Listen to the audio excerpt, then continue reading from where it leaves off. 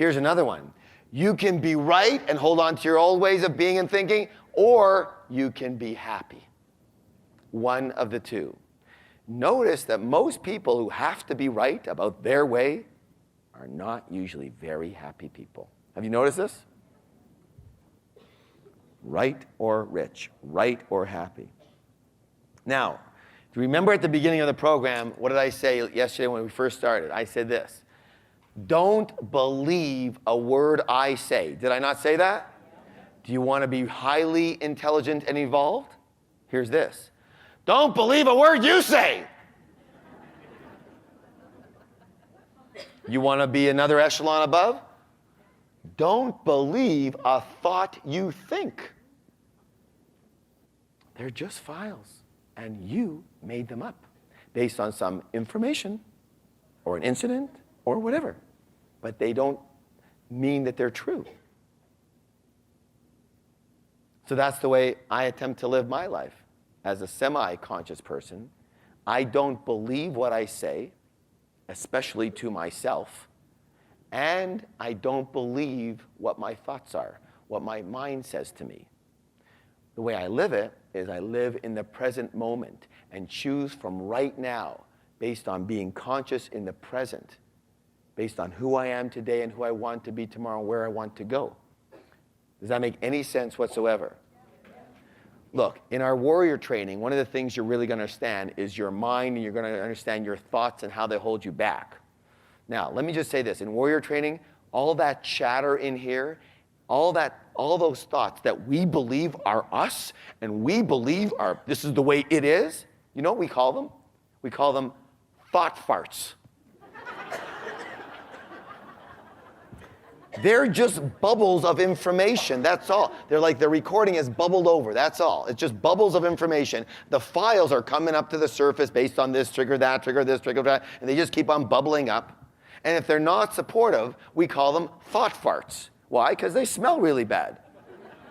They're just a bunch of air, though, do you understand? They're just a bunch of energy coming up. But you don't have to buy into them. You don't have to believe them. And most of all, you don't have to believe that they're you. The minute you can stop buying into your own beliefs and your own thoughts, you have become free. Because you are now free to choose in the moment what the appropriate situation and action is for you. Does that make any sense? Yes.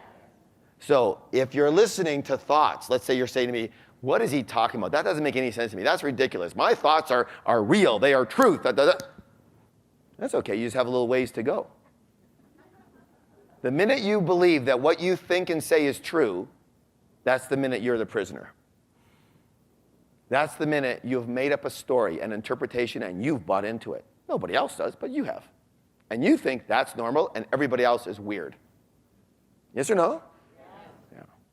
If you want to take the first major step to enlightenment and consciousness, stop believing what you think. When you say something, this is the way it is, you better start questioning it right away. So you could say this, it seems to me that, You could say this, in my experience, It appears that, At least you're not saying that it is this way, because it's not. What I'm trying to do is unbuckle you from those beliefs and thoughts. Do you understand that? All those things that you know are valid and accurate, I am attempting to unbuckle and unchain you from them, to set you free so you can choose in the moment. Okay. We have a new handout. Please stand up. Attitudes of Wealth, Part 2, winning the mind gaming. Winning what game? Mind game. All right. Hand on your chest. Say them like you mean them. Nice and loud. Let's read them together. Go. I create my life. I create the exact amount of my financial success. I play the money game to win. My intention is to create wealth and abundance. I admire and model rich and successful people. I believe money is important. Money is freedom and makes life more enjoyable. I get rich doing what I love. I deserve to be rich because I add value.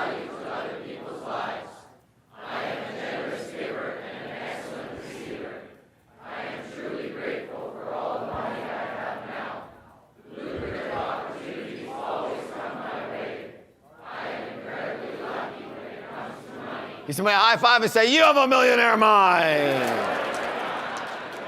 All right. Put the sheets down, but stay standing. Put the sheets down, but stay standing. We're going to do a little stretch here, a little wake up here, if that's okay with you. Now, again, you know what? I understand certain things are really hokey, but so what? You know what? We're going to make up the meaning. So I'm going to go from hokey to enlightened. How's that? Just because who says so? Because I say so. You want to join me? Fine. You don't want to join that view? If it empowers you, great. If it doesn't empower, do you understand what I'm getting at? Your thoughts, they mean nothing. So if you're going to choose thoughts and believe something, you might as well believe something that helps you instead of hurts you. Since they mean nothing, and you're making the whole thing up, you might as well make up something that helps you. Now, is that more true? No. It's not. And that's what Warrior Camp's all about. It shows you that you're making up the story one way or the other. But since you're the one writing it and making it up, you might as well do things that help you. It's not more true, and it's not more false. You're just going to have to make it up, so make up one that helps you. Understand? All right, the one that supports your wealth, one that supports your vision. A story or statements or thoughts that support your happiness, not ones that don't. They're all made up anyways. You got it? Get this from Wizard. You're gonna have, there's a blank slate. It's neutral. You're the one with the frickin' crayon.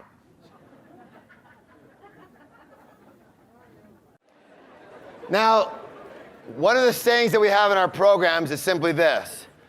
I learned this from my Zen teacher, and I trust this with all my heart now from my experience. From my what? Experience. How you do anything is how you do everything. Say that with me. How you do anything is how you do everything.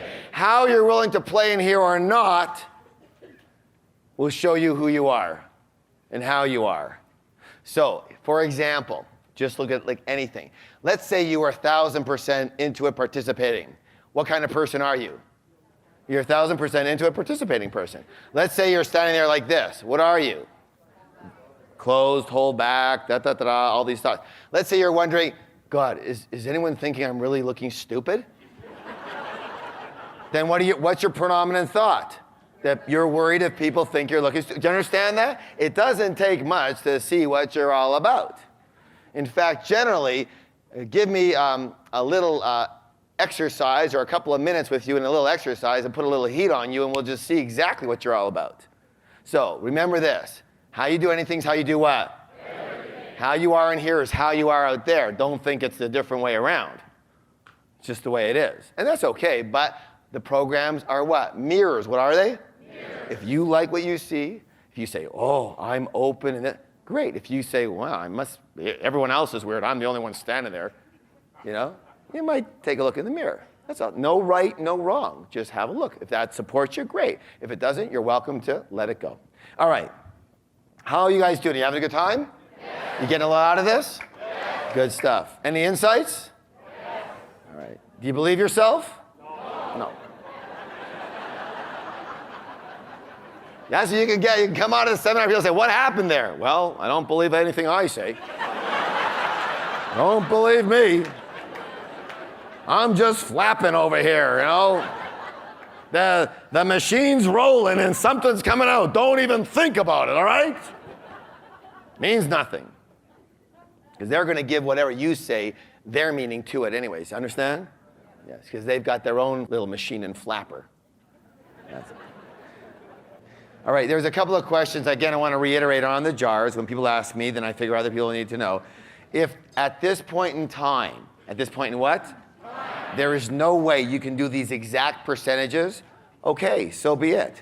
So do whatever you can. In other words, if there's no way in heck right now that you can possibly get under 80% right now because of whatever situation you're in your necessities, and you'll have 20% left, then split up the 20% as best as you can, but split it up and put it into the other jars, because then you are showing the universe that you are handling your money. Does that make sense? Otherwise, the universe goes, forget it. Why should I bother? Okay. So we're going to do some work right now on the weeds that are growing underneath there, moving some of them around, getting them out of there, installing some new stuff. You all ready for this? Now, I understand that some of the processes that we do right now may seem strange, may seem unusual, may seem like, I don't know if I want to do this. I don't know. I don't think this is going to do anything for me. Listen, if your mind is saying something like, anything like that, I don't think this is going to do anything for me, then ask your mind to please take a small rest. Short rest, okay? Because it's your mind that tells you that got you exactly where you're at. Now, you want to do something very dramatically different, as in even if you're a millionaire, you want to go to multi-millions, then you want to try something else, yes or no? You need an outside source. What kind of source? An outside source. Because, look, the level of your thinking gets you to your level of your life. You need outside thinking and outside methodologies to get you to a different level. Got it? And you can borrow those methodologies. Now, these are all proven, tested, and work miracles for people. So you might as well, since none of them means anything, you might as well take the meaning that, hey, what do I have to lose? I might as well play 1,000%, go for it, and see what happens in the real world. Yes or no? Yes? Yes? All right, good job. So, when I was 18 years old, it was the first time I was able to actually go to a nightclub legally and buy a drink and actually get in without using my fake IDs and things, you know. And I remember I was so excited about going and you know, sitting at a normal table, not having to worry about a bouncer coming and all that kind of stuff. And my friend and I, Harold, were actually sitting at a table, and right across the way was this group of girls, 5 girls that were very, very stunning. One of them in particular. And I had my eye on her. But as a regular guy, you know, I was scared to death to ask her to dance. Guys, you know what I'm saying, right? See, the girls didn't really know this about us. But there's very few guys in the whole world that aren't petrified when it comes to that question, all right? Now, of course, you know, it was getting on in the evening, and I was every song I kept on saying to Harold, do you think I should ask her? Yeah, ask her. No, I can't ask her. You think I should ask her? Yeah, ask her. No, I can't ask her, right? What if she says no? What if she thinks I'm an idiot? What if she thinks I'm a loser? Yeah, right? So finally, all the girls, Harold shows me that all 4 girls were up dancing except for her. She's the only one at the table. So he says, she's alone. Every girl hates to be sitting there alone. Go ask her, you idiot. So of course, my mind creates a different meaning. Well, she must have said no to 6 guys if she's still sitting there. Right? So finally, I drink enough B&Bs to go over there, and I ask her to dance, and she goes, sure. So here we are, we're up dancing to this fast dance, and we're dancing around and all that, and of course, I'm like, wow, this is great. She's so beautiful, and she's dancing with me. I felt like $1 million, right? And we're dancing, and then the song ends, and I'm about to go to my seat, and she's going to go to her seat. I was just about to say thank you, and all of a sudden, the next song comes on, and it's a slow song, and I am definitely, you know, not even thinking here, and all of a sudden, she grabs me and says, this is my favorite song. You have to dance. And it was this song by Chicago called Color Your World. Remember that one? A long time ago. So she grabs me, and she's hugging me really tight, and I am like in heaven. It's like, oh my God. And now I just have to tell you something. Now, please excuse me, ladies especially, but when she grabbed me and I felt what I felt, it was like I had girlfriends before, but I never felt that before at all. She was like majorly endowed.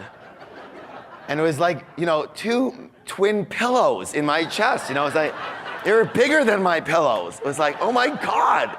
You know, and I felt like, you know, I wanted to get closer to her, but I couldn't, right? It was like, you know, and she had her head on my shoulder, and I was going, oh my God, like what's going on here? So, you know, I'm down, you know how you dance, it's not like any steps, you're kind of like, you go like this, right, at that time, right? So I'm going around in circles, right? And every time my friend Harold's over there at the table, and every time I'm going around and I see Harold, I'm going,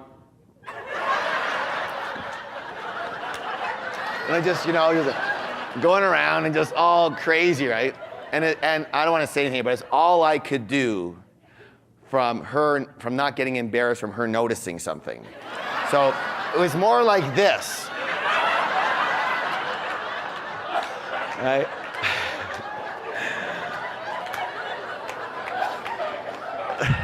Yeah, you know, what can I tell you? So anyways, to make a long story short, so the song, Color Your World, had some very deep meanings for me, right? And what happens, as I said earlier, the mind creates links. The mind creates what? Links. They're called mind links. So the song, Color Your World, brings up very specific memories. How many of you have a mind link with a song that brings up certain memories? A certain song brings certain memories of someone or where you are or certain smell or yes? Yes. And we have that for pretty well everything in our lives. So again, what happens is now we have a file. So that song is in a file. That particular file brings up very, very good memories. Now, some of our money files or our mind link files work for us. But some of our mind link files work what? Against us. So the object of the next exercise is to revise or corrupt. What's the word? A non-supportive money file that we have stored in our head. So it's very, like, for example, if I had a bad experience with this Color Your World song, then all of a sudden, next time Color Your World came on, I wouldn't be thinking about that original experience. I'd be thinking about possibly the new one, or I might have this confusion, but it sure wouldn't be the same kind of experience for me anymore when that song came together. Does that make sense? Because the file would have been corrupted. What is the word? So that's what we're going to do. We're going to corrupt some money files that aren't supporting you right now so they don't have hold on you anymore. So here's what I want you to do. I want you to sit in your chair like you are and close your eyes and take everything off of your laps. Just put it down on the floor. And take a nice deep breath in and let it out. In and out, please. And just totally, totally, totally relax. Uncross your arms, uncross your legs, so that you remain in the open position. Uncross your arms, uncross your legs. Okay, just relaxing.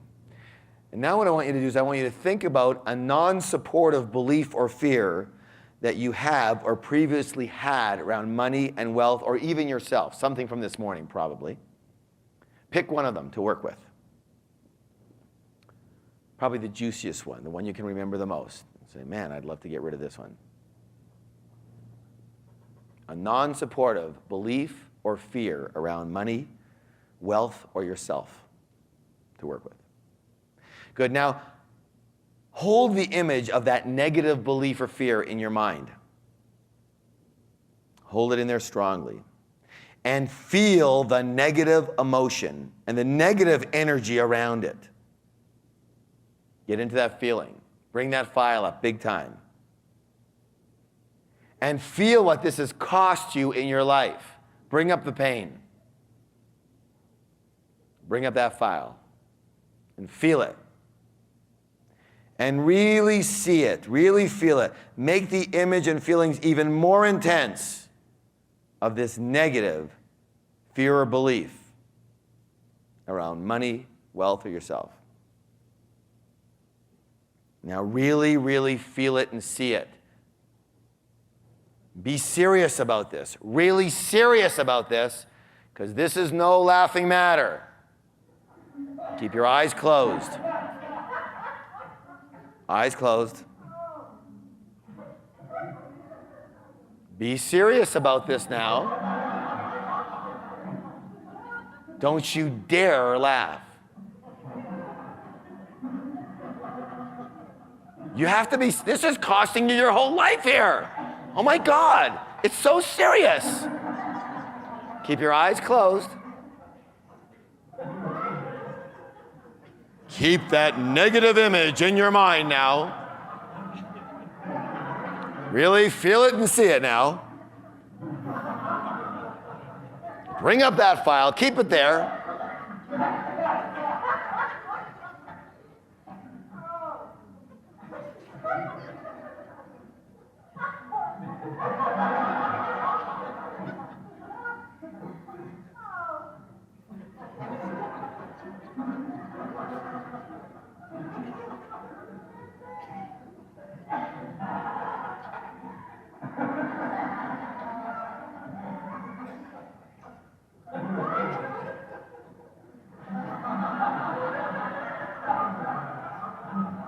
I hope nobody's laughing here. This is serious stuff. Your whole life revolves around this belief or fear.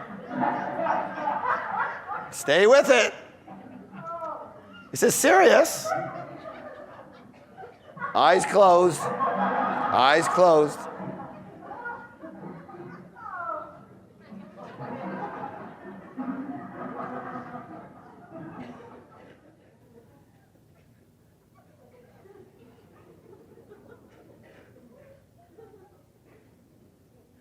Don't anybody fart.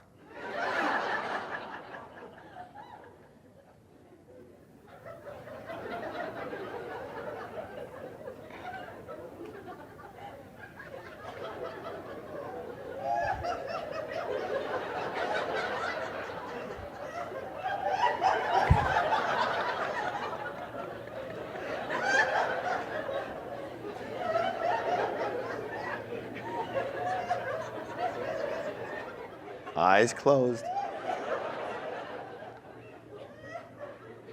Now keep that file up there.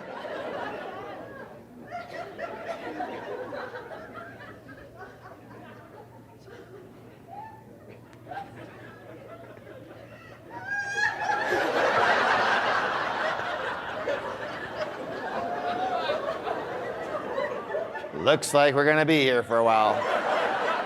Eyes closed.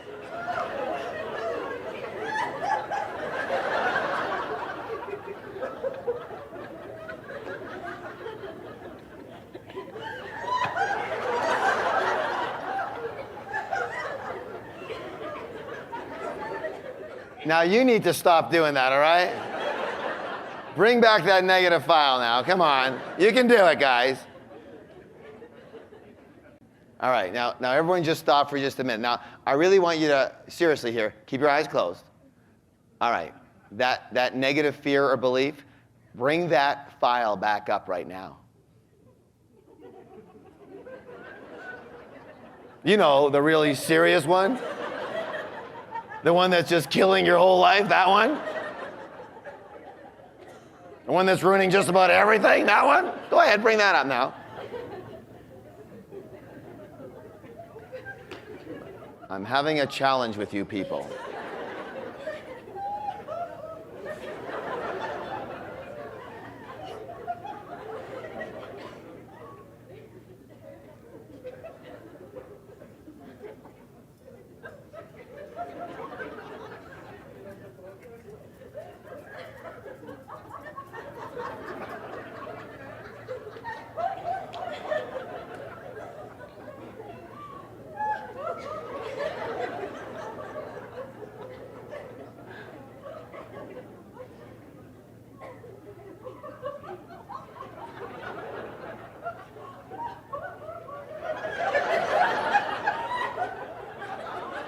Oh no, it's stereo.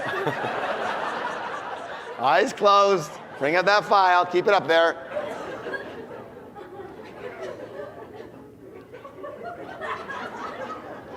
Hey, we might as well go for the whole frickin' tree here, right here, okay? Hey, all right, keep your eyes closed. Bring up another belief or fear around money and wealth from this morning, okay? Bring another one up. Another one. A different one. One that's really important to you, one that has a strong hold on you, one that's cost you a lot in your life. Now bring up that image, the negative one. Go ahead, bring that up. Okay, good. Hold it up there, good. Really feel it, really see it. Really feel what's cost you in your life.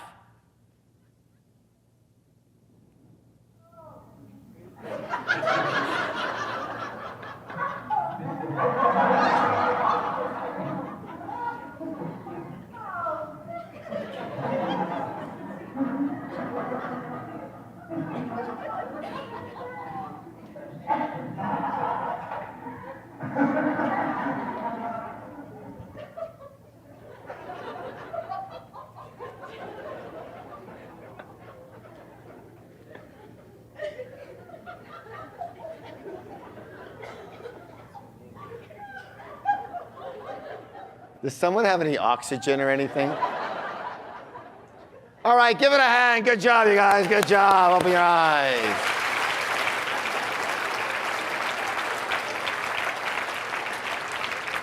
Okay, corrupted that file. Let's see if we corrupted. Take either one of those two. Take the first one. That negative one, the really one that really was bothering, ruining your whole life. Bring it up right now.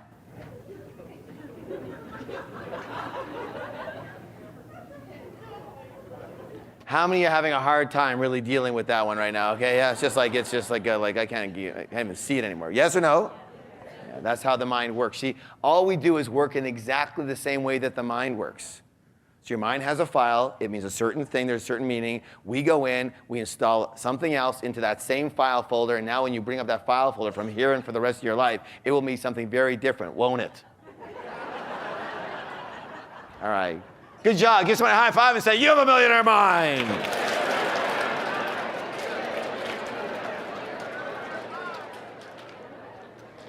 All right.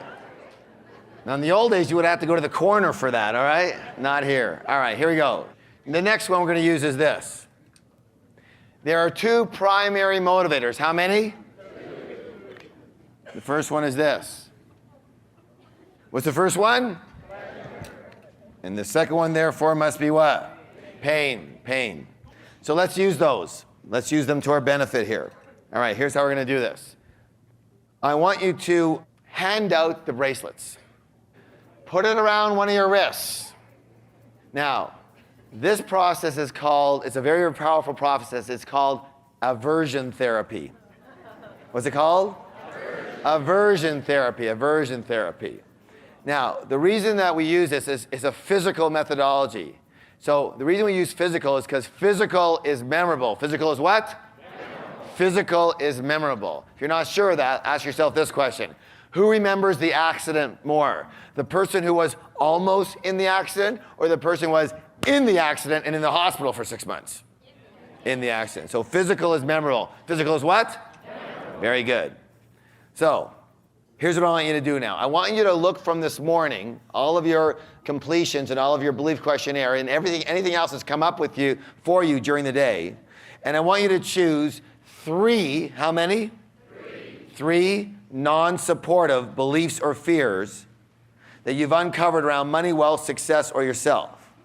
Money, wealth, success, or yourself. And I want you to write down or find or mark those 3 negative or non-supportive beliefs or fears from this morning in any way, shape, or form. And then I want you to write down that with its opposite, the corollary or the contrary to that. They can be the ones you just used, but I'm going to pretty well guarantee the ones you just used, unless something didn't work for you at all, are pretty well flattened right now in energy. So you might want to pick up some other pieces. They could be about yourself, about money, about rich people, right? About wealth. Again, go back and start to find some of the beliefs that you had 5s and aboves, or any charge on whatsoever, and some of the completions that weren't supportive to you, anything you learned this morning whatsoever around your sources or anything like that. It could be trust issues. It could be. So you're going to write it down, then you're going to write the opposite or the positive side to it. So let's say, okay, number 3. Most rich people probably did something bad or dishonest to get their money. What's the opposite side to that? Yeah, most rich people probably did something really good to get their money. Added a lot of value to people's lives to get their money. Yes? All right. So you're going to, again, go for the opposite side. Rich people are greedy. What's the opposite side of that? Rich people are what? Generous. Good. Good. So have them both there in front of you. Have them both there in front of you. You need 3 of them. 3 non-supportive beliefs or fears, along with 3 of the opposite.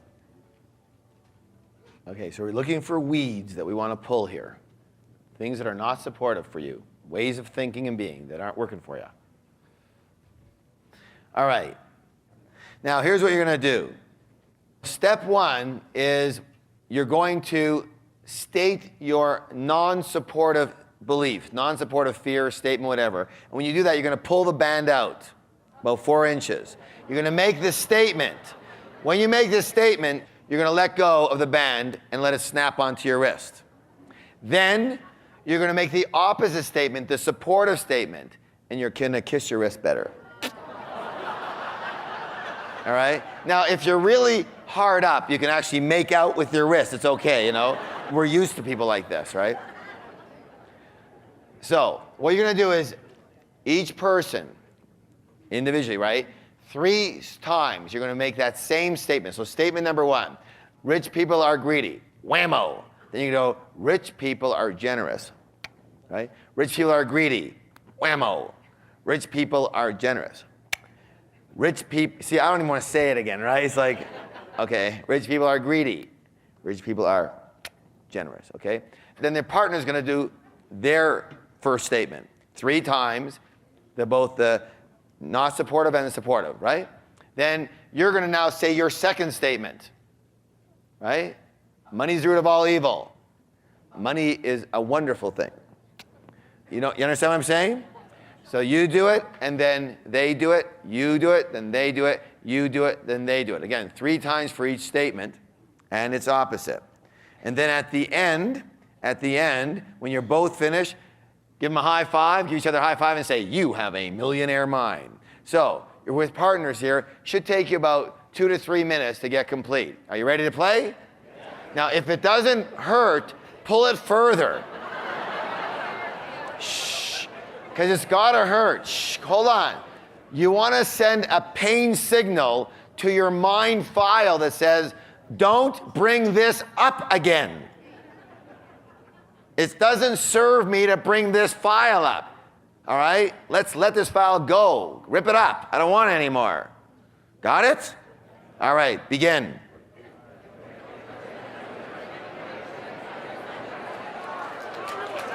Okay, listen up, listen up. Let's test this out here. Let's take one of those original beliefs that you had, the negative side to it, and go ahead and bring that up right now.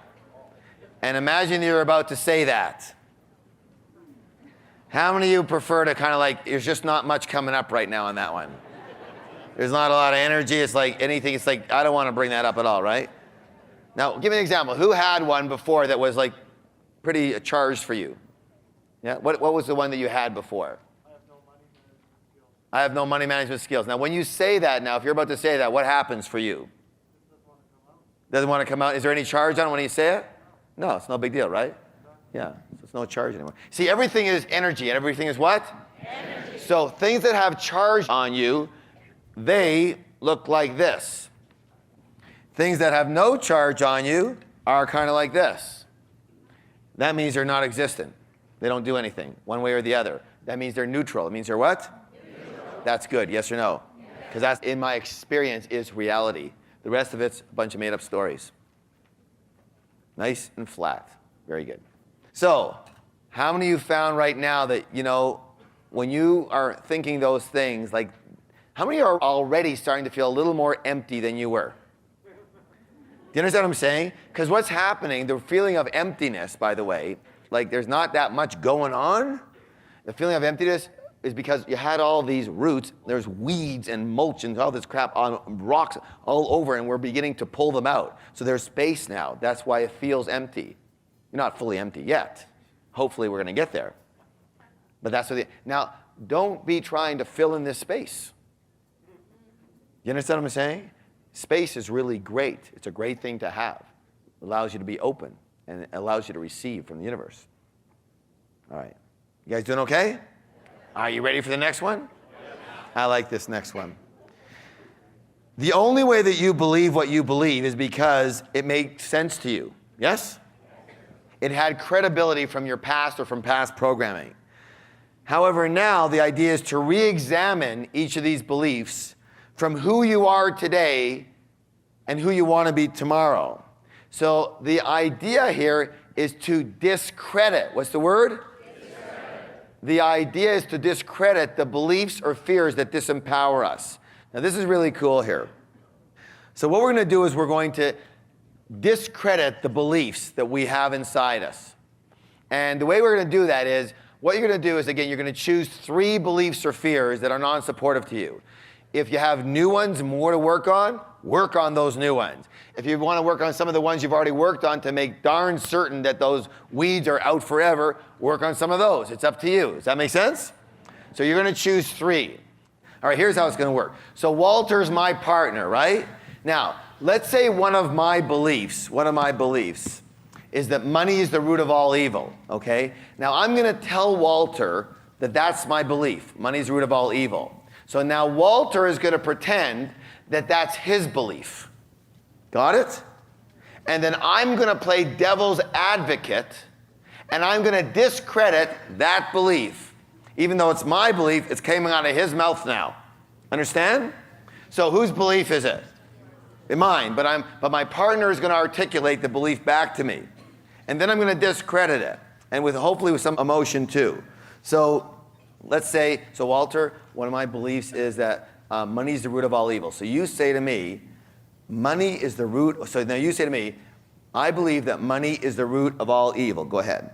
I believe the money is the root of all evil. That money is the root of all evil? First of all, Walter, what you need to know is that the Bible said that the love of money was the root of all evil. And what they were talking about there was the over-attachment to money, not in the fact that money itself was a problem. Do you get it? I sure do. Good. So now he says, thank you for that insight. Go ahead. Thank you for the insight. You're welcome.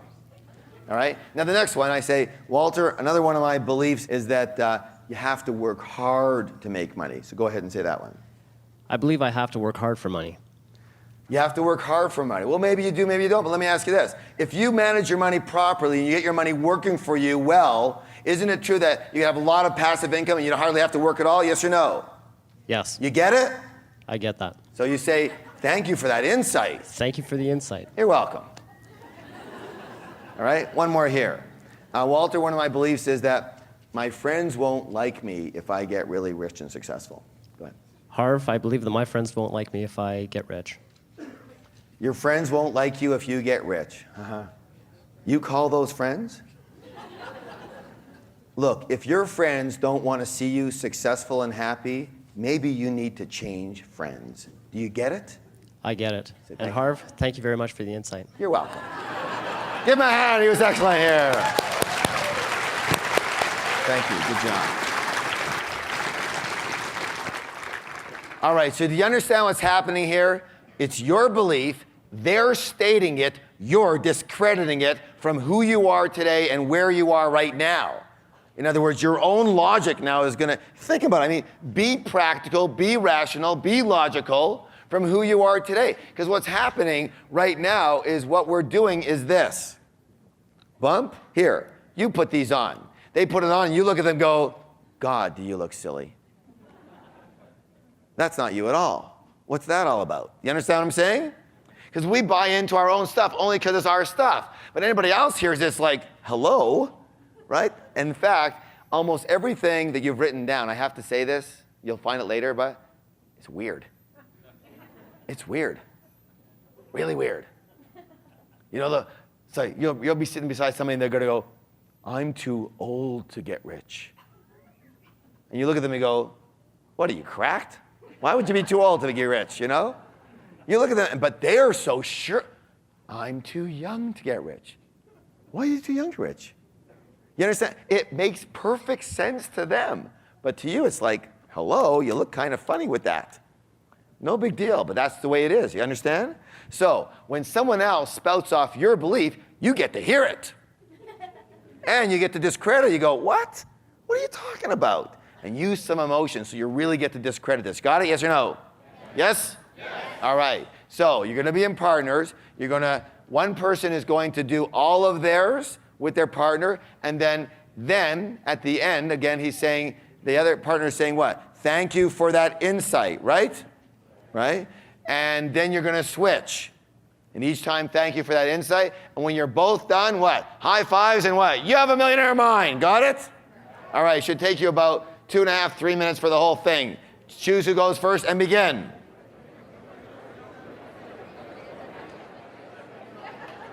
All right. I have a question for you. Take a quick look at the beliefs you wrote down, the original beliefs or fears you wrote down. Read them. Read them and see how much sense they make to you now. Does anybody find that they're a lot more flat now than they were? Does anybody find that like you kind of like go, how did this weed get in me in the first place, right? Are you starting to question some of these things now? You might want to question those things. Anything, what's the word? Anything. That's not supportive to you doesn't belong in your garden. You say, but it's in there. Good, take it out. Don't put attention on it. Get rid of it. Let it go. It's part of me. No, it's not. No, it's not. It's part of somebody else. You just borrowed it from them. And now you decide to keep it. But Harv, it's part of me. I'm sure of it. I lived my whole life like this. Yes? Yeah? And your point is? Take them off. They're not you. No problem. You're still going to be here. And you might be a lot happier and richer.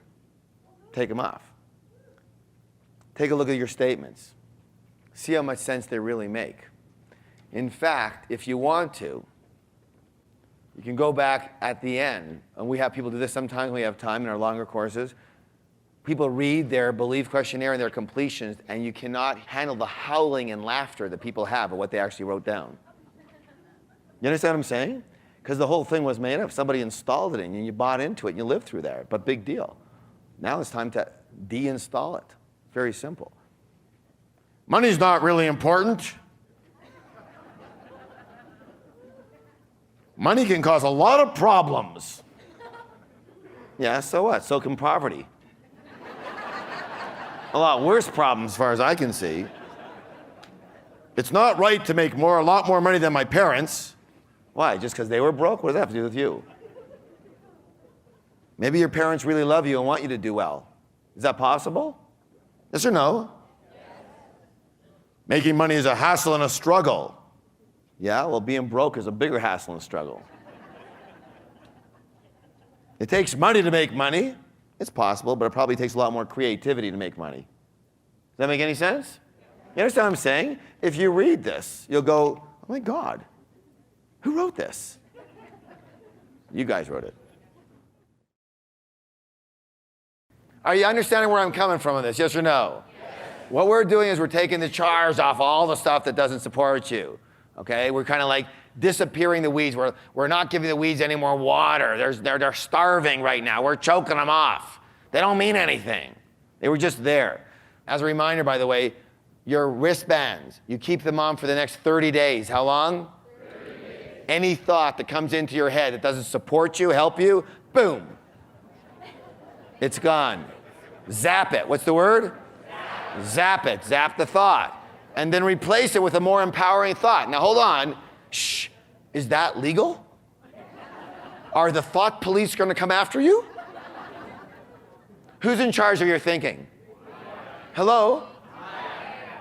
If you come up with a negative thought, is that a big problem? No. Just what? Notice it. And what? Zap it. Replace the thought with another one that works for you. Look, when you understand that you're in charge of what's going on in here, your whole life will change. Don't beat yourself up. Just watch it. You had a question over here? I'm Shelly, and when we did that one exercise about finding the opposites, the zapping your wrist one, what I noticed with mine is that all of the positives are just as likely for me as the negatives. I can give you some examples. If I try, I might fail. Well, if I try, I might succeed. It's just as likely. Money can cause me a lot of problems was one of mine, but money can provide me with tons of solutions. It's just as likely. And wealth is exasperating. Well, that's just a stupid one because wealth is well-being and enjoyment of life if I have freedom. And it's just as likely, I think. So what did you find out? Well, that I may as well focus on the positive because it's just as likely as the negative, so... And which one supports you more? The positive, obviously. Okay, that's the only reason to do it, right? Not because it's more true or false. Right? Not because it's true. You don't focus on the positive because it's true, because it's not. You focus on it only because it supports you. It makes you for a happier, richer person. That's it. Is that a good enough reason, yes or no? Yeah. Not because it's true. Good example. Here, give her a hand of applause.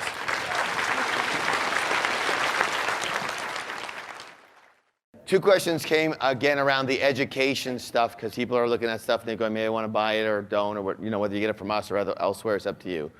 So the first question was, I have a good opportunity here, but I don't have that much money in my education fund. What do I do? That's a good question, right? Yeah. All right, so here's the philosophy. It's very simple. First of all, ask your own heart. That'll give you your best advice, always. Secondly, if you are committed to managing your money. Committed to what? Managing your money. And using the system. Using the what? System. On an ongoing basis.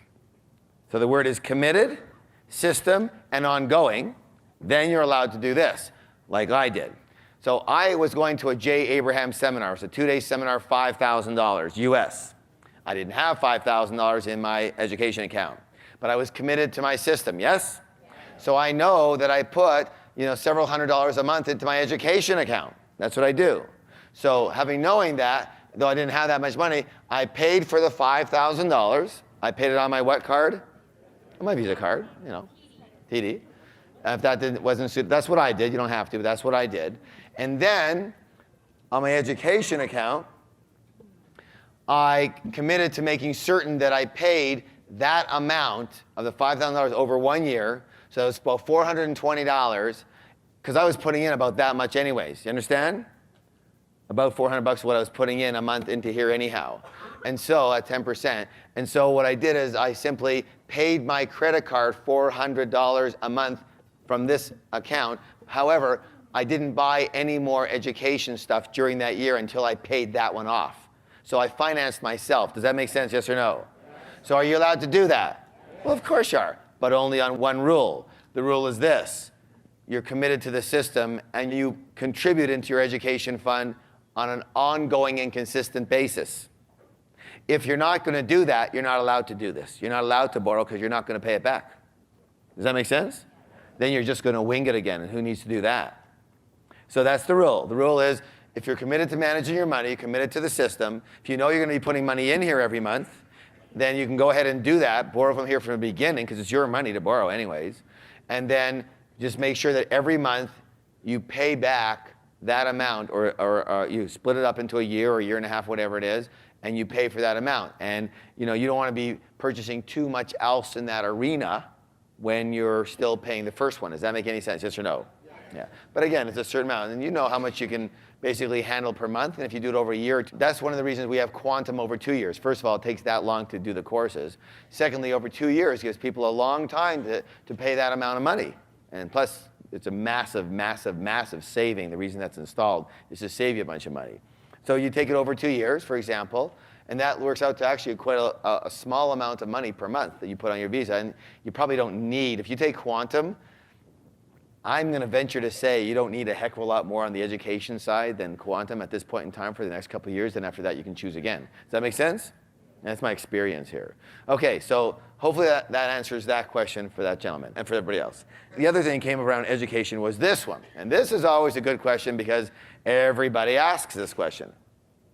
Harv, is it best to take a bunch of programs at once, all in a row, or is it best to take one, have integration time, 6 months or a year later, take another one, integration time, do it over 5 years or 10 years, so you can integrate it into your life? Good question, yes? I don't know the answer to that, except for I can give you my experience. Is that all right? Here's my experience. So my experience was, the way I thought it was logically it made sense to me that you take a program. Now, what happens with the energy once you take a program? This is not just our program. This is any program. Any program, anything you're going to. You take a program, the energy goes what? Up or down? Up, right? You're feeding your energy, good. And then what happens is you have integration time. Now, normally what happens after most type of, let's say, seminars, workshops, what happens usually to the energy? Starts to dwindle, right? Now, you're going to find something very interesting with our program in that energy, it may still wane a little bit. You know why? Because that's normal. All energy, what's the word? All energy travels in waves. So for you to think it's just going to stay like this is impossible. Nothing travels like that. Did you know there's no straight lines in the universe? So it's literally impossible for you to just do that. You're always going to travel like this. Does that make sense? The only question is most people are here. People who work with us, and let's say take our quantum, they're like this. Same pattern, but up here versus down here. You understand what I'm saying? All right, so let's assume in most seminars that, let's say, aren't our particular one. Okay.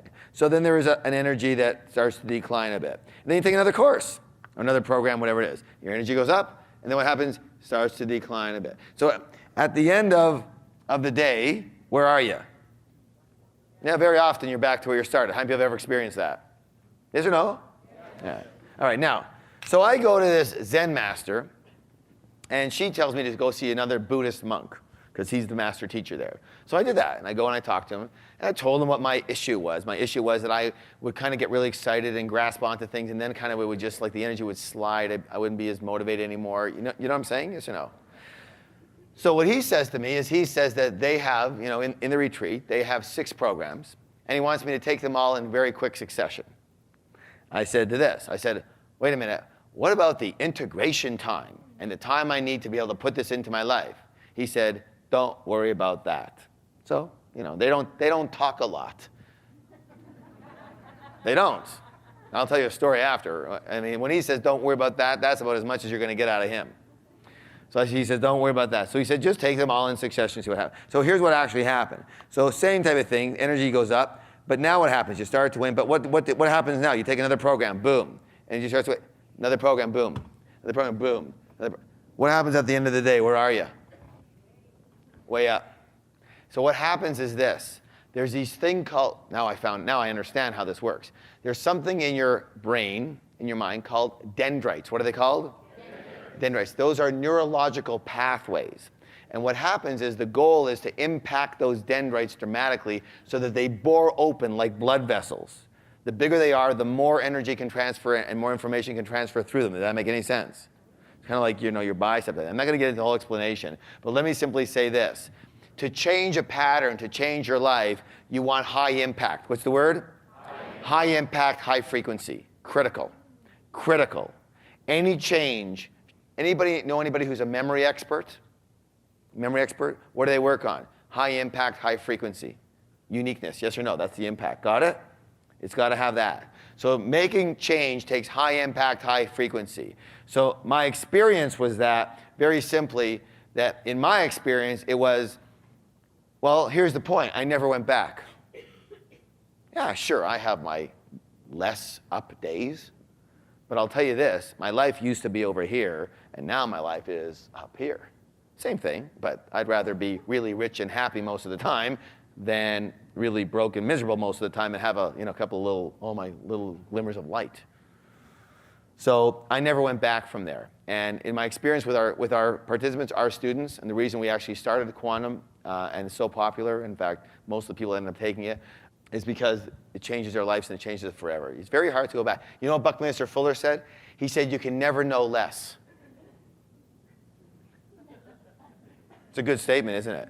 You can never know less. You can forget a little bit, but what happens with the program, they keep coming up, they keep on bringing you back into the conversation. And that's very important, to stay in the conversation, stay in the energy, stay with it. So whether you do your education through us or somebody else, that's my take on it.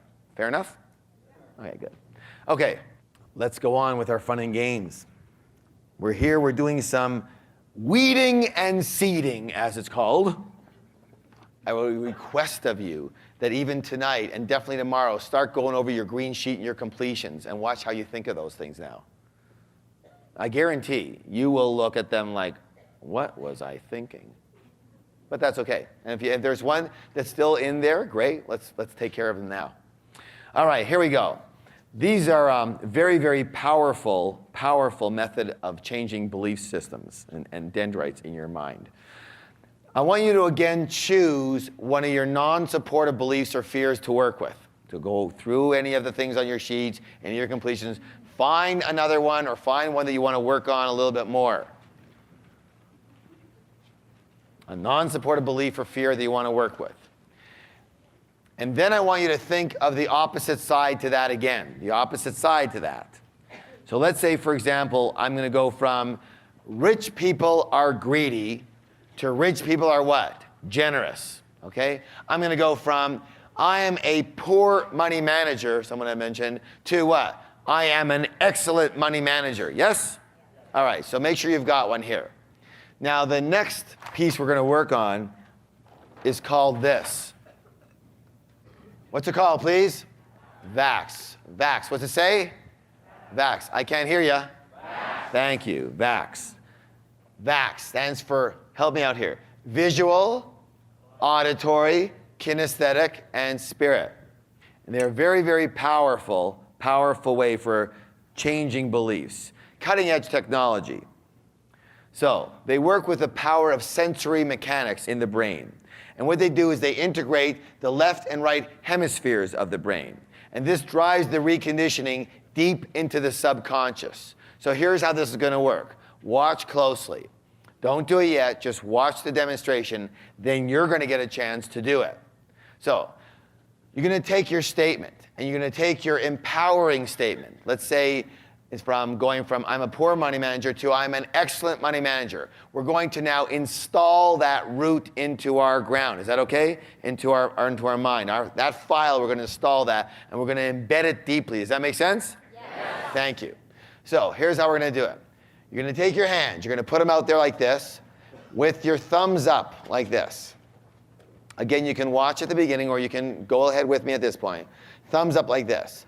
And then using your eyes, right, what you're going to do is you're going to watch your thumbs, and you are going to make your statement as in I am an excellent money manager. At the same time, you're going to have certain movements. The first one is this. So this is the visual one where you get to move your arms. Your arms are straight. Your thumbs are up. And notice how I'm making a sideways 8. My head is still, but my eyes are following my thumbs and arms around. So it's a sideways 8, or an infinity sign on a sideways level. And notice that my hands are going up through the middle each time. Up through the middle each time. Up through the middle each time. And what I'm saying now is I'm going to be saying, I am an excellent money manager. I am an excellent money manager. I am an excellent money manager. And so on and so forth. Got it? Now the next one I'm going to use is auditory. I'm going to take both sides again, open up the right sides and left side hemispheres, and I'm going to activate my auditory sensories. So I'm going to say the same thing. I'm going to say, I'm an excellent money manager, rolling my fingers, pinching and activating my ears from top to bottom, rolling down my ears, pinching them. So I'm going to say, I'm an excellent money manager. I'm an excellent money manager. I'm an excellent money manager. I know it looks weird, all right? You think I look weird, wait till you see 650 of you, all right? Now, the next one here is the kinesthetic. That's the body movement. So I'm looking down here, and I'm going to have my knee go to one side and my hands go to the other. So they're called crossovers, and here they look like this. I'm an excellent money manager. I'm an excellent money manager. I'm an excellent money manager. I'm an excellent money manager. Notice my knees on one side, my hands are on the other. Knee on one side, hands on the other. Okay. And the last one, my hand goes on my heart. I get to feel the vibration. I close my eyes and I say, I'm an excellent money manager. I'm an excellent money manager. I'm an excellent money manager. All right, so those are the 4 key elements you're going to be using to drive this statement, these roots, deep into the ground, ready for sprouting into your life. Fair enough? These are very powerful. Please stand up. So now you're going to be coming up with your statement. Do you all have a statement to use? Something you want to install there, a positive, an empowering statement for yourself. All right, so again, we're going to start like this. Your hands are out. And remember, you're going to do, let's do it first as a practice. So your hands are going to go, let's not say anything yet. Again, it's up through the middle, right? And it's a sideways 8. Your head is still, but your eyes are following all around. Let me watch you a bit. You got to follow your thumbs with your eyes, whether your head stays still. All right, now the next one, hold on. The next one is going to be, take your hands and roll them down your ears like this. Roll them down your ears. Very good. So you're stimulating your ears at the same time. Now that looks funny. The next one is crossovers. Let's practice those first. Knee on one side, hands on the other. Good. Keep your head straight. You can look down, it's okay. Crossovers. Knees on one side, hands on the other. Okay, turn it the other way there. That's it, good. Okay. All right, good. And the last one's hand on your chest, hands on your chest so you can feel the vibration. All right, got your statement ready, your mantra? Yes? Financial mantra. Here we go. I want to be able to hear you. And begin. I am an excellent money manager. I am an excellent money manager. I am an excellent money manager. I am an excellent money manager. I am an excellent money manager. I am an excellent money manager. I am an excellent money manager. I am an excellent money manager. I am an excellent money manager. I am an excellent money manager. I am an excellent money. Same mantra, same statement, now with your ears. Go. I want to hear you. I'm an excellent money manager. I'm an excellent money manager. I'm an excellent money manager. I'm an excellent money manager. I'm an excellent money manager. I'm an excellent money manager. I'm an excellent money manager. I'm an excellent money manager. An excellent money manager. Now crossovers, looking down. I'm an excellent money manager. I'm an excellent money manager. I'm an excellent money manager. I'm an excellent money manager. I'm an excellent money manager. I'm an excellent money manager. I'm an excellent money manager. Excellent money manager. I'm an excellent money manager. I'm an excellent money manager. I'm an excellent money manager. I'm an excellent money manager. Excellent money manager. Now hands on your heart, eyes closed. I want to hear you. Go. I'm an excellent money manager. I'm an excellent. Feel your vibration. I'm an excellent money manager. I'm an excellent money manager. I'm an excellent money manager. I'm an excellent money manager. I'm an excellent money manager. Manager. I'm an excellent money manager. Excellent money manager. Now one time really loud, let me hear you. I am an excellent money manager. Give somebody a high five and say, you have a millionaire mind.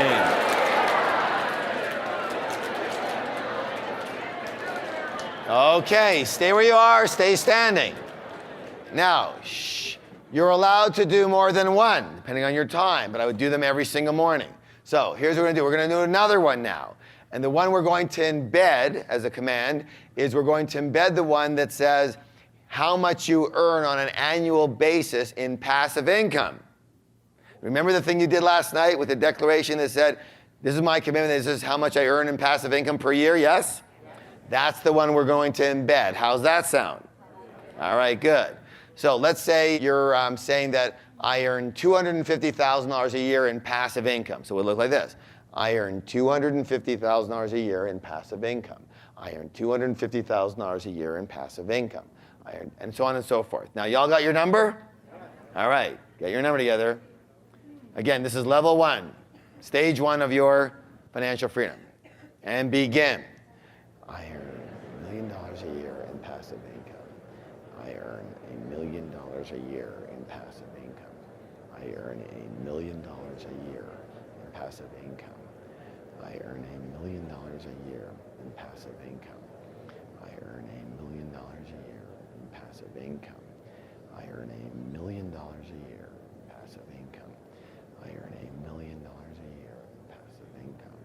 I earn $1 million a year in passive income. Hands on your ears, same thing, keep going. I earn $1 million a year in passive income. I earn $1 million a year in passive income. I earn $1 million a year in passive income. I earn $1 million a year in passive income. I earn $1 million a year in passive income. I earn $1 million a year in passive income. $1 million a year in passive income.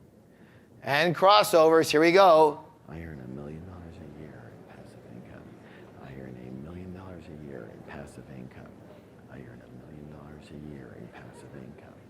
I earn $1 million a year in passive income. I earn $1 million a year in passive income. I earn $1 million a year in passive income. I earn $1 million a year in passive income. I earn $1 million a year in passive income. I earn $1 million a year in passive income. I earn $1 million a year in passive income. I earn $1 million a year in passive income.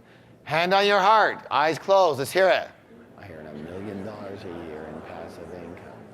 I earn $1 million a year in passive income. I earn $1 million a year in passive income. I earn $1 million a year in passive income. I earn $1 million a year in passive income. I earn $1 million a year in passive income. One time, really loud, let me hear ya. I earn $1 million a year in passive income. Good job, good job, good job. That was fun, wasn't it? Those are very important. People's lives. By the way, do you want to know where those are from? These are actually used by high-profile psychiatrists and sociologists and psychologists have gotten together and created these systems, and they're primarily used in prisons with hardcore criminals to get their belief systems straightened out. So we're not in that position. But we can use the same effective technology for creating wealth and happiness in our life. Does that make any sense? Okay. All right, next.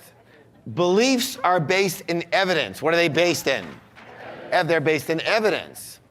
And they're subject to change in accordance with new evidence. Is that true, yes or no? Well, a lot of people say, well, you can't change beliefs. Well, is that okay? How many of you have ever had the experience where you trusted somebody, so you believed they were in integrity, but then they did something, and then you changed your mind about their integrity? Anybody? So can you change your beliefs?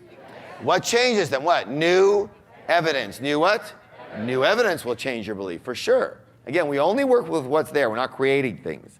So our current beliefs come from past evidence, and therefore the idea is to update your beliefs with current evidence. So I want you to think of beliefs basically as a table. So it looks kind of like this. Maybe I should do a goose. All right, so I think it's something like this. Hopefully yours will look like a better table, I'm saying. Anyways, regardless, here's your belief. The table, the top of the table is your belief, and the legs are the references or the support evidences for that belief. The more legs you can come up with for your table, the stronger your table, the stronger the beliefs, yes or no? All right, so what we're going to do right now is you're going to, and we're all going to basically, come up with the belief that I deserve or I will create an idea that we can become wealthy and that we deserve success. So let's label this as financial success is the top of the table. Or for you, it could be wealth, whatever it is. So I want you to actually take out a new sheet, something that's not written on right now, and I want you to create something that in the end, you're going to put up in your bedroom or in your office. So suitable for framing, okay? Now, it might take you a long time to get to the level that I'm at on my artistry of the table. But look, if you practice, you can do this too. You're going to have some very bad practice, though. Okay. So I want you to come up with your table and draw a table labeled wealth or financial success, and create at least 4 reasons or references that support the idea that you can become wealthy or that you do deserve success. So draw and label the legs also. So I'm going to do that now. I'm going to label some of my legs here.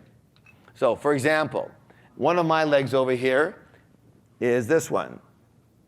And it says that add value. One of the reasons that I believe I am or will be successful is because, and these are beliefs you have to actually own. You have to really believe this. This isn't concocted stuff. This is something you say, well, if I looked at it in a positive light, I believe this, all right? So I believe that I add value to people's lives, all right? Now, another belief that why I'm so financially successful or why I can be or deserve to be successful is, as we just said before, I am an excellent money manager. Excellent money manager. Now for you, you might say I'm improving or my money management skills are improving rapidly, okay? Another one over here from one of my legs is that I am a huge learner, continuous learner. And the fourth one that I'll use is that I'm willing to do whatever it takes. I'm a warrior. All right. So you have to put ones that suit you and who you are and what you believe is right for you, in that these are real reasons that if I had to explain to somebody why I am successful, as assuming that I am, or why I deserve to be successful, or why I can be successful, these would be some reasons for you. Like I'm a good negotiator, strong at marketing, I understand the internet really well, I'm tenacious, I have lots of perseverance. Whatever your strengths are, basically, that pertain to creating wealth. Does that make sense? Wealth or success. So right now, I want you to come up with at least 4 legs on your table and label them based on your own feeling about yourself. what you truly believe about yourself. Everybody needs to be doing this right now.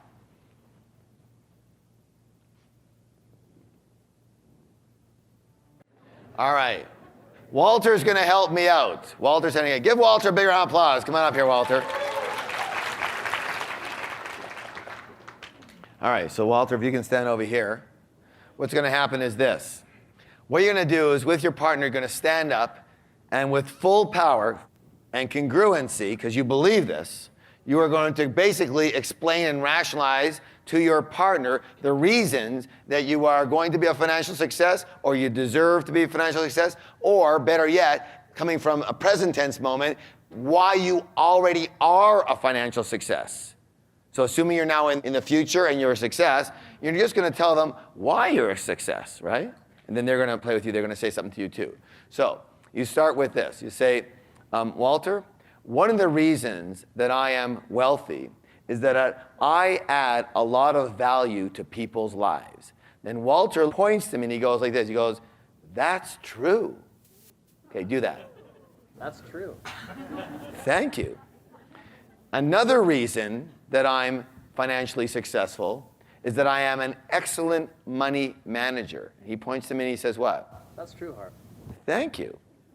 Another reason that I am wealthy is that I am an ongoing and continuous learner. That is also true. Thank you. And another reason that I am wealthy is that I am a frickin' warrior and I will do whatever it takes. That's true, Harv. Thank you. All right? Then, so you got to be congruent in your statements, right? You got to believe them. That's why there's there. And also, it's very important that the other person, because very often the mind listens to somebody else more than ourselves. So now they're concurring with you. They're going, that's true. And your mind's going, it is? Wow, that's cool, right? Someone else believes in me, right? Now then at the end, what happens after I'm done, Walter gives me a hug and whispers something in my ear, and what he says is this. He says, I believe in you. I believe in you. There you go. Give me a hug. Give me a hug. Come on. All right? All right. And then Walter tells me his things, and each time I go, that's true. I look him straight in the eye, and I go, that's true. Right? So he really gets it. And at the end, I give him a big hug and say, I believe in you. Okay, when you're both done, high fives, you have a millionaire mind. Okay, you understand the exercise? Now, again, are these made up or are they true for you? They're true for you. Yes, you believe them. You have to, you are saying, this is why I can be rich, or this is why I am rich, right? You're just coming from the present tense, so you have to believe them. Even if some of you have this problem with tooting your own horn, lose it. All right? Give Walter a hand. Good job.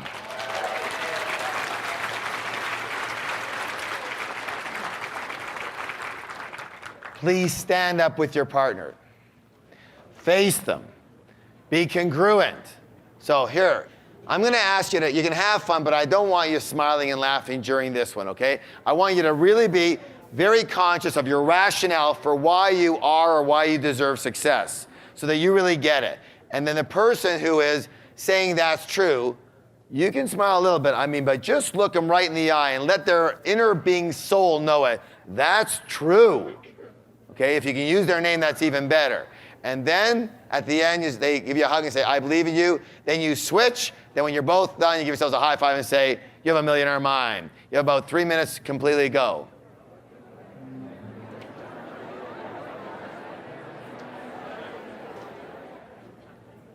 This isn't la land. This is right now, real life. How many of you actually feel like you deserve or you can get financially free at least and win the game? How many of you believe at least the legs that you stated to people? You really believe those? How many of you think that there's some other kind of way of fortune or luck or anything that everybody else makes it, but that, that in other words, you know that you can, based at least on these strengths right here, you can do this, yes? It's very important that you know it. That who knows it? That you know it. That you know it. And these are good rationale. Look, here's the thing. I don't like to necessarily spout these off, but when push comes to shove, if someone says to me, do you add value to people's lives? Based on my experience, based on what people tell me every day, based on the hordes of emails that we get, based on the fact that when people take one course, they seem to take almost every other course we ever have, and their whole lives change, then I would have to say, yeah. Now, I went from a lousy money manager to I know I'm an excellent money manager. I went from a non-learner to a continuous learner. If you think that you're spending a lot of money in education, you watch what I do. In fact, most of my vacations are education-based. Like I go to financial seminars, I go to investment seminars, I go to personal development seminars, the best of the world, and I'll pay any money to do it. And I did that for a long time. I started like that. That's what changed me quickly. And I'll just tell you what, maybe originally I wasn't, I don't know, but I'll tell you what, everyone's got the warrior inside them. Do you understand that? It's an energy, it's an archetype. Everyone's got it. But I'll tell you what, through our work, I am a frickin' warrior. And I will tell you what, there is not a frickin' thing that will stop me. Nothing. Because I'll tell you right now, I'd rather die than be stopped. That's the only thing. If I stop breathing, you can be sure it's over. But before that, no way. No fricking way. You got it?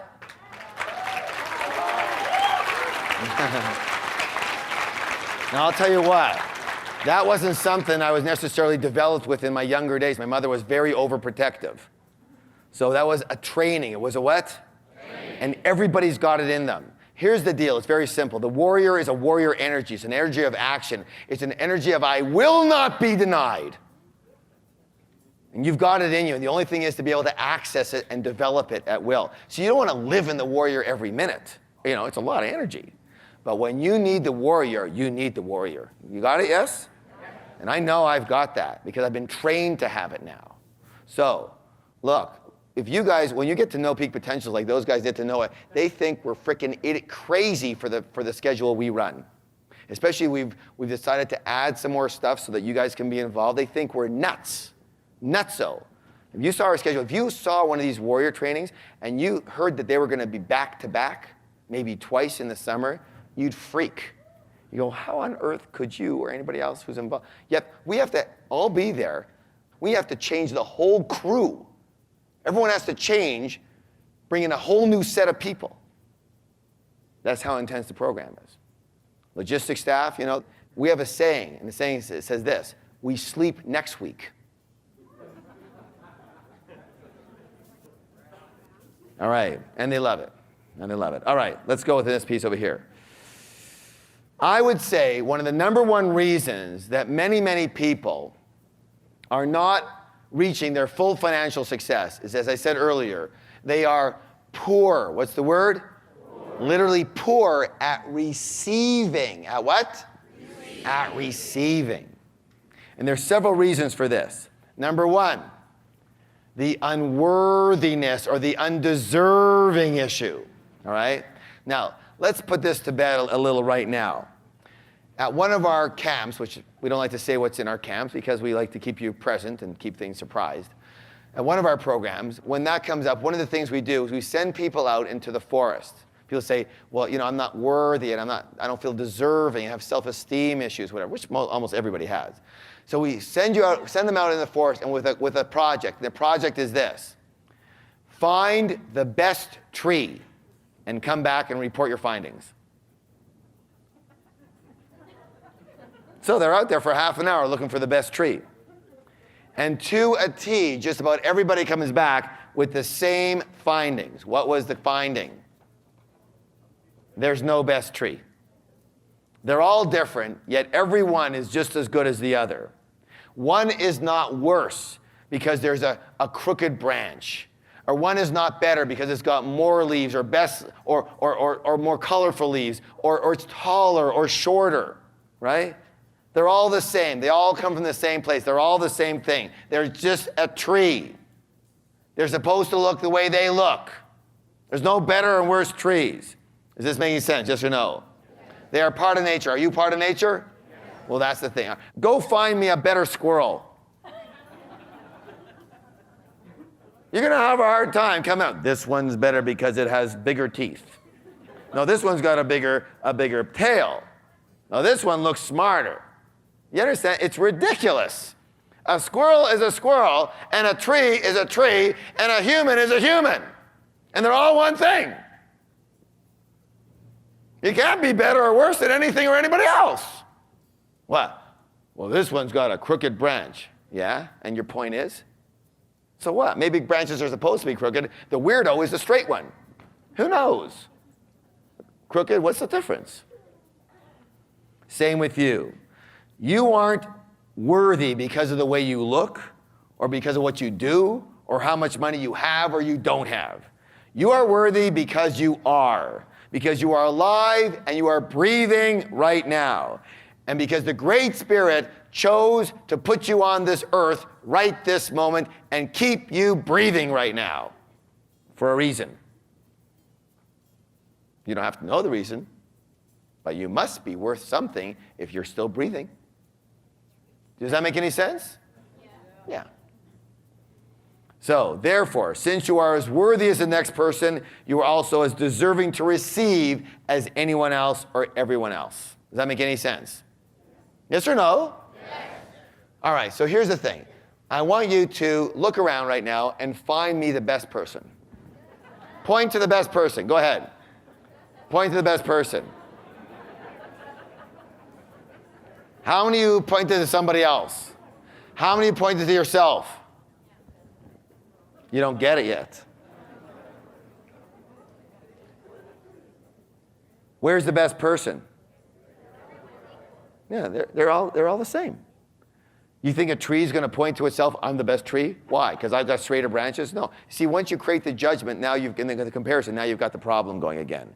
Because if you're the best, because you say you're the best, then you can also be the worst. There is no best. You get it? Let me just say this loud and clear. You're not the best. And you're not the worst. You're equal. You're the same as everybody. You just look a little different. There's the same energy going on. It's the same life force. There's no better tree. There's no better people. Now, you might have a different opinion of that. You're welcome to it. If it supports you, great. If it doesn't support you, you might have a look around and just notice how everything is neutral. Merlin, I told you, my mentor, Merlin, said you can learn everything you need to know in life simply by walking in the forest. That's what a lot of our camps are about, in the forest. You'll learn. It's okay, let's try it again. I want you to point to the best person in this room. Okay, you're starting to get it. You got it? Yes. All right, you're not better, you're not worse. You're equal to deserving. You're breathing. If you're breathing, you're on equal par. The next rationale that most people, they don't believe that they deserve, to receive and whatnot, is they heard this conditioning. And tell me if you heard anything like this. The saying that says this, it's better to give than to... Anybody heard something like that? Okay. Let me just say this. What a bunch of horse pooey that is. Oh my God. Whoever said that is just really bad at math. All right, just figure this out for just a second. Challenge these things just a little bit. Better to give than receive. Let me ask you a question. If there is a giver, does there have to be a receiver? Of course. If there is a receiver, does there have to be a giver? 50-50. For each one of these, there has to be one of these. How on earth can one be better than the other if you need the other one there to be alive? You can't have a giver without a receiver. You can't have a receiver without a giver. How on earth could one be better than the other? Better to give than to receive? What does that mean? Does this mean your math is poor? It can't be any better. They're two sides of the same thing. Let me ask you this now. Let me ask you this question. How does it feel when you are giving? How many people say it feels very fulfilling and good? Yes or no? Yes. Good. Then here's the thing. Since there must be a receiver for that giving, when you are not willing to receive, you are ripping off that other person from giving. And that feeling that they get, that good feeling, you have ripped them off from that. Amen. So all you people who think it's so much better to give than to receive, if you're not willing to receive, think about it twice. Get your calculator out. When you're not willing to receive, you're ripping somebody else off from giving. And here's the thing. You're also training, what's the word? Training. The universe not to give to you. The universe supports what you want. And when you say, I'm not willing to receive, I'm not worthy, when you play that song and dance because you didn't know before, that's okay, except now you know. You can't play the song and dance anymore. So here's the deal. When you say that, the universe says, oh, okay, then we'll just pass you over. Now here's the thing. The universe is totally abundant. Yes or yes? I mean, look at all the trees out there. Look at when it rains. I mean, it's totally, there's lots. And so here's the thing. When it rains, let's say you say, oh, I don't want any of that rain to hit me, so I'm going to put up an umbrella. So you put up an umbrella. Let me ask you a question. Does the rain hit you now? No. But what happens all around you in a nice big circle of where the umbrella is? Does the amount of rain that was going to come on you that now goes over there, does that go over there now, or does it somehow disappear? It goes around you. Some more goes all around you, doesn't it? Same thing. When you're not willing to receive, guess what? The universe says, okay, next. Oh, you're not willing to receive? Good. Are you? Yeah, okay, you can take his share. Because it's going to give. The rain's coming, yes or no? So I'm going to make a declaration right now, just because I like doing this, because there's so many people here, because it really helps my life. So, universe, listen closely. If there's anybody in this room who is not willing to receive their share, please, I'm happy to take it. Very open to receiving it. Okay? Instructions. Or you can just take your piece. Fair enough? You get it, yes or no? Yes. You can play the victim, but you can play somewhere else, not with us. It's an old tape. It's an old conditioning. It's better to give than to receive. You're a better person if you're a giver. You're not. You're not a better person if you're a giver. You're not a better person if you're a receiver. You can't be either or. Okay? They're just all one and the same thing. Two sides of the same coin. So you might as well receive. Because you know what? Here's my experience, and you may not agree with this, that's okay. People who are lousy receivers, they're lousy givers too. How you do anything is how you do everything. You're lousy at it, you're lousy at it. You understand? Because when they give, they don't give with a clean heart. They give with an agenda very often. I'm a better person now. Great, go ahead, buy that. I don't buy it. You want to buy it, buy it. Now, I hope I'm not stepping on too many toes here, but if I am, I hope I'm stepping really hard. So you get this. Giving is wonderful, and receiving is just as wonderful. You have to be a fantastic giver, and then you have to be a fantastic receiver. Both. It's no use playing the opposite side of the coin here, because it doesn't work. There was a question here? On an airplane, you're supposed to give yourself oxygen first, right? You give yourself oxygen first? Yeah. Yeah? Because you can't help anybody if you're dead. Exactly. Good point. Do you hear what he said? He said in an airplane, they ask you to make sure you give yourself oxygen first because you can't help anybody if you're dead. Right, good. Another way of putting it, so give him a hand. That was an excellent thought. All right, so if you really want to help people, then you got to be able to receive too. Okay, good. So let's do this. Let's talk about receiving here in the fact that we are creatures of what? I can't hear you. Habit. So the key is you have to practice. What's the word? Practice. You have to practice receiving elegantly and enthusiastically, yes? So you can basically give a strong message to the universe that you are willing to receive. Absolutely. So here's the first way you practice. You practice with this little baby right here. This is your receiving practice. So those of you savers, hoarders in here, that were figuring, oh, I'll put maybe a little in here, but I'll take most of it and put it into my FFA. Sorry, doesn't work. You have to practice receiving. You gotta blow this off in a way that's gonna really empower you to feel nurtured and that you've received. Does that make sense, yes or no? That's why I say do things that are a little unusual for you, a little bit out of the ordinary, a little bit fantastic, that have some juice and some energy for you. The next way is this. The next way you practice is this. My own story is very interesting. When I was broke and I saw a penny on the ground, I can tell you right now, I would never stoop so low as to pick up a lousy penny. Because you know what? I thought that meant that I was settling for this, and this is the amount. Because I had heard you should keep $1,000 bills with you to make you feel rich. I tried that. I didn't feel rich. I just felt like I had a $1,000 bill I didn't want to lose. You know what I'm saying? What can I tell you, right? I saw a penny, it was like, a penny, what's that? It's very interesting, though, that now that I'm extremely wealthy, when I see a penny, I have a party. I am totally jazzed. I pick it up. Right away, I go, thank you. I kiss it. Mwah, I am a money magnet. Right? Because you know what? A penny is money. Do you understand that?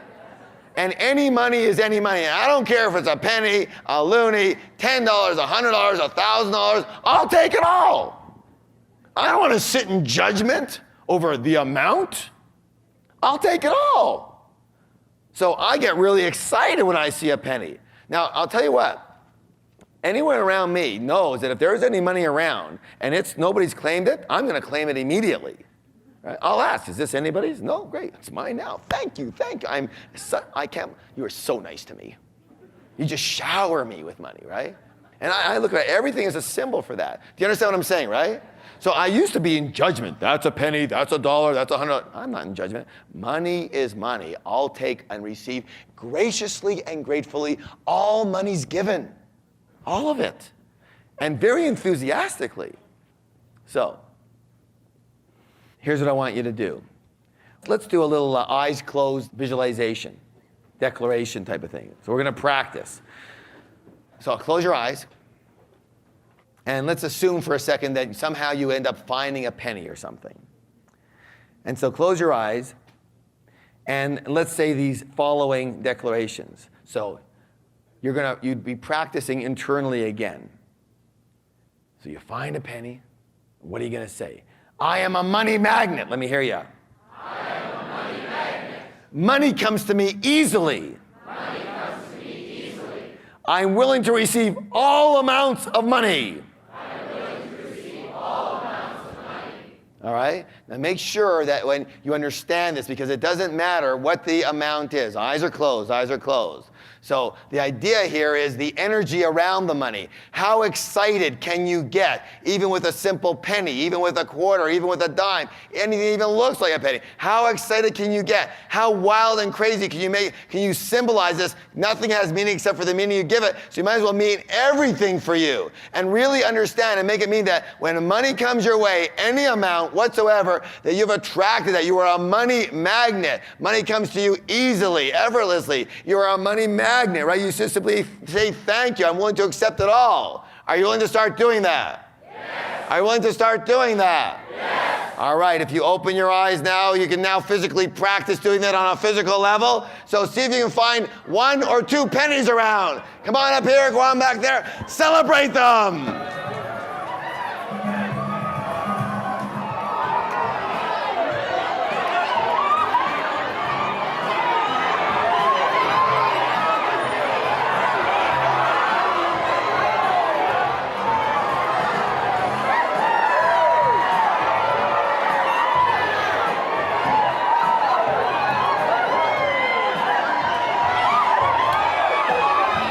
Did anybody find any money? So what do you have to say about that? Let me just say this. The more excited you can be, the more gracious and grateful you can be. The universe gets a very strong message that says, this person is grateful for everything that's given. Let's give them more. All right, listen closely. Shh. Because for those people who are not grateful for what they get, what does the universe say? There's no reason to give them more. They're not even grateful for what they've got. Does that make sense? All right, here. Let me ask you a question. Raise your hand if you just found yourself to be a money magnet. All right. Now, here's your practice. Your practice is whenever you find any money whatsoever, I want you to literally freak out. I want you to get so enthusiastic, so wildly crazy, because you know what? I mean, some of you might, but I say for the most part, it's not an every single day occurrence, right? To find money, you know? But I'll tell you what, the more enthusiastic and the more grateful you can be and the more I'm a money magnet you can put into this, you might think it sounds hokey. You just watch how often money starts coming your way. In all ways and shapes and sizes too. You don't worry about it's a penny, 1,000 or whatever. Money will just start being attracted to you. Why is that? Because like attracts. And if you're, and how you do anything is how you do everything, right? Therefore, if you're a person who finds money, guess what you become? A person who what? Finds money. You're a person who finds opportunities. All those things. But you know what? If you're not going to be grateful, enthusiastic when you find it, why on earth do you need any more? Got it? Here's my experience. When I was broke, a penny, forget about it. Now, I don't care if it's a penny, a dime, a nickel, a dollar, I don't care what it is. I am grateful and I show it. And it just seems that more keeps just piling on. And I'm totally grateful for that. I'm totally blessed. But I'm telling you how it worked for me and how it's worked for now 40,000 other people. Now, I can tell you, here's the deal. During the rest of the seminar, I want you to report about any monies found. All right? I think there was one gentleman who just, what were you saying? Nice and loud here. When we came in from the break after buying the CDs and stuff, and I'd spent the money on the CD, I looked under the chair here and I saw a $10 note, and I asked the people around me if anyone had it, and no one claimed it, so I've seen my pocket now. All right, come on, very good.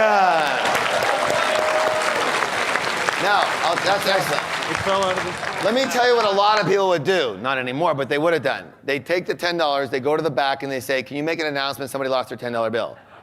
Now, that's an okay way to do it. It's okay to do it. I'm not saying there's a right way and there's a wrong way, because you can do that too, can't you? At the same time, if it was me and I did do that, I'd put a post-it note to say, because if nobody claims it in the next 3 minutes, it's mine. Yes? Totally, great, because the universe is saying that's your money. Right? What was that joke? Oh, yeah, that story. I never told this before. You know that one where there's a priest and a bishop and a rabbi. And they're all together, and they're talking about how they donate to God. And so the priest says that what I do is I draw a circle, a 6-foot circle all around me, and I throw up all the money from the church. And whatever lands in the circle is mine, and whatever lands out of the circle is God's. All right.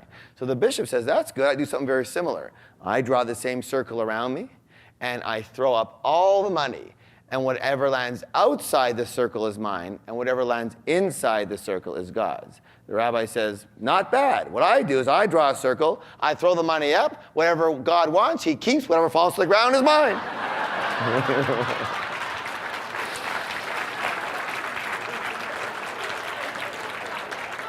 There's no right and wrong, but one way gets rich, right? Okay, good. And let's begin. I create my life. I create the exact amount of my financial success. I play the money game to win. My intention is to create wealth and abundance. I admire and model rich and successful people. I believe money is important. Money is freedom and makes life more enjoyable. I get rich doing what I love. I deserve to get rich because I have values to other people's lives. I am a generous giver and an excellent receiver. I am truly grateful for all the money I have now. Lucrative opportunities always come my way.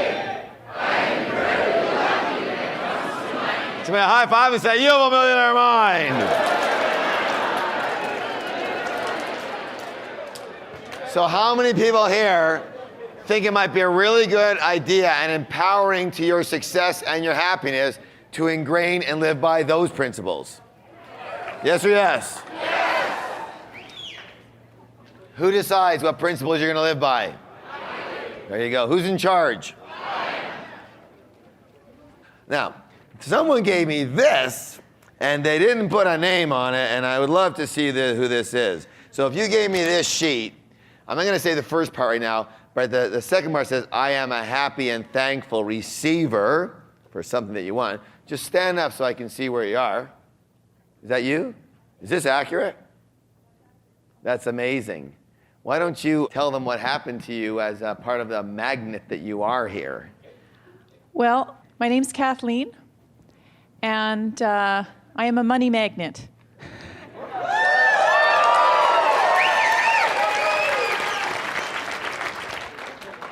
Actually, after the teaser night, I really thought that this whole thought leads to feelings, leads to actions, lead to results thing make a lot of sense. And I was trying to lose some weight. And I figured I needed to work real hard on my thoughts. So I entered a contest and really fixed my mind on the thought that I was going to win this thing. And I did. When did you find this out? At the break. So at the break here at the course, tell them what you won. $5,000 US and a trip to the Caribbean.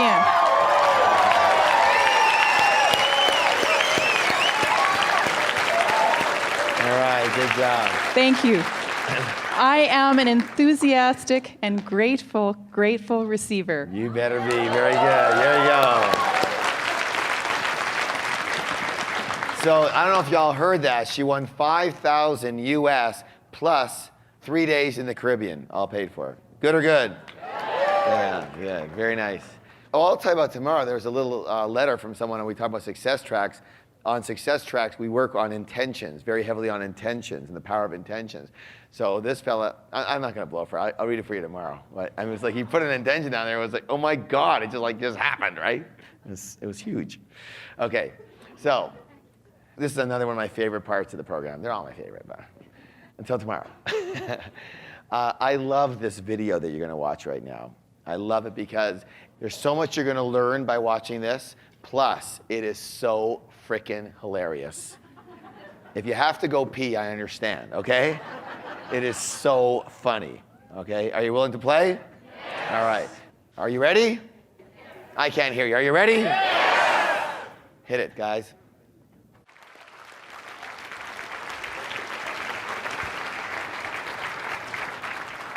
Good job, good job.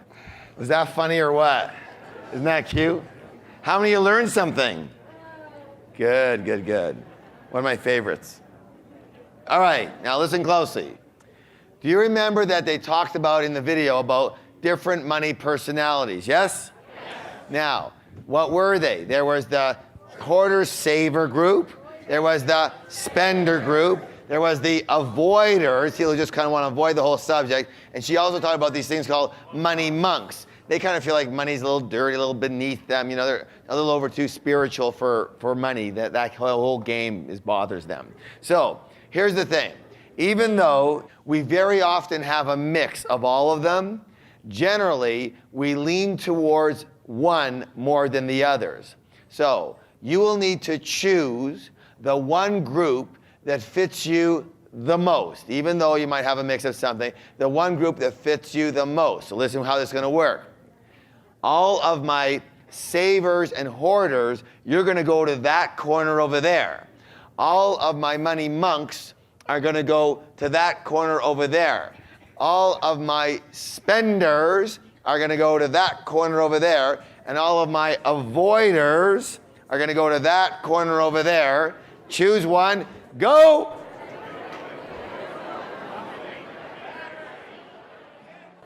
Now what we're going to do is, because the groups are large, we're going to split them up into smaller groups. You're going to stay in the name that you're in. Just for the exercise, you're going to be doing the exercise in smaller groups so it's easier for everyone to be involved. Is that okay? All right. Here's how this is going to work. Listen closely.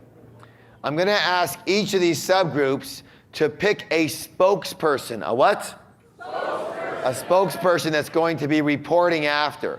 Also, this spokesperson is going to now receive pads of paper and a pencil, and you are going to write down the following as it comes up here.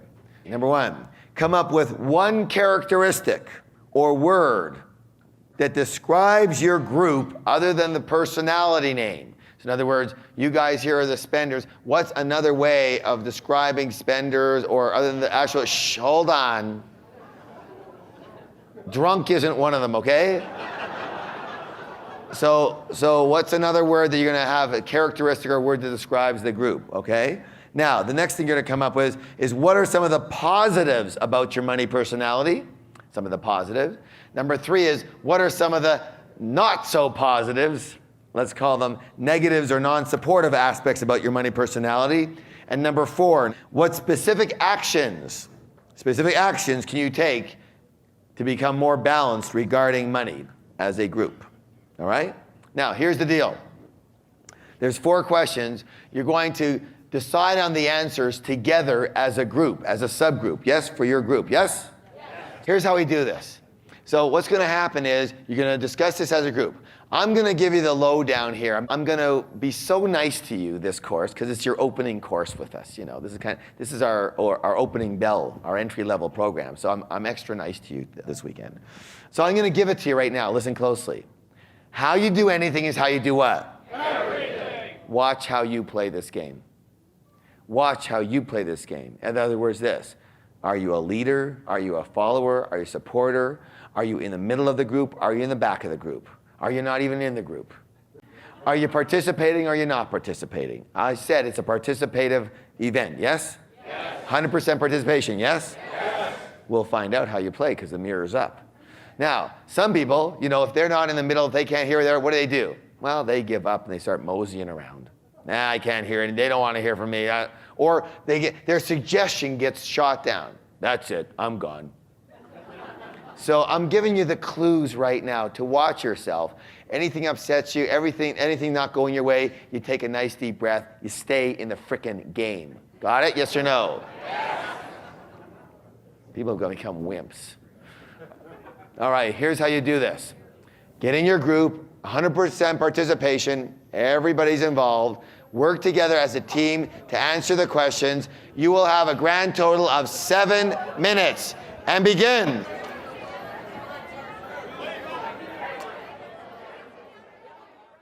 So, let's begin with the Saber Hoarder.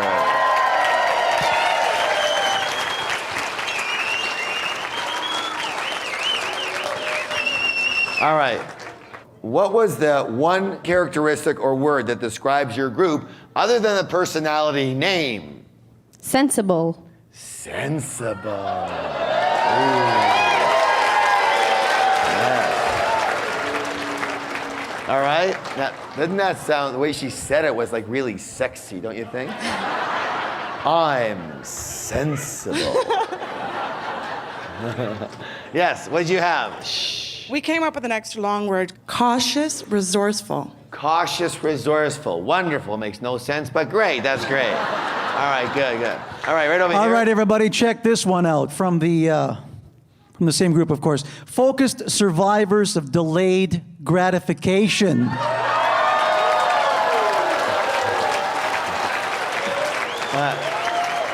What do you think, Harv? Now, shh. All right, now, these guys aren't too analytical, are they? These guys are going, what do they mean? And these guys are going, have we started yet? What's happening here? In the back, they're going, look at them. They're sitting there. Look, their legs are crossed. Perfect, right? Yes. Would you guys be more comfortable if you could put your legs behind your back or your head or something? Does that make you feel better? There you go. She can do it. She can do it. All right, good. Now let's go over here, starting in the middle, with some of the positives about your money personality in the middle. We pay our bills, we're proactive, we're responsible, we're secure, and we're reliable and debt-free. Ooh, cool. Okay, right here, next. Okay, I'm going to add to that. We are definitely focused, we're frugal, we're definitely tenacious, we're in control, and we are goal-orientated. Ooh, yes. Yeah, Okay, right that's here. for sure. Yeah. Right. You got any more? I just learned what frugal means. All right. We have money.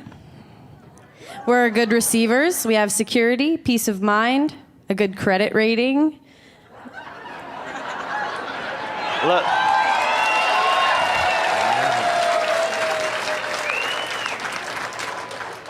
They're going, is there such a thing? My husband would dispute that. We don't get any third notices. We have money for rainy days. We're never broke, and we're planners. Very good. Good. Excellent. All righty now. We're starting with this gentleman over here with some of the not so supportive aspects of your money personality. There were so few, yeah. We are slightly over analytical. We are demanding. We are a little afraid to take risks. Thank you.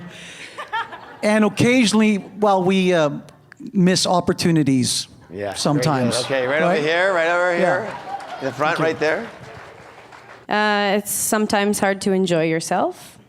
We have some guilt and some anxiety about spending money and a lot of pressure in our lives to save money. Right over here, next. We tend to frustrate other people.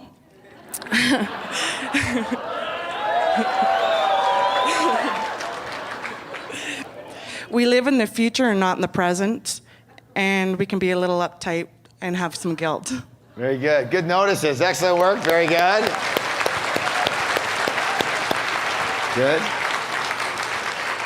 And we're starting back in the front over here. Sorry. And what are some of the specific actions you can take to be more balanced regarding money? Our hugest one was the play jar. Play jar. Huge. Very good. Good, good. Everybody agreed on that one. The give jar, we can relax. Education, to learn how to spend money. We can reward ourselves. We could lighten up. Using our jar system is another one. Pass it over so she gets a chance to. I said the same thing. We said we need a play jar. Play jar, good. Learn how to manage our money. Manage it, yes. And right over here. Just a couple. We should practice some spontaneity for sure. And Practice.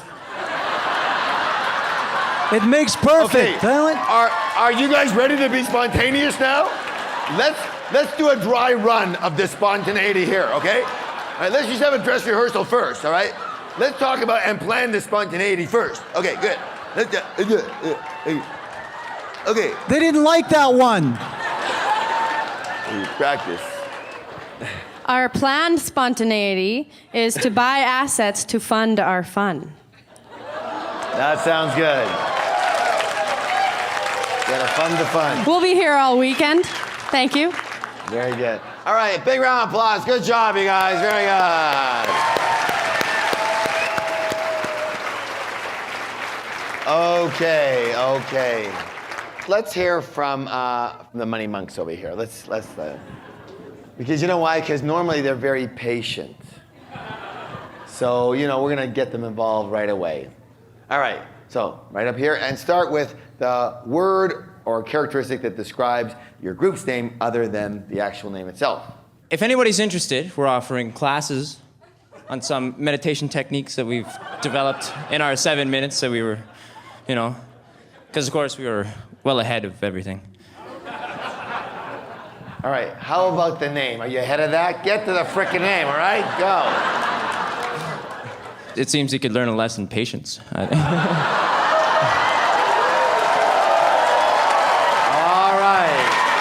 Good. Thank you, Money Monks. Here we go. You have one more shot at it. Let's go. Okay. We're the spiritually righteous. No kidding. Good. Right, What are some of the positive aspects of your money personality? The positives, we said we were caring, not obsessive. We receive and give well. We're laid back, relaxed.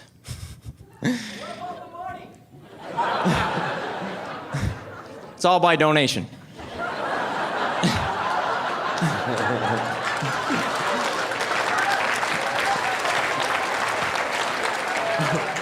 And we're also creative in our own way.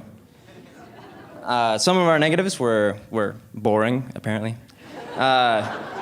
We tend to avoid money on the whole. Withdrawn, self-sacrificing, sometimes martyrs, and ridiculously righteous most of the time. Very good, very good. Any aspects, what are some of the specific actions you can take? Well, basically taking action would be great.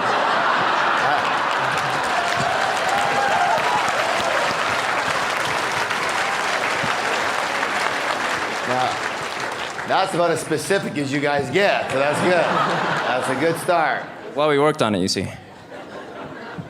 We said that we could use a play jar more. That was a good one. Celebrate more. Focusing on our teachings to create a business, perhaps. Perhaps. Okay. Sometime in the future, maybe. All right, that's it. Give him a big round of applause. Good work. Very good.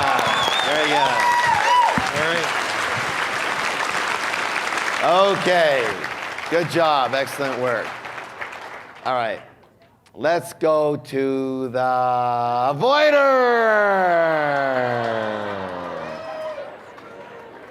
Look, if you keep them quiet for too long, they get very, very claustrophobic, you know, audio claustrophobia. That's the thing about them. They love to talk, right?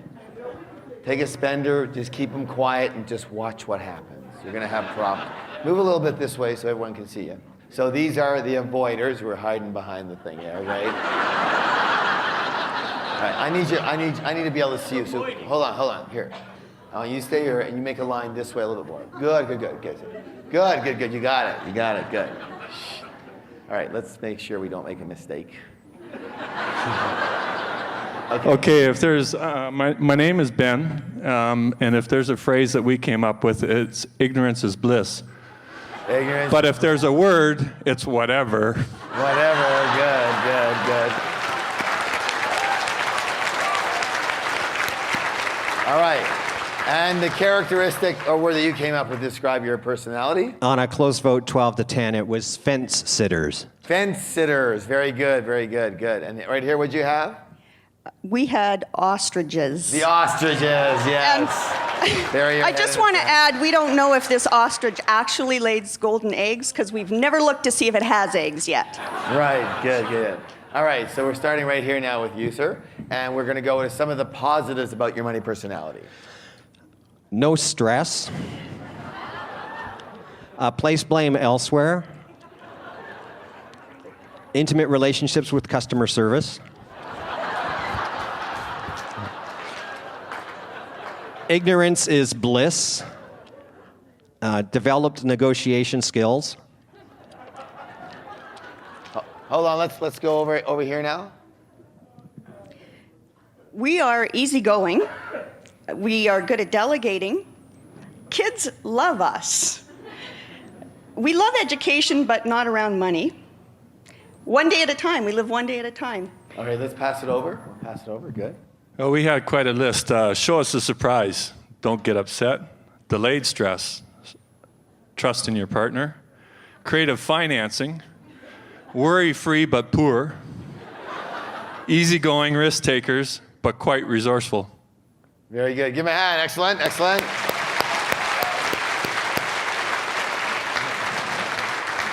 All right.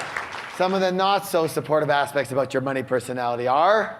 Well, we don't open our bills or statements, so we don't know where we stand. That's true.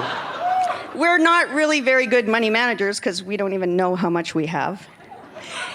We assume that it's more expensive to live this way because we pay a lot of late fees and interest and things from not paying attention.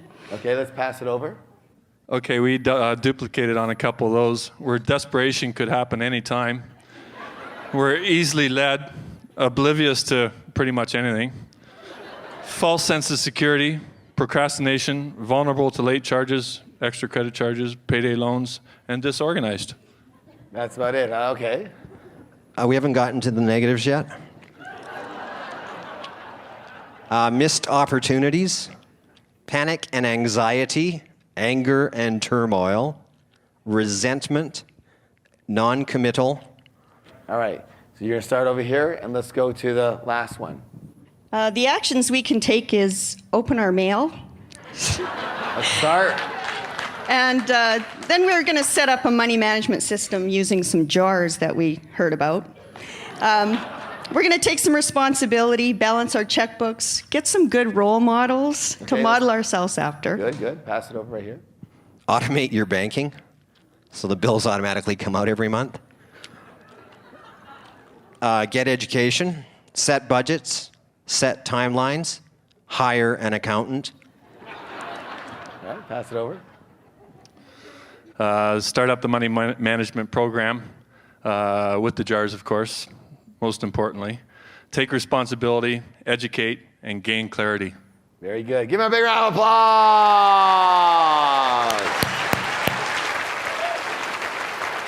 All right.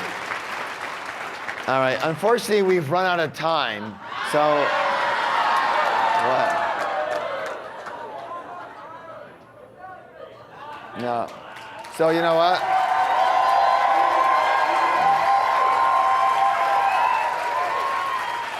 I promise we will get to you next course, okay? Not a problem, okay? So what we're gonna do right now is we're going to be taking a break. And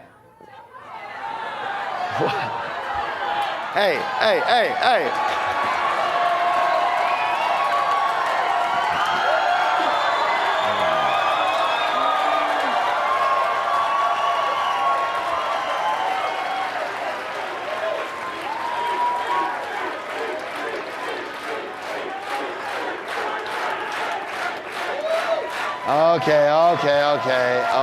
Okay. All right. You just have to let them expend their energy just a little bit. All right. We're starting right over here with what was the word or the characteristic that you had other than the name of your money personality was what? We are the economy stimulators. Economy stimulators. Very good. Right here. Spontaneous. Spontaneous. Very good. We're the justifiers. Justifiers. Excellent. We are the frickin' economy drivers. Very good. All right. Some of the positive aspects of your money personality, in case you guys could come up with any. Well, we are the people that drive the economy. We're players, movers, shakers, go-getters, trendsetters. We get what we want. We're givers, and we like immediate gratification. Very good. Pass it on. Okay, let's try to keep this to the financial side versus the sexual side, if that's all right. Okay, good. That's good. Especially for the guys. Right here. We live in the now. We have a joie de vivre. We're adventurous, well-dressed, bulk bargain hunters. We have fabulous taste. We're relaxed or stressed, depending upon the time. All right, that's good. Let's pass it over so they have some excellent ones. We're creative, we're big-hearted, we're generous, and we're spontaneous, and we like to look good. Good. Right over there. They're not saying anything about you guys. This is about them, okay? Good. We're Harv's primary source of income. And everyone else's. We seize the day. We have a lot of new stuff.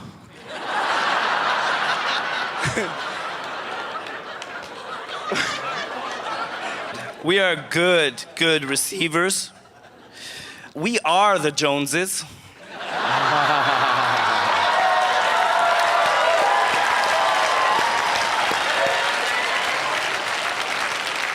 We work hard and we play hard. Very good.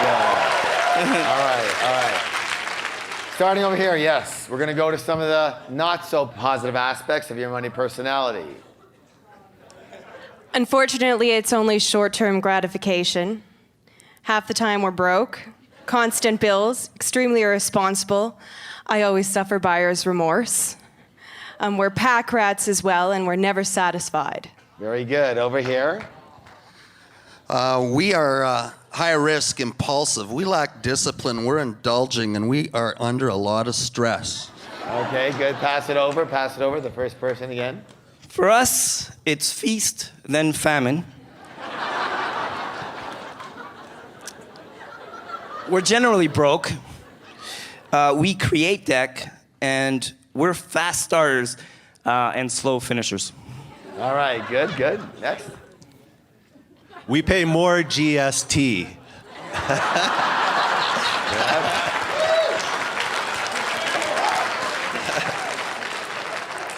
We can be disorganized. We're often broke in debt from our impulsive buying. We always want more and are never satisfied. There's always another good deal to be had. Very good. Good job, man. Good.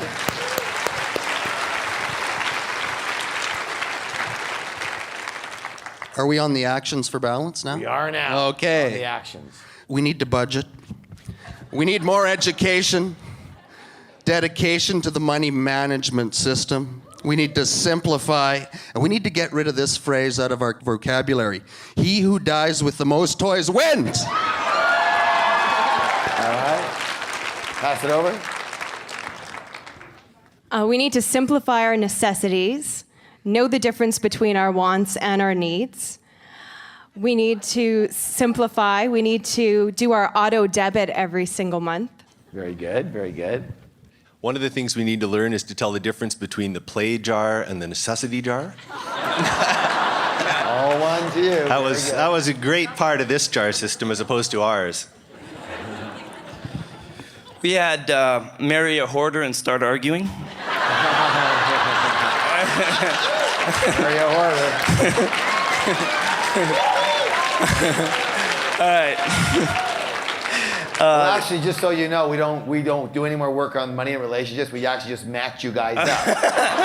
You don't have to worry about it, right? Excellent.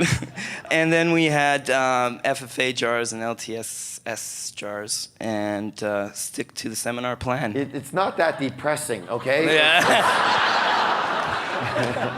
And there's the FFA. All right, are you done? I'm done. One more right here. Okay. We have something else we could buy. Assets. Assets. Very good. Big round of applause for the spender.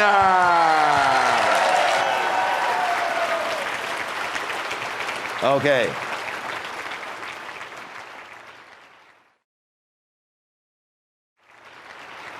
So a couple of thoughts in general. Now again, these are generalizations. You can pick and choose what works for you. So let's talk about the hoarders and the savers.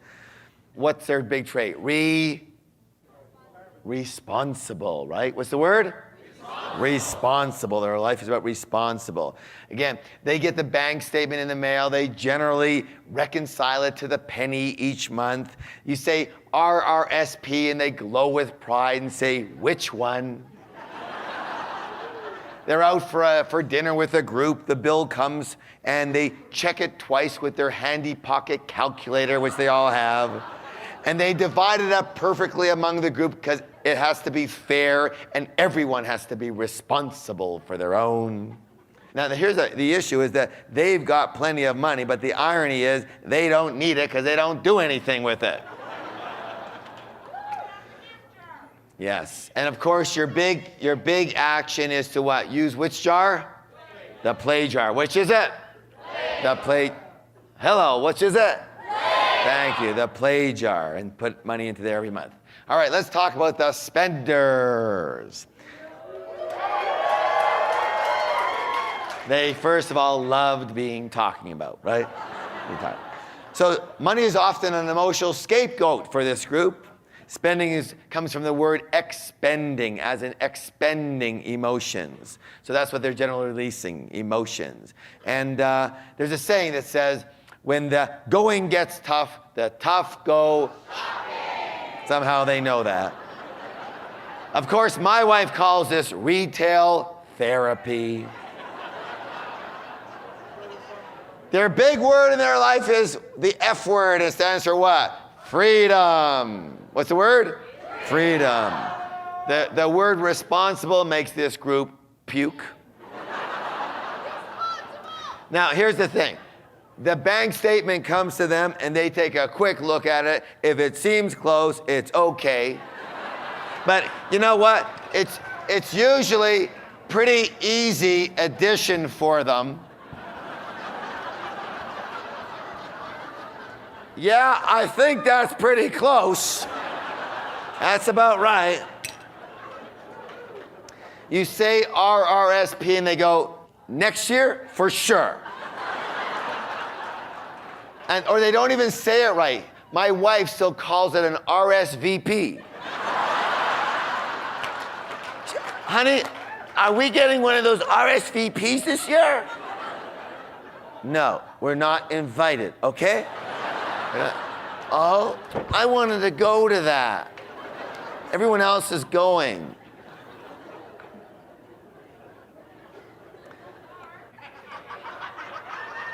This group often eats at very cool but pricey restaurants with all their friends, because they have lots of what? Friends. And when the bill comes, they have no problem picking up the tab for everyone, including the next table, which they only said hi to, right?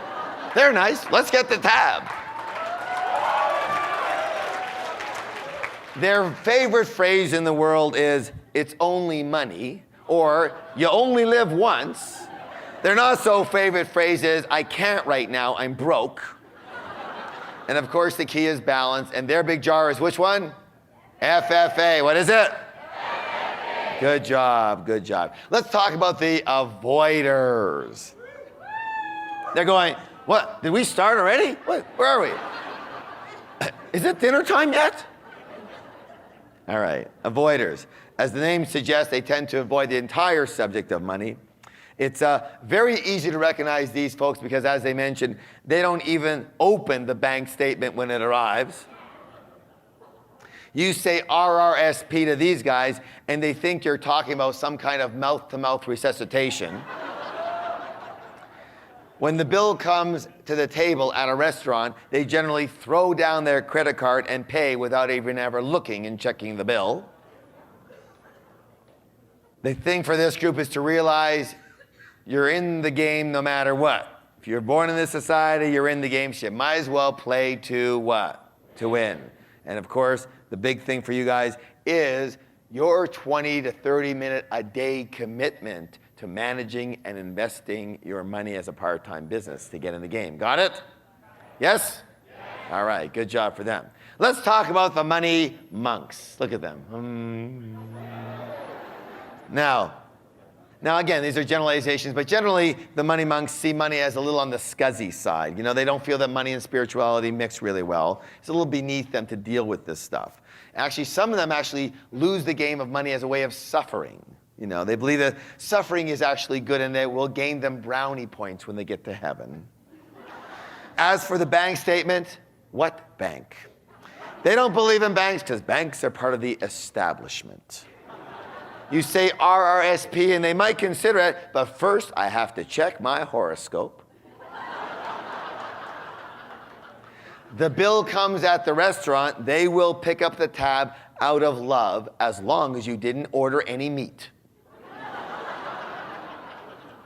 So the key for this group, again, is to get in the game, get grounded, and understand this. I have a question for all of you here. This is one of the really critical parts you all have to get here. Raise your hand, and no matter what group you're in, if you perceive yourself to be quite a spiritual person. Raise your hand. Good. All right, so a lot of you said that. Now here's the question. In Ayurvedic philosophy, the philosophy that Deepak Chopra deals with and all that, you know that one, right? In Ayurvedic philosophy, what the Veda actually says is this. It says that the universe is abundant. The universe is what? Abundant. Therefore, if the universe is abundant and you're not, the question is, how connected could you really be?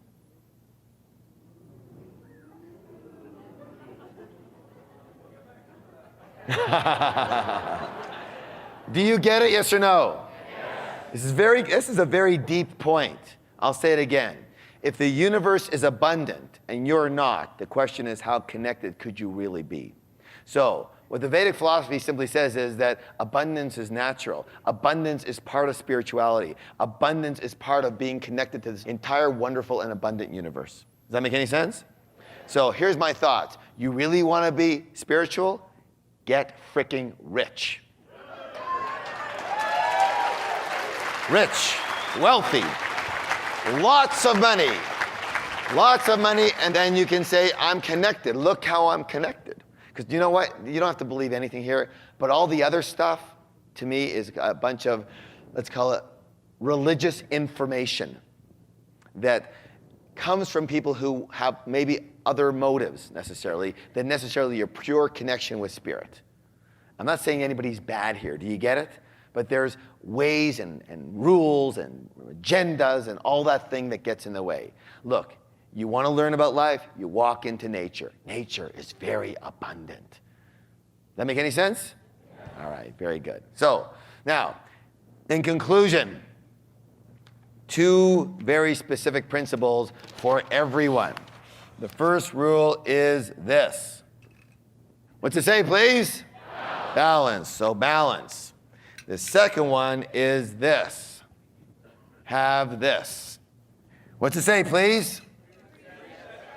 Preset structure. I want everyone to hear it. What does it say?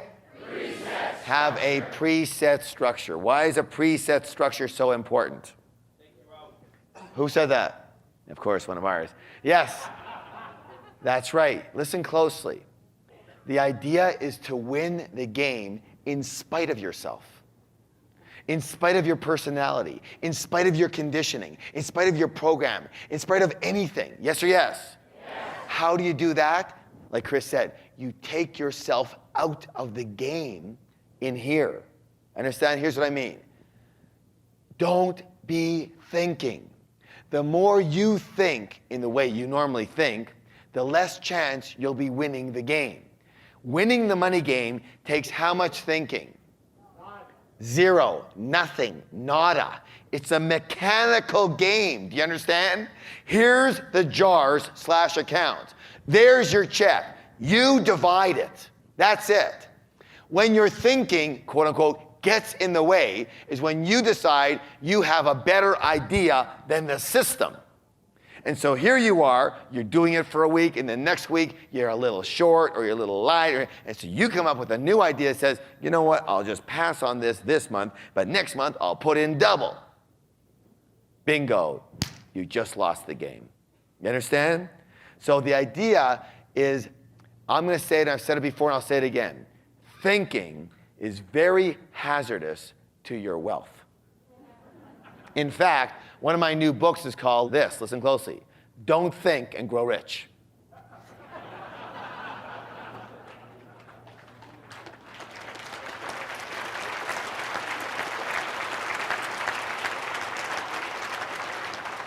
Do you understand that the system doesn't have a personality like we do? Does that make sense?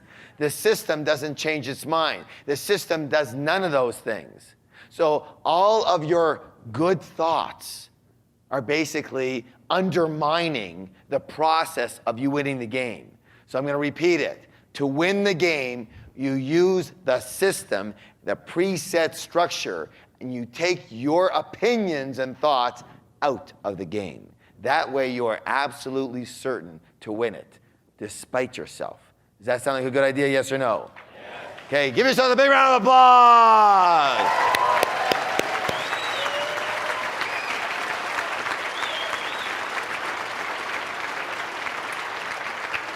Okay, now just so you'll know, this is an essential game that we played here. It says we had a woman who was helping out in Seattle. She had come to this course in Vancouver a little while ago, and she said that this game totally changed her whole family's life. They had herself, her husband, and her son, who was 16 years old, David. And they always had bitter arguments about money all the time. And in this game, they realized that all of them were in different groups. And so now they understood what the other person's coming from and where they're coming from.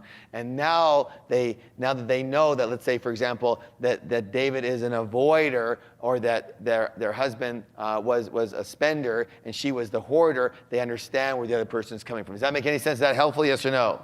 I have a question for you. How many of you, whether your mate or friend is here or not, have a close person who you know is in the other groups?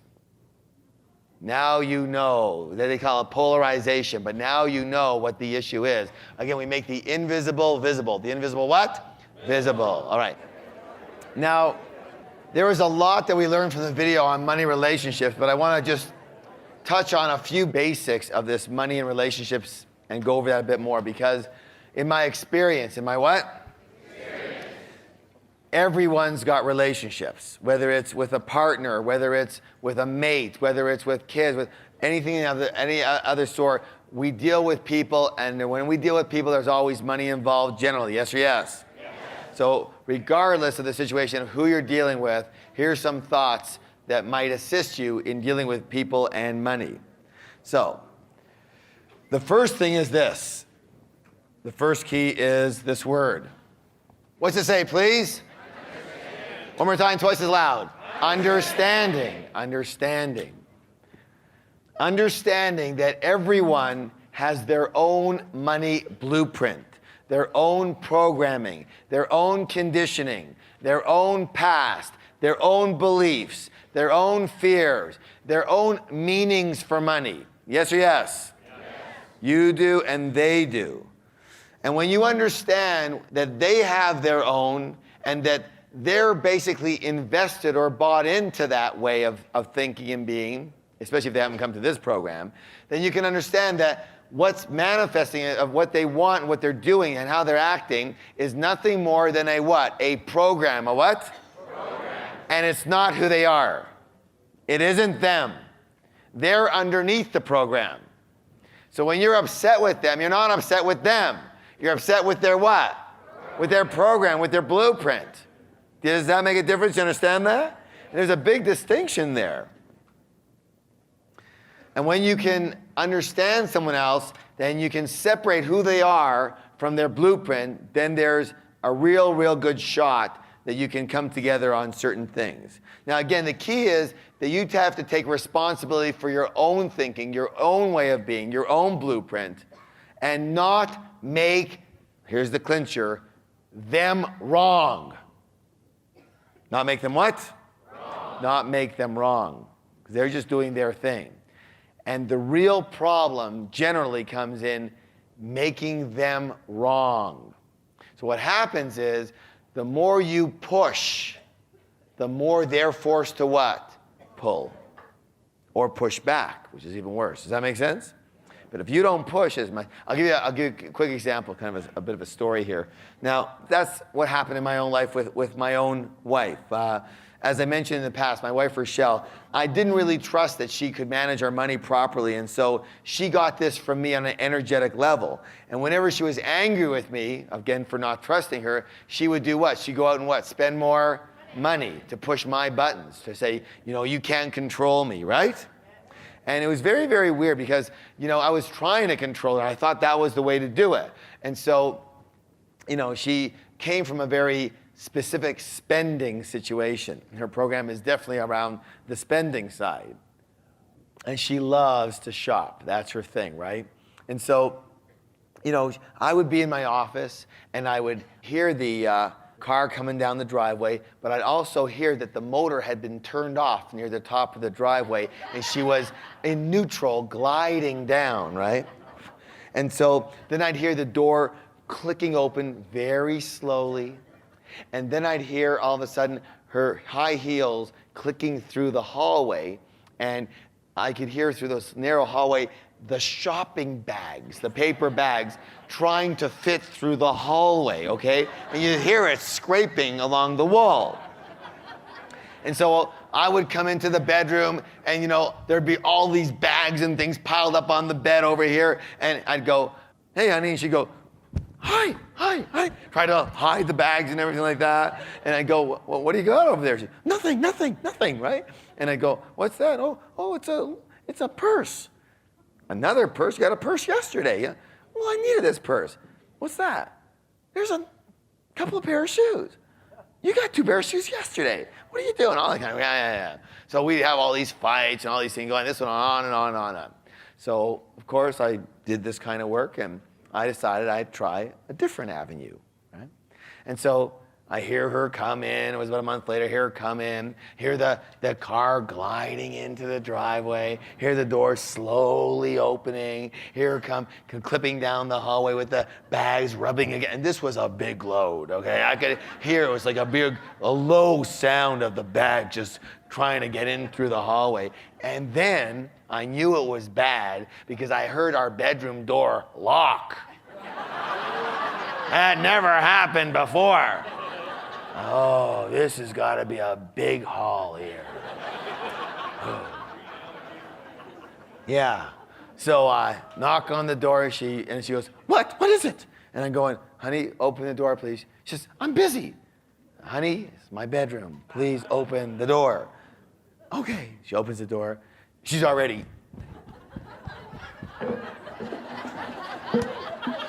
That's basically what happened, right?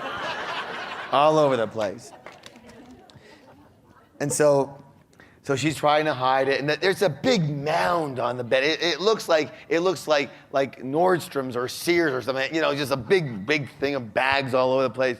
And I'm going, man, I'm thinking to myself, how on earth could anybody do this, right? But I said to her, so what do you got over there? She goes, just a little dress I needed. I said, really? Let's see it. So she takes it out and she holds it. I said, wow, that's kind of pretty. Why don't you try it on? She's looking at me. So she puts it on. I go, wow, that is a knockout dress. That's a keeper for sure. You look great in that. Maybe you want to wear it on Saturday. She's going like this. Have you ever seen how the puppies or the dogs look at you like this?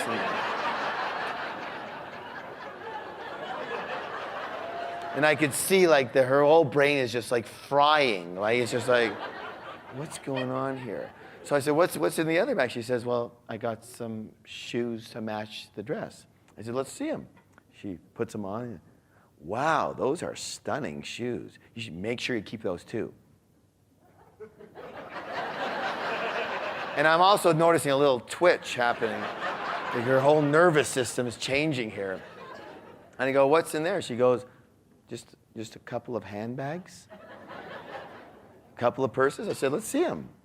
She goes, which one do you like? I go, both of them. They both look great. You should keep them both.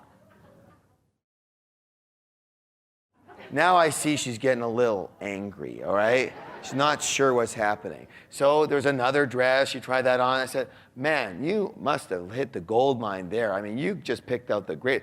Did you get any help by like a designer, or did you just pick this out by yourself? She goes, I picked it out myself. I said, man, it looks great on you. Beautiful stuff, really great. I got to go do some work. So I go back to my office. It's pretty silent for about 10 minutes. All of a sudden, I hear her on the kitchen phone. She's talking to her best friend, Marcia, in Toronto. And all I hear is this: I don't know what's going on. But I'm going to get to the bottom of this. And then all of a sudden, a couple of seconds later, I hear going, Marcia, do you think he's seeing someone else? I'm in my office going, oh my God.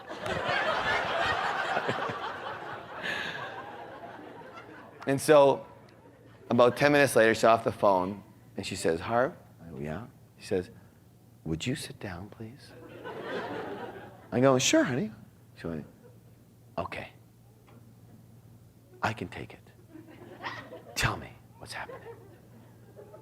What? Please. If you tell me the truth, I won't be angry. I've heard that one, but my mother used to say that, right? Oh, my God. Oh, yeah, okay, right. Sure. I'm going to fall for that one. What is it? I bought $3,000 worth of clothing. And you said, keep it all? I said, yeah, it looks great on you. And you aren't upset? Did we just come into a lot of money? Well, nothing unusual. All of a sudden, I go, honey, you should see my chiropractor because you got something going on over here a little bit. She says, okay, fine. All right, so we let it go. About 2 hours later, I'm in my office, I hear the bags coming this way in the hallway. Okay.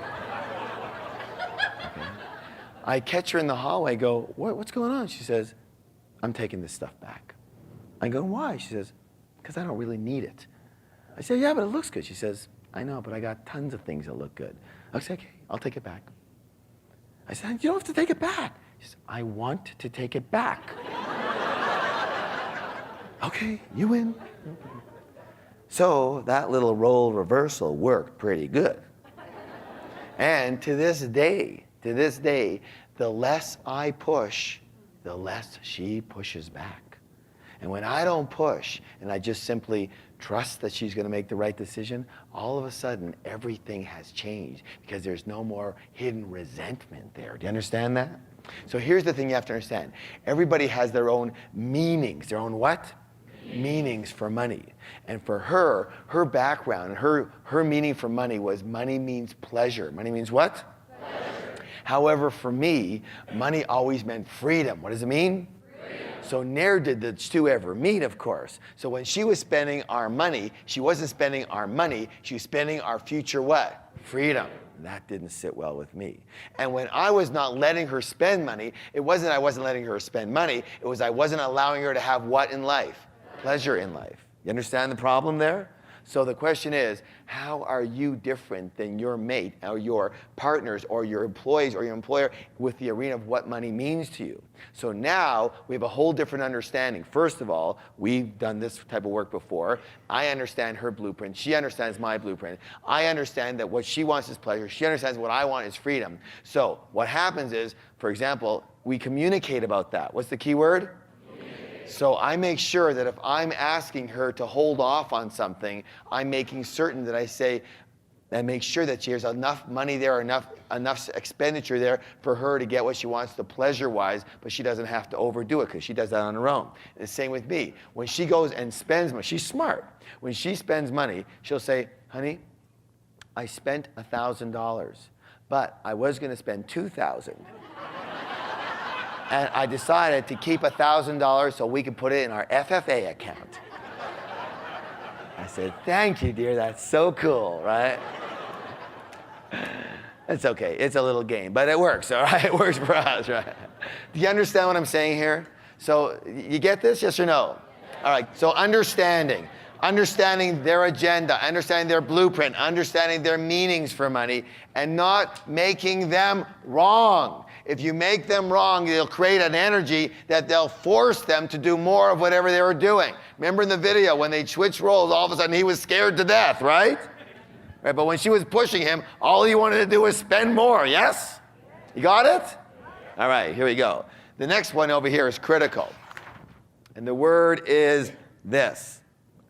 What does it say, please?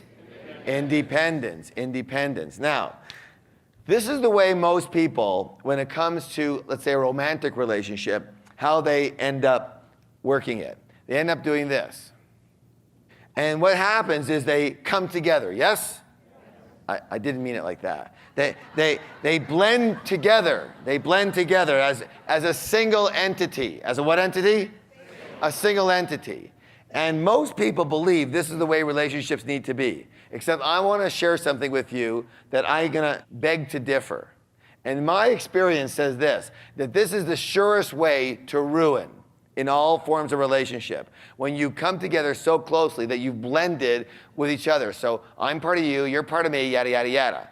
Now, that's the problem. The problem is this, is that in this case, both of these people have lost their power. Both of these people have lost their what? Independence. Now, the more powerful type of relationship, in my experience, says it looks like this. You've got this person over here. You've got this separate person over here. And yes, there is a third entity. A third what? A third entity where you are coming together. You understand the difference? The difference in this entity, in this situation, says, I'm me, and I have my life. You're you, and you have your life and your power. And we also have a third entity called us. And us is a wonderful thing when we do us. But it's not always us. It's me, it's you, and there's us. There's three entities there. That way, all the entities have their own energy and their own power. Does that make any sense whatsoever? And what happens when people try to blend them without having their separate power, which is why I'm so adamant about you having at least some of your separate money, that only causes nothing but what? Resentment. Nothing but what? Resentment. People don't like being robbed of their power. And in this situation, there's always, almost always, a winner and a loser at all points in time. You understand that? In this situation, you say, hey, what we have together, we have together. But what we have apart, we have apart. That's not a problem. Does that make any sense? Good, good. So again, for a lot of you, it's going to be very important that you accept that person as they are, as an individual.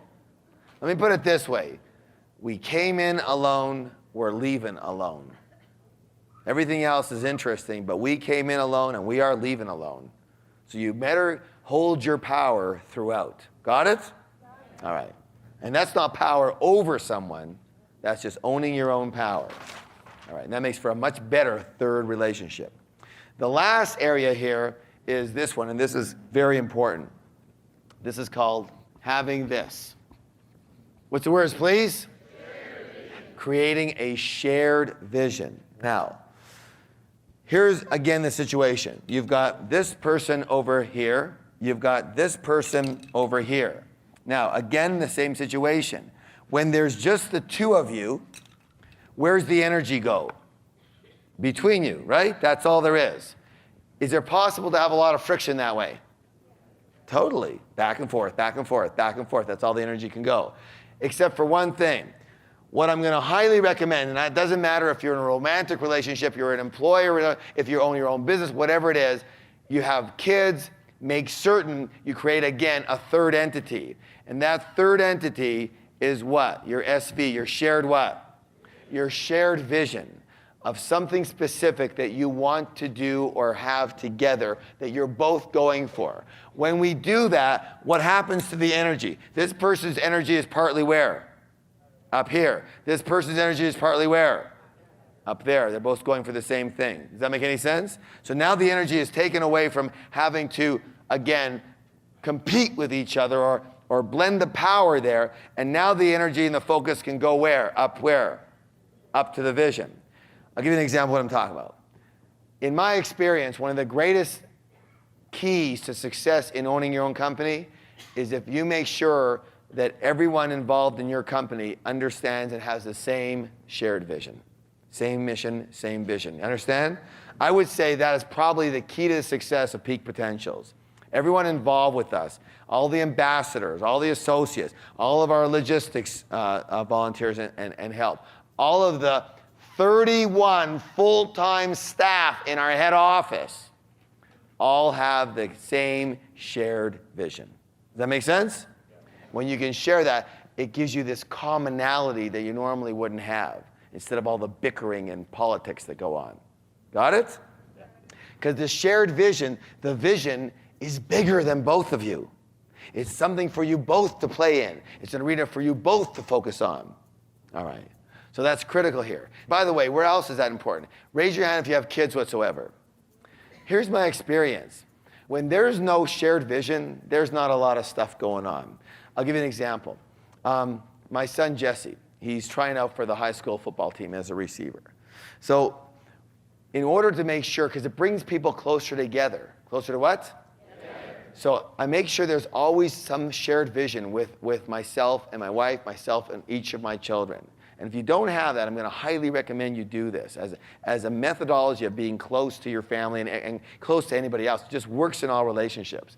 So what I did was I said, Jess, you're going out for football. I said, can you make sure that if you're going to get a football, look for a football that's the same size of what you're going to be using, right? So he did that. And I gave him some money, and he put in part, and I put in part, and he bought himself a football. So what was this all about? I said, you know what? Why don't we do this if you want? Why don't we create a situation where you're going to be the starting receiver this fall for the football team? And he goes, that's exactly what I want. I want to be starting. And of course, he had told me that before. I said, so I'll help you with that, what? Vision. And I said, let's do some practice time. Whenever you want, let's throw the ball around. We'll run some plays and all that kind of stuff. Well, I'll tell you what, this kid was so excited about that because he was excited about me helping him. Both of us working towards what? The goal of being starting wide receiver on the team. That was important to him, yes? And I'll tell you what, because he hangs out with all his friends, but all of a sudden, he started hanging around me a lot more often. When I was home, he had the football in his hand. Dad, you want to go out and throw around? We got so close all of a sudden as soon as I brought that up.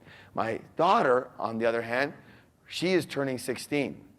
And so what was the shared vision for her? To be able to get her what? Her license, right?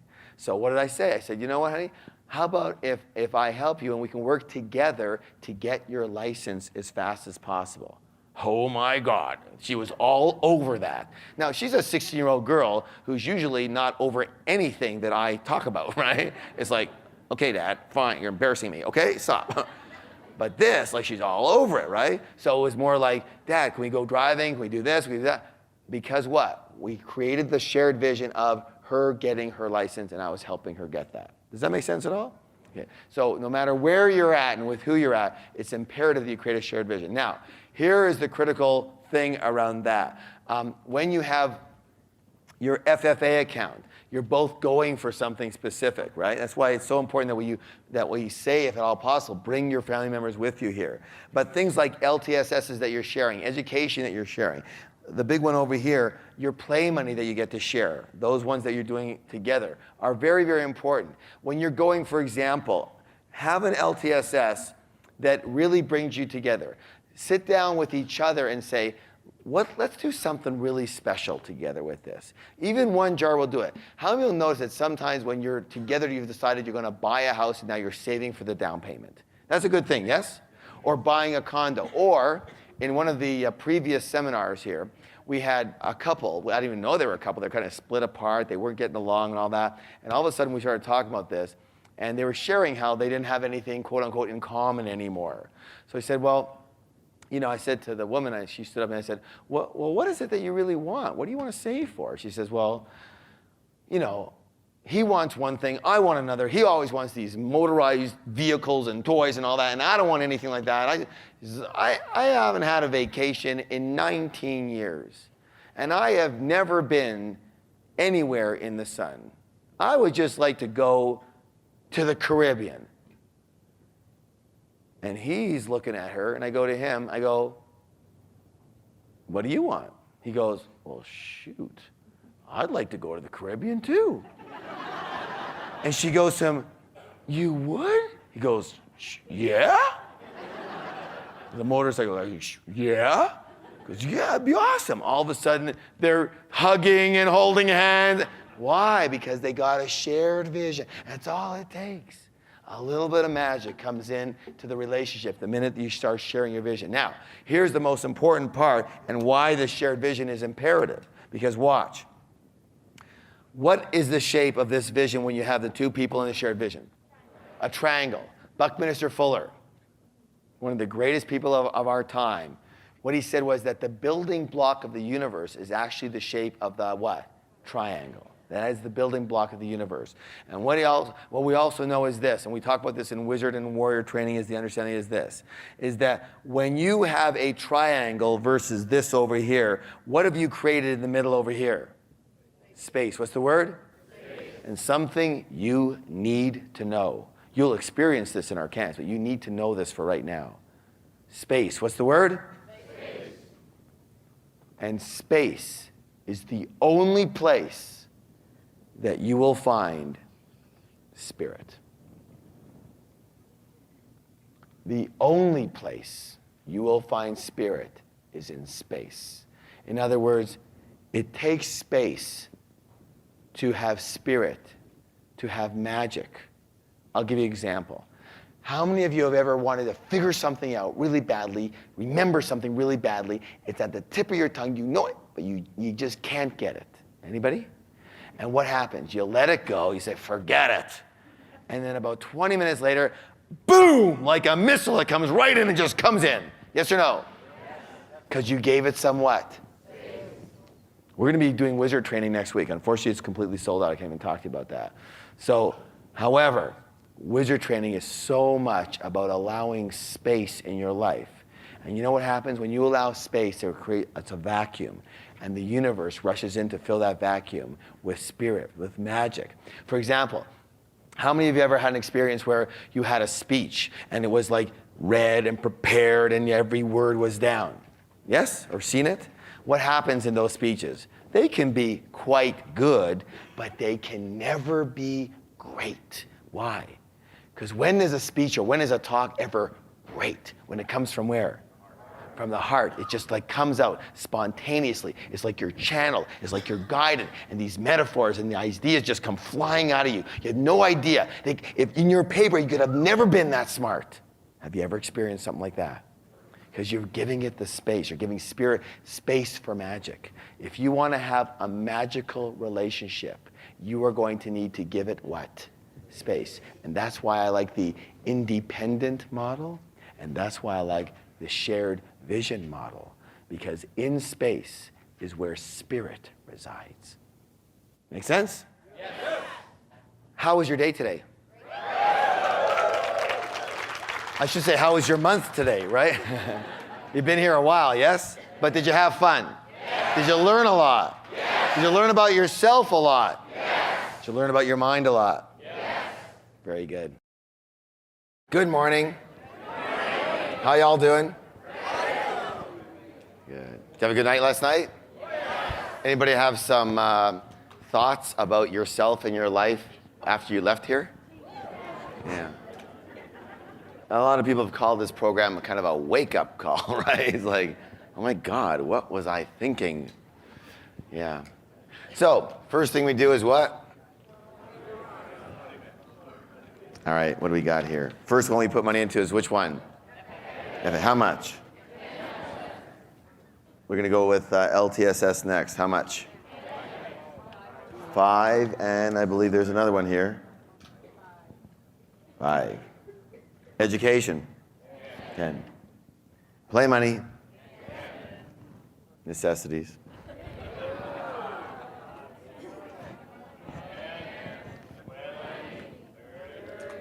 How do you know it's 30? You don't even know what I got here, right?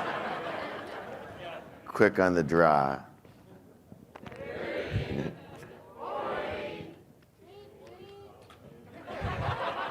It's very habitual.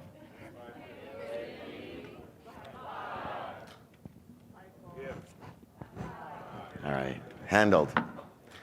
See, it's kind of like brushing your teeth. You don't usually have to think about it, right?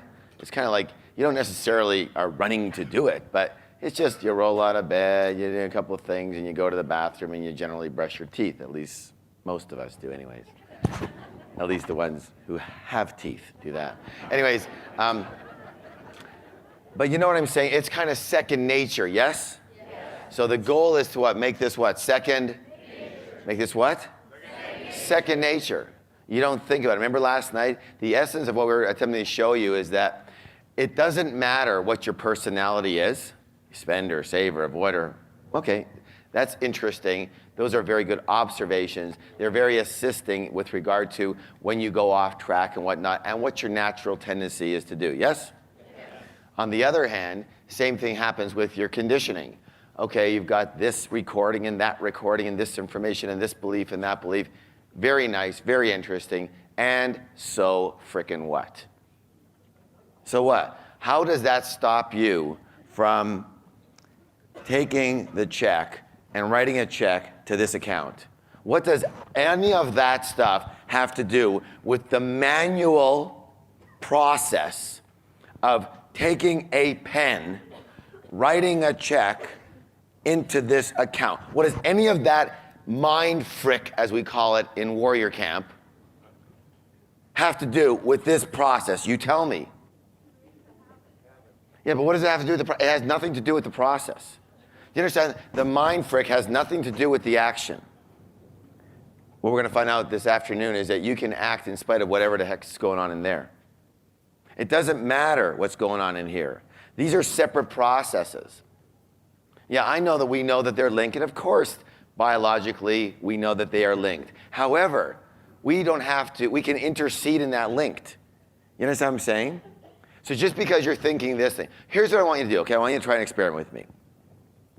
I want you to think 1,000% to stay seated. But what I want you to do bodily is stand up. All right? I want you to think 1,000%. I want you to believe I have to stay seated. I want you to think, if I don't stay seated, something really bad is going to happen to me. I want you to think really, really dramatically, stay seated. But what I want you to do is stand up. Try it. See if you can do it. No, stay standing if you can do it. So think, I have to stay seated, but stand up. So you're not able to use your feet and stand up? Are you able to? You are able to. Okay, great. Are you able to stand up? You are, okay. Are you able to stand up? Are you able to stand up? So think I can't, but do it anyways. What did you notice? I can stand. Hallelujah, brothers and sisters! You can stand. All right, have a seat. So do you understand what I'm saying? You can think this all you want, but in the end, it has nothing to do with the bodily mechanics of doing it. Understand? You can think anything you want, but in the end, it has nothing to do with writing a check or putting the frickin' bill inside the jar. Those are two separate things. So stop thinking, or think anything you want. I don't care. All I care about is you do this. That's all. You can think anything you want and get really rich and free. Do you understand that? Yes or no? Yes. I hope so. All right. Please stand up with your sheets. We're starting with winning the money game. The words have energy, yes? Yes. How many people have heard of affirmations? Okay. There's a difference between affirmations, what I call declarations. A declaration is a commitment to the universe, right? An affirmation is a saying. The declaration, as far as I'm concerned, the declaration is what you're stating as a commitment out there. Say, this is who I am, all right? The affirmation is kind of, I find it for myself, the definition a little more whimsical. It's just a statement, but it doesn't necessarily, for me, feel like a commitment. When I say this, I make a declaration into the universe that this is who I am, this is who I am becoming. Does that make sense? So it's all your perspective. It's all the meaning you what? Give it. Does that make sense? So I'm giving it this meaning that when I say this, I'm putting it out there that this is now and becoming truth for me. Understand? Versus an affirmation to me is a little bit more, well, okay, I am strong and courageous. I am strong and courageous. I am strong and courageous. You know, versus I can say the same words, but if I have my hand on my chest, if my intention is to the universe to say, I am strong and courageous, and feel that, it's a whole different matter. Does that make sense? Now, the other thing about this, too, is that we only use declarations in concert with the learning and experiences that we're already having. So what they are is they're a little bit more, almost more like reminders, review, and they trigger the other information and experiences you've already had. So when it says, I am an excellent money manager, what does that trigger for you? The jars, and that you split your money up. Does that make sense? Versus if you just read in a book, here's your 6 affirmations you should say for yourself. I'm an excellent money manager. Where's the file? The only file you've got is a junky file. So you're saying this, your junk file comes up and they don't match. And finally your mind says, that's BS. You're a lousy money manager, and you always will be. Because you haven't done the work. You haven't related into a new file yet, understand? So you already have the file. So these are more of making what you already know stronger and putting it out there. Does that make any sense to anybody here, yes? And that's the difference in the way we teach. The way we teach all our programs. I'll tell you right now, this is even our entry-level program, but all of our programs generally use declarations, but they use it in harmony with the lesson. So each lesson has the declaration, and they're more of like a reminder. Are you guys ready to say this? Yes. Are you ready to declare this into the universe? Yes. All right, let me hear you. I am an excellent money manager. I always pay myself first. I put money into my financial freedom fund every day. My money works hard for me and makes me more and more money. I earn enough passive income to pay for my desired lifestyle. I am financially free. I work because I choose to, not because I have to. My part-time business is managing and investing my money and creating streams of passive income. Give somebody a high five and say, you have a millionaire mind. Good work. The gold sheet, winning the mind game, winning the mind game. Let's hear it. Go. I create my life. I create the exact amount of my financial success. I play the money game to win. My intention is to create wealth and abundance. I admire and model rich and successful people. I believe money is important. Money is freedom and makes life more enjoyable. I get rich doing what I love. I deserve to be rich because I add value to other people's lives. I am a generous giver and an excellent receiver. I am truly grateful for all the money I have now. Lucrative opportunities always come my way. I am incredibly lucky when it comes to money. Give me a high five and say, you have a millionaire mind.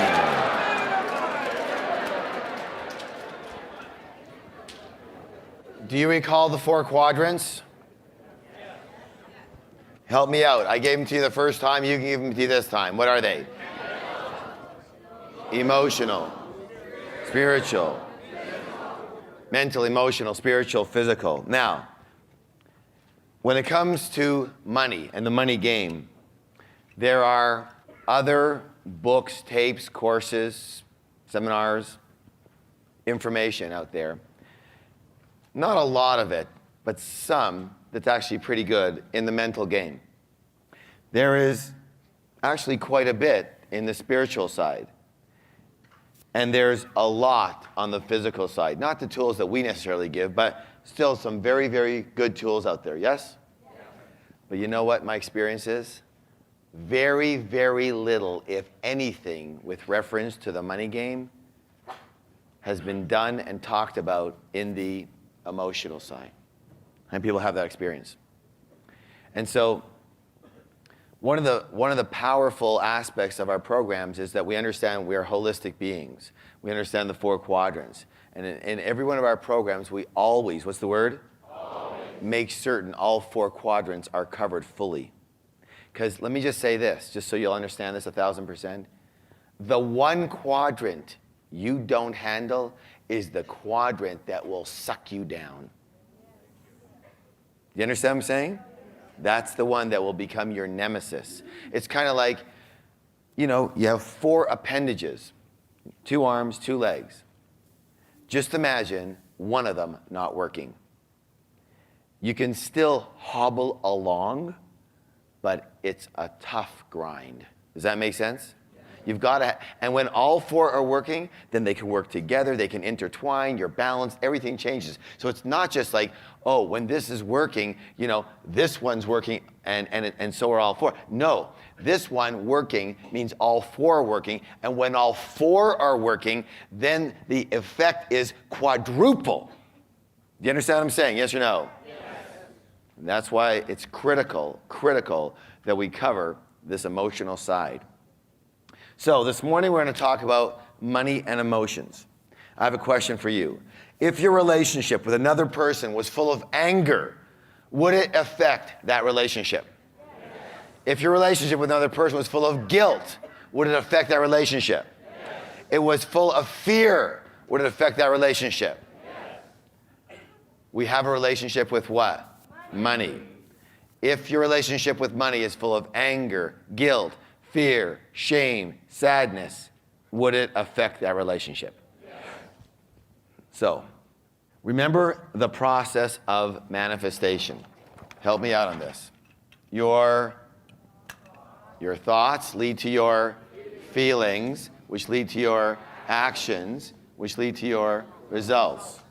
So, by virtue of that formula, you automatically, what's the word, please? Thank you. You automatically bring your what?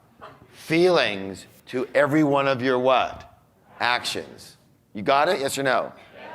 So before you take an action, you're going to have a thought, you're going to have a feeling, and then there's going to be an action. So what happens is you're bringing those feelings with you wherever you go. Now, your positive emotions and positive feelings serve to uplift the actions around money, yes? But your negative ones, what do? They drag those actions and decisions down. And your negative emotions end up like becoming lead weights, burdens, baggage that you end up dragging with you. And what happens is you're dragging this thing along, and it's really heavy. And what occurs, unfortunately, is that as we proceed with this throughout our life, guess what we forget? That's right. We forget that we've got this tagging on and holding on to this. And we think, we believe that this is how we walk, and this is how much we weigh. You understand what I'm saying? We forgot we're holding on to this thing that's weighing us down and slowing us down. We just think it's part of us now. This is who I am. Oh yeah, this is who I am. So what happens is this. These are like lead weights, baggage that we end up bringing with us into the future.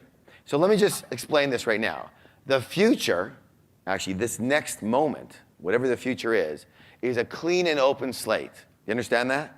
It's totally clean, it's totally open, it's completely neutral, right?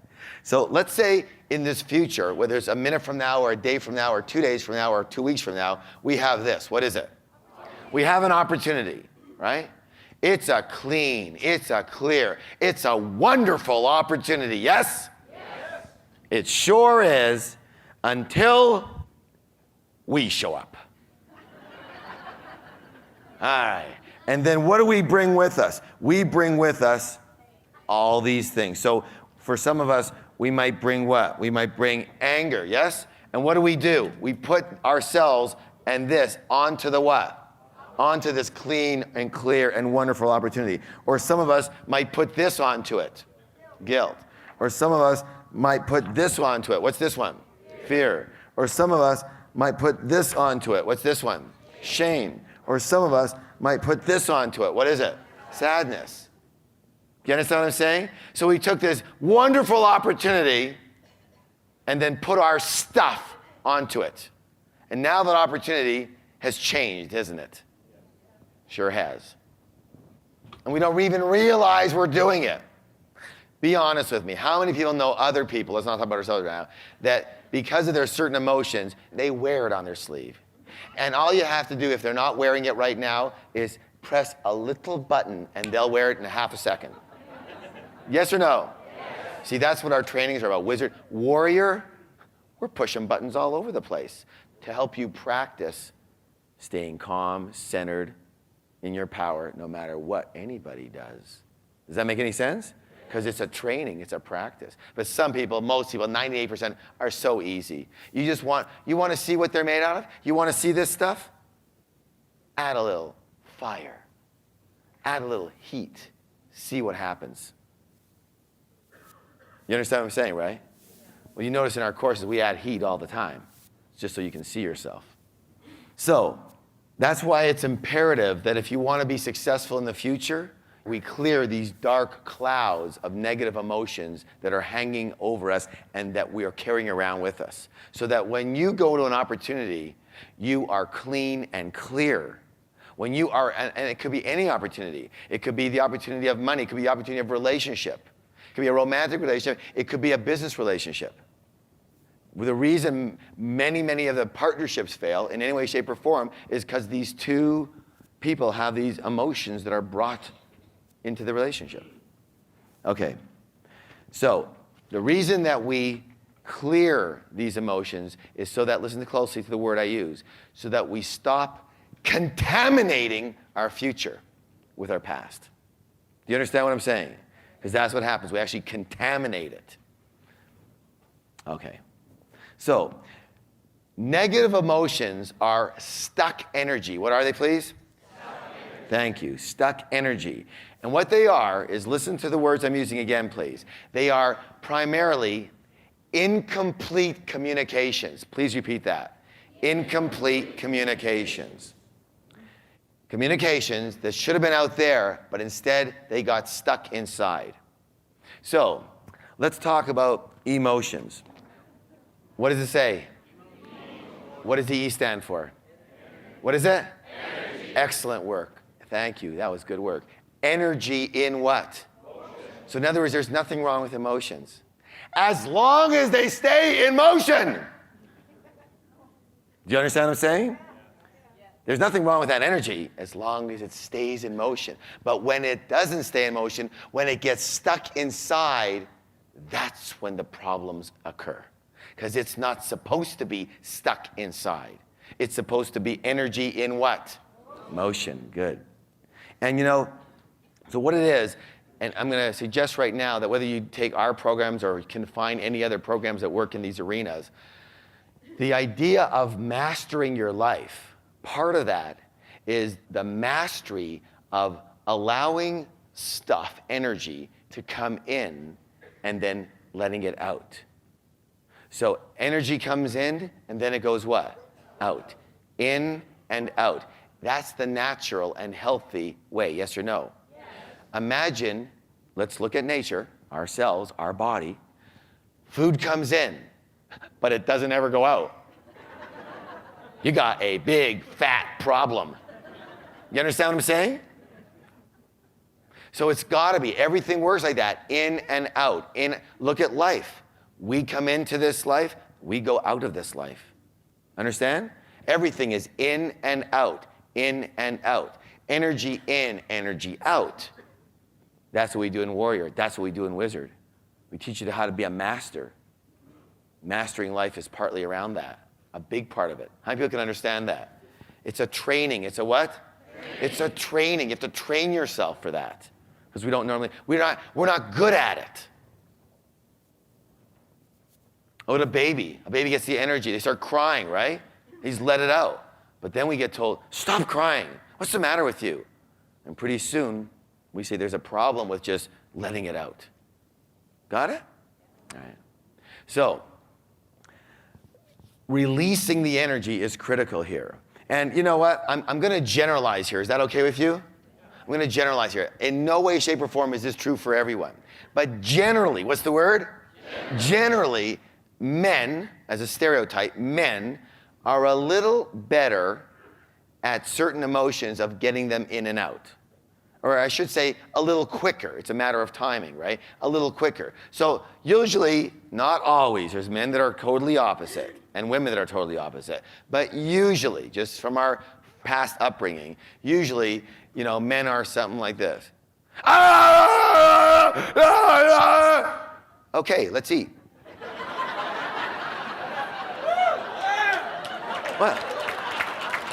What is it? What's the matter? Right?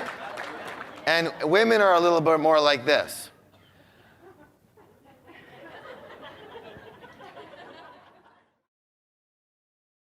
Like my wife's a perfect example. I come and I see her and she's in the kitchen. I go, hi, honey, how's it going? Okay. Are you all right?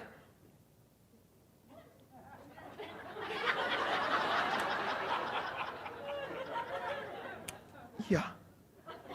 You don't really seem okay. Are you like in not a good mood? You're sick, right? Everything's okay. Gee, honey, maybe we can talk about this. There's nothing to talk about. Okay, well, listen, I'll see you later on. I got a little bit of work to do. I'll talk to you after.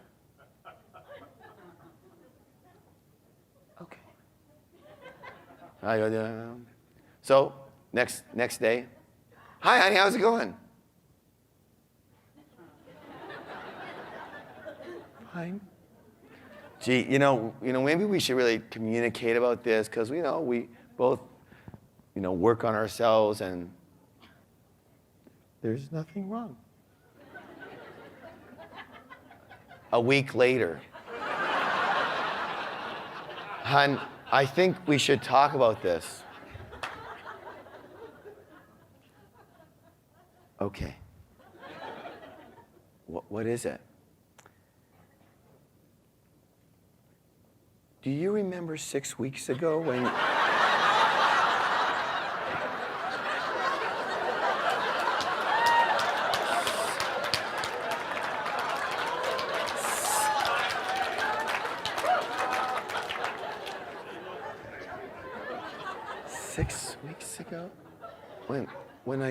when I called you in for dinner and I had made a really nice dinner and you kept saying you're just turning off the computer and you didn't come for like 5 minutes?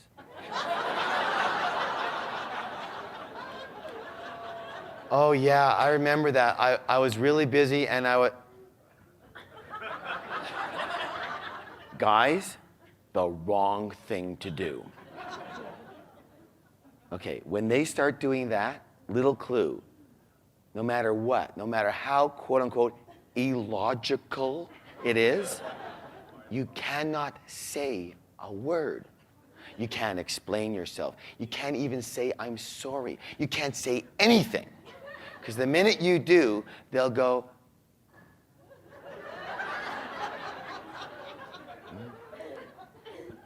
you just have to zip it and just wait and wait and wait and wait and listen until all of it comes out. All of the energy that's been stored in there for months. Okay? Then later, after it's all done, there's only 2 words, and they are, I understand. And that's it. Yeah, so you gotta listen. You understand what I'm saying? It's about listening, and that's all they want. One of my new books coming out. It's called "It Takes Courage," and there's actually 30 ways in 30 days to a happier, healthier, wealthier life. And it's got vignettes. So it's got a thing about courage, what it takes courage to do, and then it says it has a cartoon. So there's one about it takes courage to just listen, right? And it shows this woman talking to a man, and in the vignette, the first vignette, it shows her saying to him, when I want you to speak, I'll raise this flag. And in the second vignette, it shows her burning the flag, right? So really, it's just a matter of timing. Men in general are a little like in and out, quick around, and women just hold it in there, you know? So it's all about the timing, right? Just a matter of time. Speaking of timing, it reminds me of a cute story of this wedding that's happening. It's an Italian wedding, and you know the husband and the wife, and they're kind of young, and the grandfather comes to his grandson. He says, hey, Sonny, I got a present for you for your wedding. He says, is this a gun? Is this a gun? I've been in the family for years. I've been, well, I use the gun. I use the gun on myself all the time. It's a great gun. It's a kill a lot of people. It's a good gun. He says, well, gee, I don't really need a gun right now. He says, well, you got to take it as a gun. It's a present from me. You understand? You take it as a gun. He says, okay, I'll take it the gun. So he takes the gun. And he takes it home, and he takes it to his new wife. She says, get that stupid thing out of here. What are you, crazy? We're not in the mafia anymore. Get that out of here. I don't want that in the house. Away. So he says, okay. So he takes the gun, and he goes over, and he goes down the street, and he finds a pawn shop, and he trades the gun in for this really nice watch. And so he comes home with the watch. He's really happy. It's a year later, and now it's time for their 1-year anniversary. And they're having a party, and Grandpa comes, of course, and he says to his grandson, he says, son, I got to see it at the gun. He says, I miss it at the gun so much. It was like a part of me. He says, I use it so much. He says, let me see it at the gun. He says, well, gee, Grandpa, I don't have the gun anymore. He says, you don't have it, the gun? Where's the gun? He says, I traded it in for this really nice watch. He says, you traded the gun in for the watch? He says, let me ask you a question. You're going to come home one day. You're going to see your wife in bed with another man. What are you going to do? Say, hey, buddy, it's the time to go.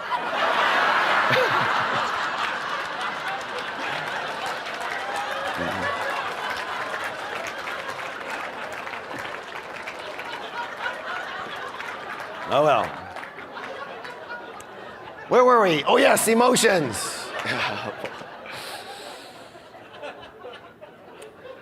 Okay, so emotions are what? Stuck energy, yes? Let's try that again. Emotions are, hey, wipe those smiles off your face. Emotions are stuck energy. What are they, please? Stuck energy. Thank you. Stuck energy. Incomplete communications. And therefore, the way to clear the emotions is to get in touch with them and experience them. And by experiencing them, we actually bring them to the surface, which then dislodges them from being stuck inside us. Does that make sense? Yeah. I'll say it again. their stuck emotions. By experiencing them, we bring them back to the surface, which then what? Dislodges them from their stuck position and brings them out. So we're going to do a very, very essential, and what I'm going to say right now is a life-changing exercise for many, many, many, many, many, many people. I want you to write these things down. I'm going to dictate them all first, so copy this, and then we'll talk about it after. Everyone needs to be writing these. Everyone. With regards to money, colon, with regards to money, I feel angry because, ...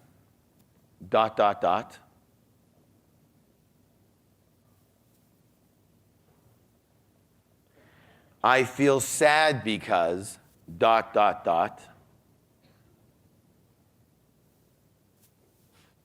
I feel afraid that, ...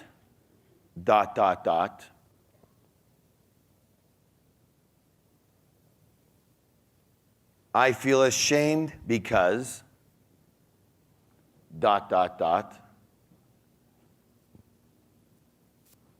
I feel guilty because, ...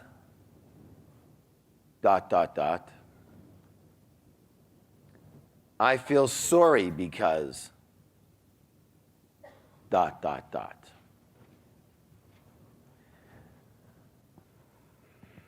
So you could feel this emotion with regards to yourself, a specific person, a group of people, or a specific situation. And I want you to write these completions in complete sentences.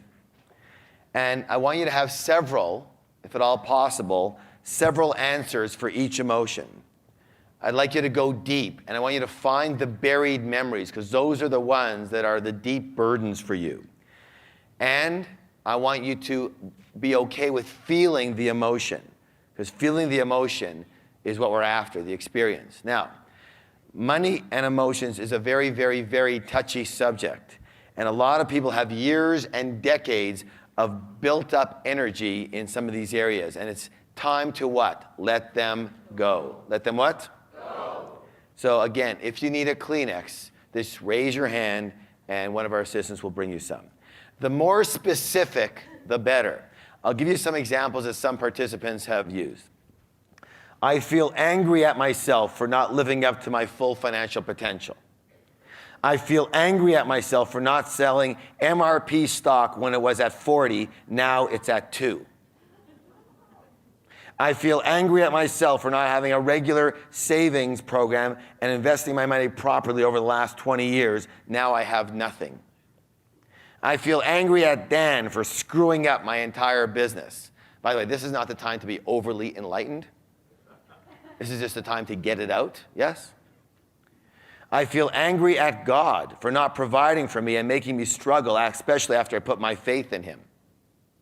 I feel afraid that I won't succeed in my next business and I'll lose all my time and investment capital. I'm afraid that I will succeed and I'll have more responsibility and have to live up to everyone's new expectations. I feel ashamed I've let myself get $50,000 into debt. I feel sad I can't trust my supposed friend Ariel anymore. I feel guilty for having to ask my parents for money and still live in their home. I feel guilty for earning more money than my dad. I feel guilty for stealing from my partner. I feel guilty for taking money from my mom's purse without her knowing when I was young. I feel guilty for letting my family down and not supporting them in the lifestyle I'd like to. You understand what I'm saying here? So, these are the ones I could share. Write freely. Go deep. This is something, listen closely, this is something that you can keep private if you choose to. And the more you can write, the better. But here's my challenge to you. It takes courage. It takes what? Courage. To fully do this exercise.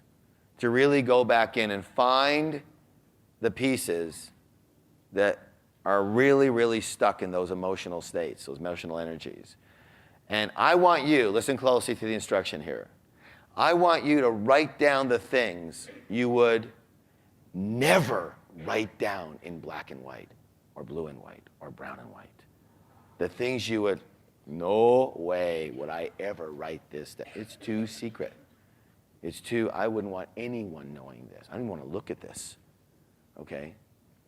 You write down the things you would never write down, including everything else. So I'm not saying everything has to be a big catastrophe. I'm just saying the things that are serious, get them down. Because those are, otherwise you're just playing on a very superficial level, which is okay if that's what you came here to do. But if you came here to clean out your life so that you can go to tomorrow with a clean slate, this is the way to do it. And it does take some courage, no question. All right, so make sure you get at least a couple of completions for each emotion. If nothing comes to mind, ask yourself, what would I write down if I did have this emotion? All right, if I did have this emotion, what would I write down? Again, it doesn't have to be a catastrophe. Okay? And again, now, these are mostly primarily to do with money. With what? Money. However, since this is such an effective exercise, it would be a little bit of a ripoff if we didn't allow you to slide some other pieces in that you're angry or ashamed or guilty about. So go ahead and write them in. I don't want you to spend the whole time on them. Make sure that for each of them you got the money parts handled. But if you've got guilt or an anger around something else, put it in there. Okay, because we're going to do some release work on this morning. So let's release the whole, let's get rid of the whole tree, all right? Is that okay? Yeah. All right, good.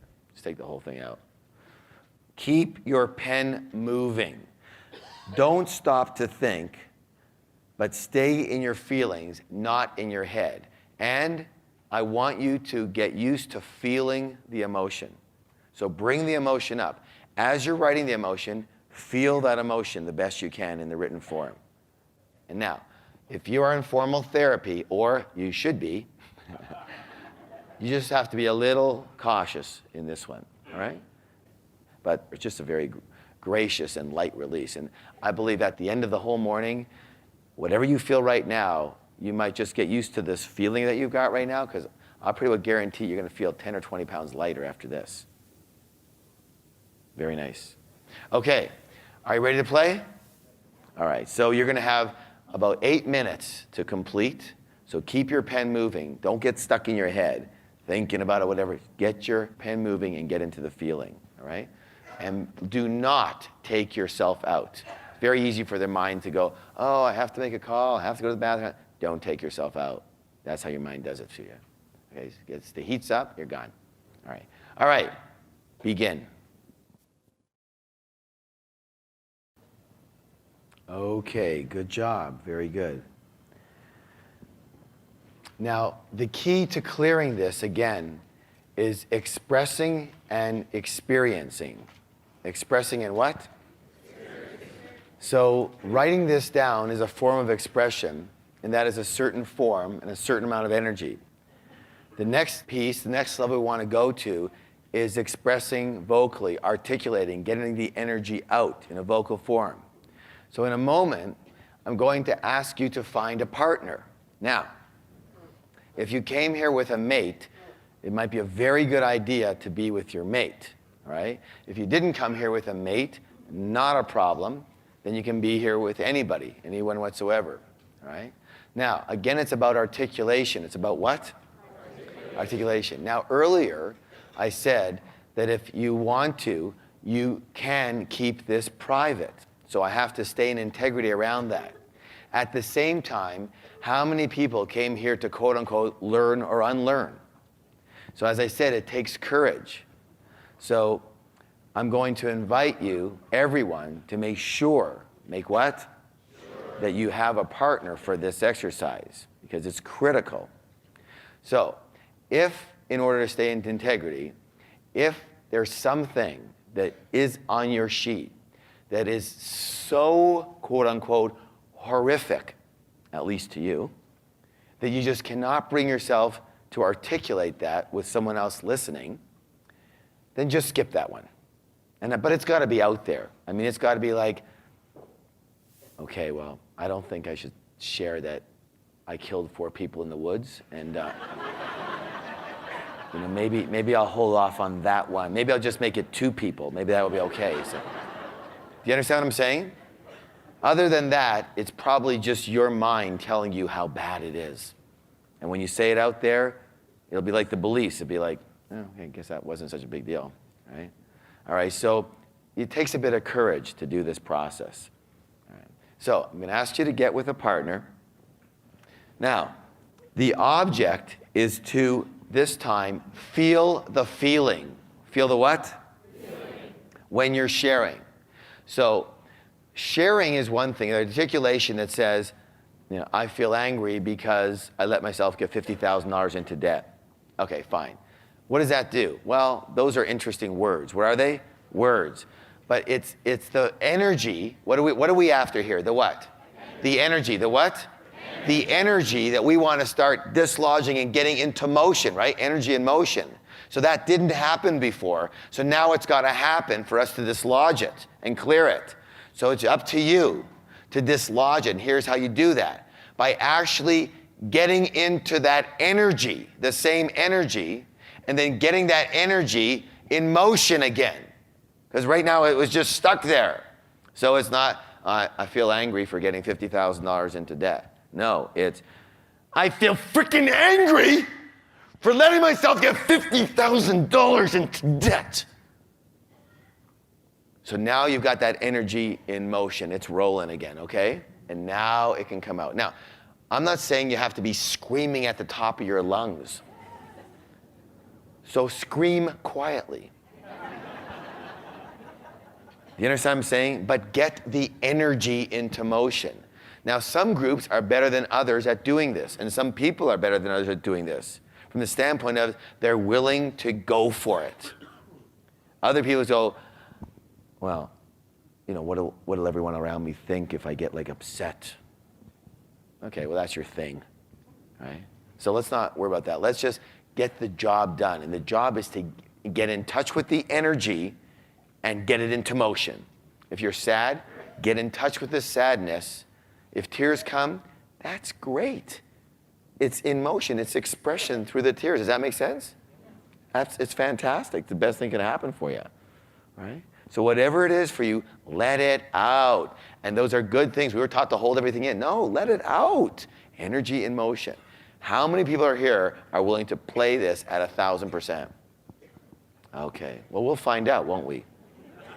We'll find out. So, how many people here are willing to fully participate in supporting their partner? Now, how do you support your partner? By what? Just listening. Just listening. And be supportive, like a little angel. You're just listening, you're open. So when you're sharing and when you're supporting, just be totally open. Just be open. Allow things to flow. Let the energy flow all around. And just listen.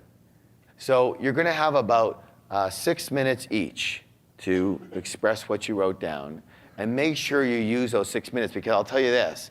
In the thousands and thousands and thousands of people that we have assisted in this program, this part right over here, people tell us all the time, has just like taken years and years of heaviness away from them. They allow them to walk into life clean and light. And you'll see the difference if you play. If you don't play and you don't see a difference, it's because you didn't play full on. So the level at which you play is the level at which the rest of your life is going to take hold of. So it's up to you. When you walk into that clean slate tomorrow, what do you want to be? How much of this do you want to hold on to? Again, if you're going to be upset in a quiet manner. You could be upset, I am angry, because you just get the energy in motion there. And it's okay to move, right? Get it going. All right. Take each one and play it for real. A begins, go. Okay. Now, as I mentioned, emotions are stuck energy that need to be released. The key word is released. And letting go is actually a choice.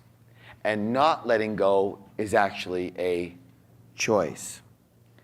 And a lot of people choose to not let go because they believe that this emotion is serving them in some way. They say that, well, if I let go of this anger, it'll mean that I'm condoning what he or she did. Or if I let go of this fear or doubt or worry, I might really get hurt.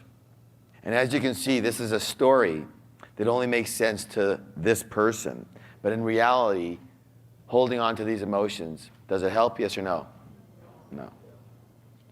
Doesn't help, and it usually makes life very, very what? Miserable. So, the point is that you can let go of any emotion quickly and easily.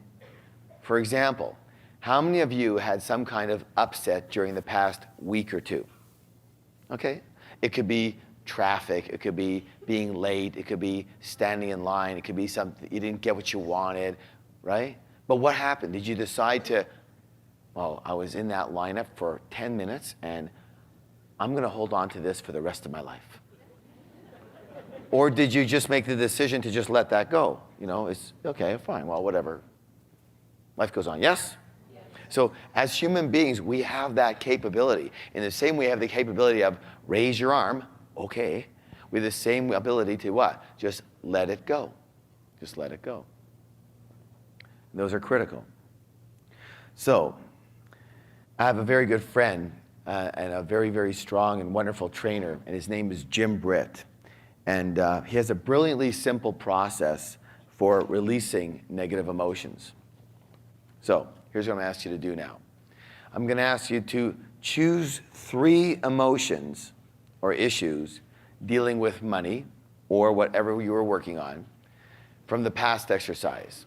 So let's come up with three of the ones from the past exercise that had the biggest charge on you or that you want to really, really work on clearing. Okay? So you're choosing 3. Now know what they are. You're going to have to kind of memorize them because you won't be able to use your notes for this. Everyone got 3? Good. Now, close your eyes. Take a nice deep breath. And let it out. And once again, another breath. And let it out. And one more nice deep breath. And just let it all out. Okay. And bring up the first issue. Bring up the first issue. And get in touch with how that makes you feel. And notice where you might feel this feeling in your body.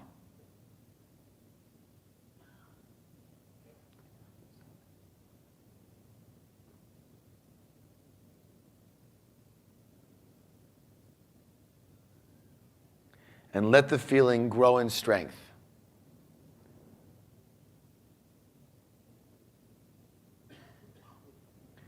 And let the emotion come forth.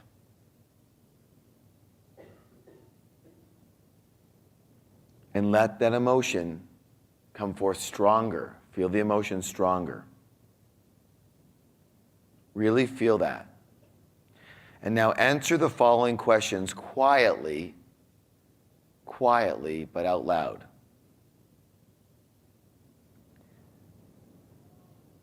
Do I like feeling this way? Do I want to let it go? Am I willing to let it go? When am I willing to let it go? Now, if you're willing to let it go now, say to yourself, I am willing to let, and then whatever the emotional issue is, go now. For example, I am willing to let my anger towards myself for losing that $50,000 go now. So begin. I am willing to let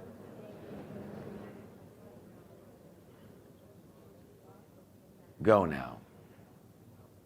Now keep your eyes closed. Take a nice deep breath. Exhale. Shake your body out. Keeping your eyes closed, smile. It's as simple as that. It's as simple as that. No complications. All right. Bring up the next issue, the second issue.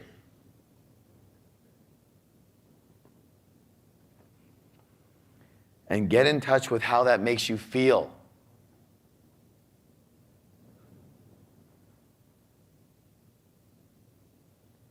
And notice where you might feel this feeling in your body.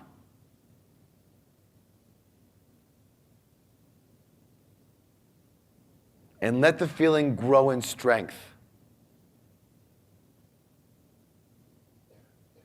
And let the emotion come forth. And make the emotion stronger. Get in touch with it. And now answer the following questions quietly but out loud. Do I like feeling this way? Do I want to let it go? Yes. Am I willing to let it go? Yes. When am I willing to let it go? Now. If you're willing to let it go now, say to yourself, I am willing to let whatever the emotion is go now.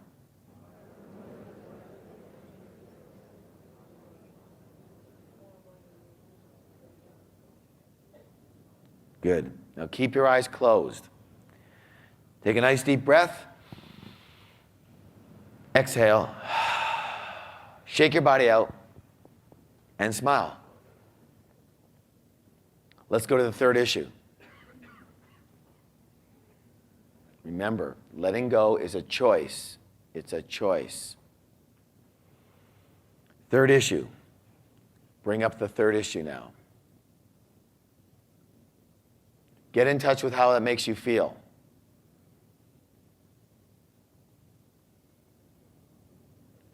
Notice where you might feel the feeling in your body.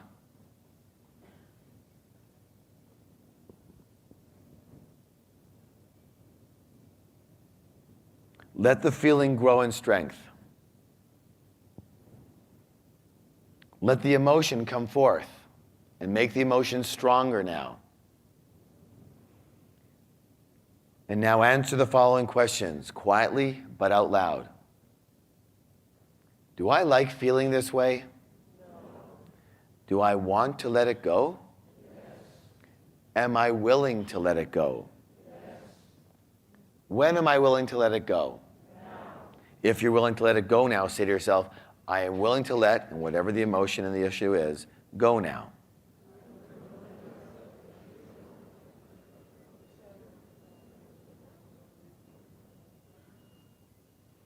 Take a nice deep breath. Exhale. Shake your body out. And smile. Keep your eyes closed.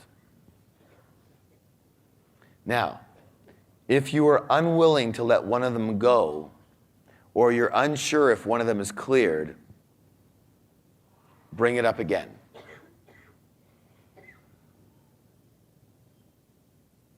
Bring it up again. So we're going to work on one more. Bring it up again. And ask yourself the following questions. To yourself now. What does this feeling or issue do for me?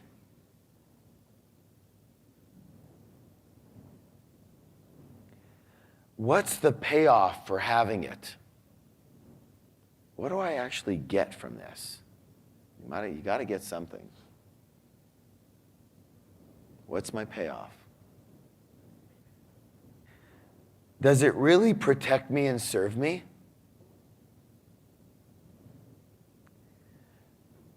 Do I really still need it? What will really happen if I let it go? What will really happen? And now answer the following questions quietly, but out loud. Do I like feeling this way? Do I want to let it go? Am I really willing to let it go? When am I really willing to let it go? If you're willing to let it go now, say to yourself, I am willing to let, whatever the issue is, go now.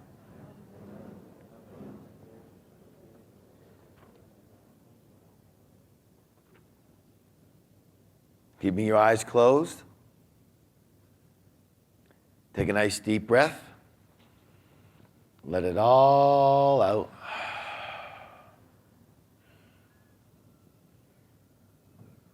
And feel the freedom. Feel the lightness. Feel the feeling of emptiness. This is good. And now as you feel this feeling of emptiness, I want you to fill that vacuum. But this time, I want you to fill it with light and with love. So feel the feelings of love.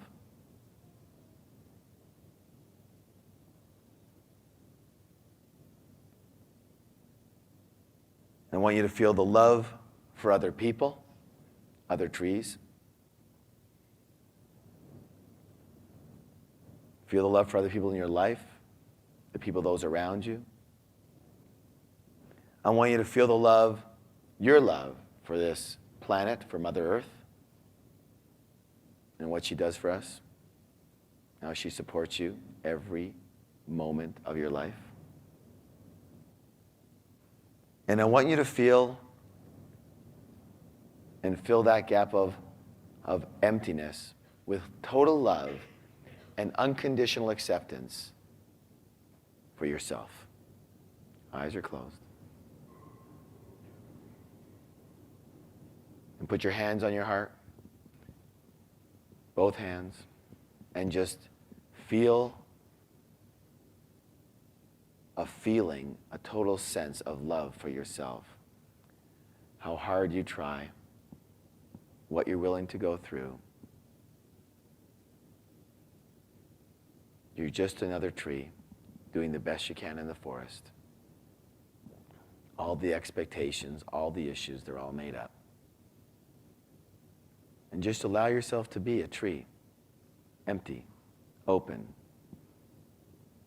willing to let the sunshine in, willing to flow with the wind, willing to just be, willing to just be nothing and everything at the same time. Empty, aware, love. Empty, aware, and love.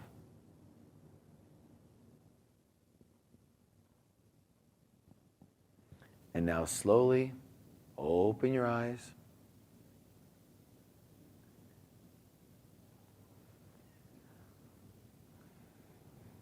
And give at least 3 people a great big hug and take a 10-minute well-deserved break.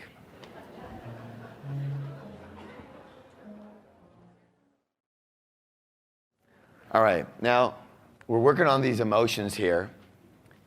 By the way, how many of you already feel a bit of just a little more empty? It's like there's not a lot going on. Yes? That's a good thing. People pay for that, okay? You understand what I'm saying? Your mind is going to tell you that the way to be is full, right? But your higher self, all it wants is just to be. Full of nothing, just full of nothing, just empty. And when you're empty, then you're what? You're open, you're alert, you're aware, and you bring a fresh you to every fresh situation. Does that make any sense? You don't drag your past with you all the time. And you can be open. And the beautiful thing about it, as you'll learn in other programs, is that you can take the best of what you've learned and your experiences and bring only the best of you with. Because you're going to be in choice, yes? All right. So, of all the emotions, the most debilitating is this one. What's the word? Anger. Anger. Anger often runs our life, and anger often ruins our life. When I was 9 years old, I went to New York with my parents, and we were visiting some cousins. And my cousin was 14, and he had this incredible coin collection. And I'd never seen a coin collection before. And he had these old coins. He had like a quarter that was worth $40, and he had silver Kennedy $50 that was worth $100, and it was just amazing. And he had these, these books that told you how much everything was worth, and he had, special folders for the coins with plastic, and I was so impressed. And so I decided that when I get home, I would start a coin collection. Excellent. So I did. I started a coin collection, and I really got into it. And I remember going to school, and of course, they're all young kids, and I would trade them, shiny new coins for their oldest coin, and I would tell them to find the oldest coin you've got by date and whatever, and I'll give you a brand new shiny one. And I remember a couple of them started getting wind of it, so I said, you know what? I'll even pay you more for if you have something over, less than $19.50, I'll give you twice as much for it. And of course, I'd take a look at it, and generally they'd be worth way more than that. And so I had this really great coin collection, and we didn't have a lot of money, so I didn't have the folders and all the special paraphernalia, but I just had the coins. And I had this little brown, plasticky, rubbery type of treasure chest piggy bank. And it had a little opening, and I would take my coins and put it into this piggy bank. And I kept the piggy bank that was full of coins, and all my favorites, of course, under the sink in the kitchen. And everything was fine, and I just loved putting the coins into there. And I came home one day from school, and I went to put some coins into the piggy bank, and the piggy bank was gone. And of course, as a 9-year-old, I freaking freaked.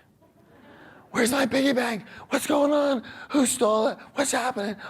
Right? I'm all over my mother. What'd you do with it? She's, I didn't do anything. I don't know where it is. Nothing, right? So of course, I searched all around the house from 3:30 until 5:30. For 2 hours, I'm searching for this piggy bank. I searched outside. I searched on the lawn to see if anyone had dug anything up so that they had maybe were putting it there. I searched next door, my neighbor's lawn. I searched everywhere. And I finally found my piggy bank. It was in my father's night drawer underneath, and it was empty. Okay. My father comes in from a hard day's work, opens the door, and I go flying in his face. You robber, you stealer, you stole my bank. What's the matter with you? Don't you have your own money? What's the matter with you? You stole it, don't you have your own money? And he goes, whap! And smashes me right across the mouth. I go flying. He goes, half of that was my money. Get lost. And then he takes off. All right? Okay. So of course I go running into my room. I hate you, I hate you, I hate you. I'll never trust you again. You stole my money. Anybody relate to this? So, what had happened here? So, of course, I lost my trust in my father, who represented all men. Got it? And what occurred, of course, is that from that incident, from that what? I couldn't deal with men, because all men weren't to be what? Trusted. Couldn't be trusted. Do you understand how this could happen? Right. So this is, and this was something that for years and years and years ran my life, at least unconsciously. Whenever there was a man involved in business, I couldn't trust them, or I knew they would rip me off somehow or something.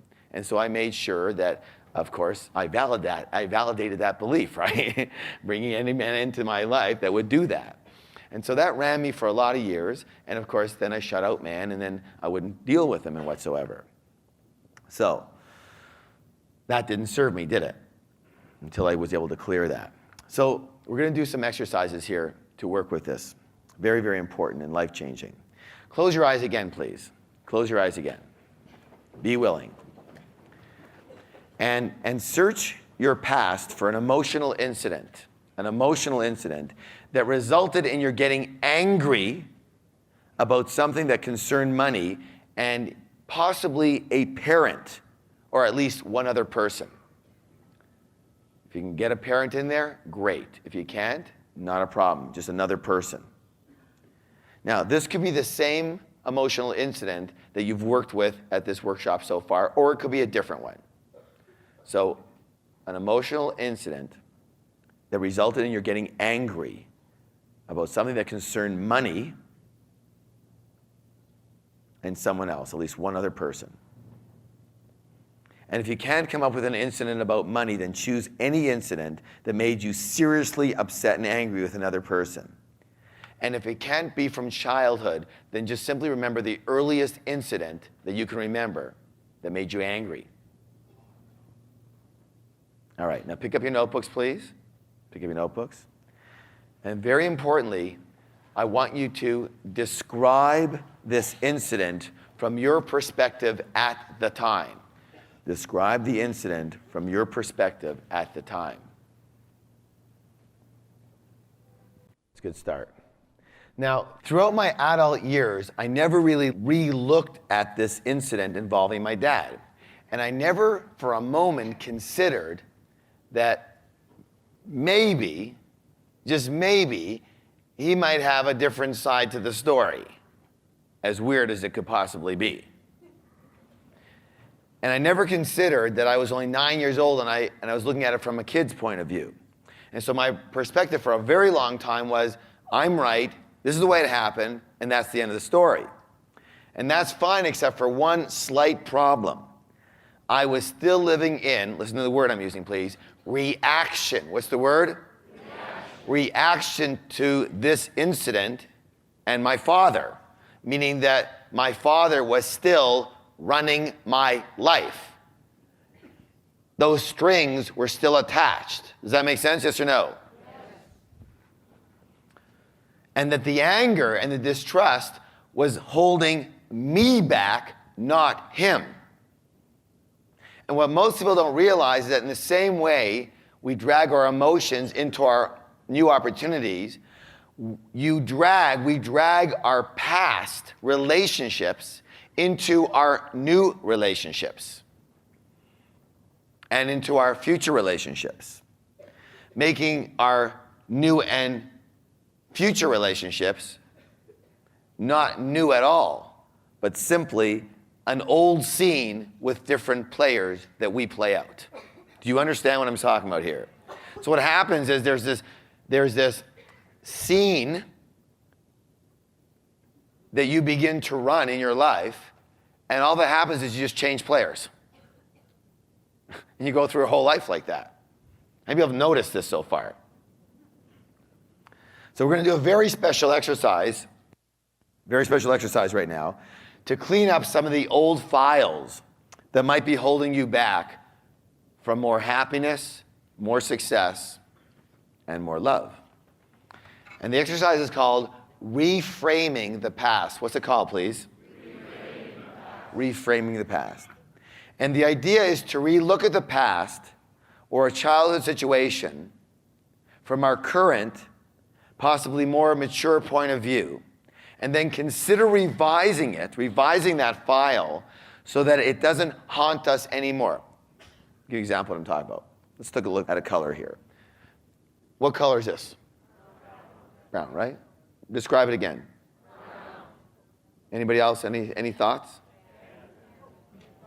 Brown. I don't get it. I'm looking at this. Everyone's saying brown, and yet I don't see it. What color is this?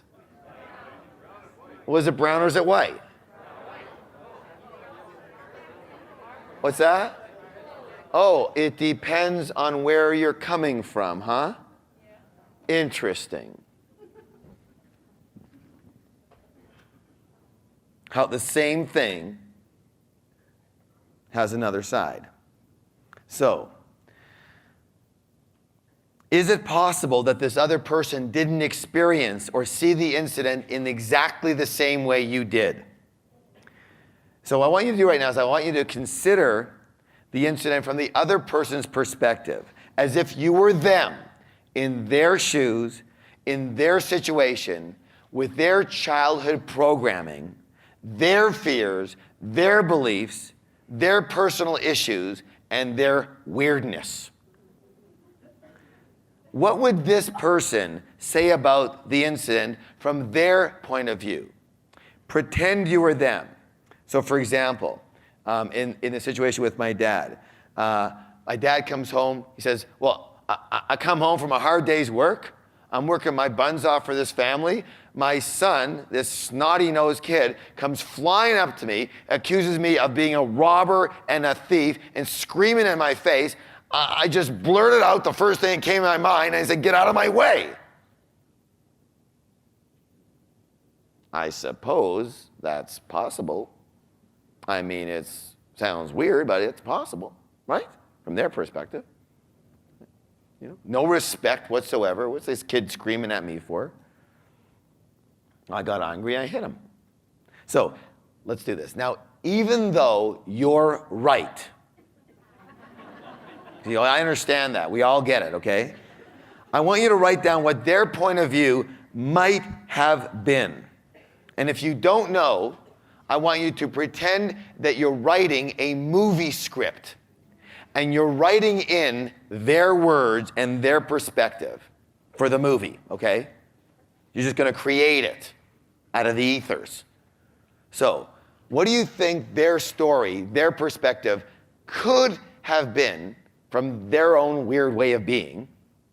You know, maybe they were even drunk at the time. I don't know, whatever it was. What was their side of the story? And if you don't know, then just make it up. Write a script. Okay, the father comes in and he was probably, you know, had a bad day. Guy just had an argument with him. Somebody cut him off and he got really upset. And the kid was, you know, whatever it was for you, okay? So go ahead, write that down now. Take a couple minutes and describe their point of view. So pretend that you're them, their issues, all that. How could they have possibly seen this?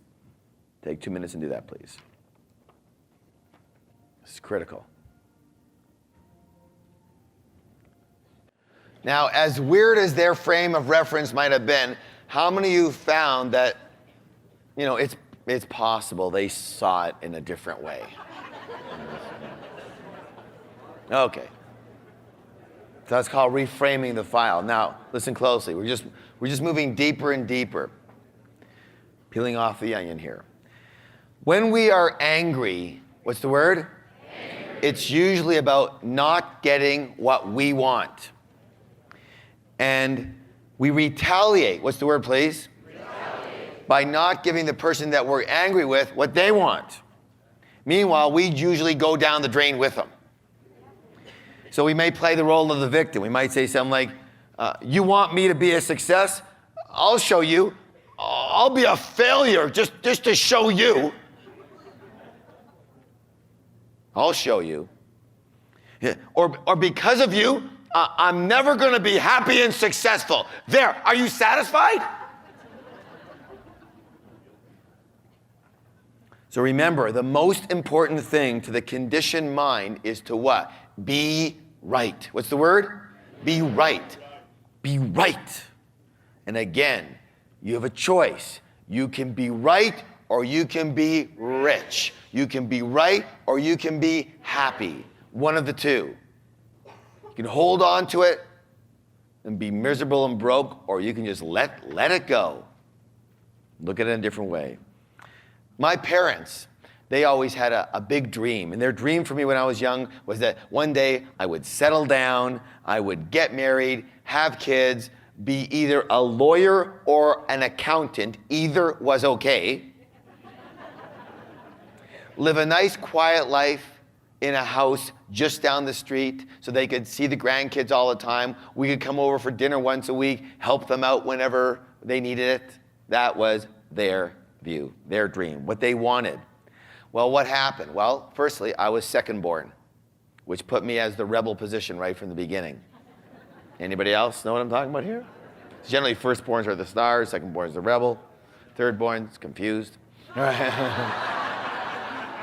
can I tell you? So that's what they wanted. As the rebel, though, what actually happened? Well, I lived in 5 different cities, none of them being where they were. I had 12 different businesses during that time. I had 12 different jobs that I had tried out. And for all those years, I had no focus whatsoever, completely unsettled, and totally unsuccessful.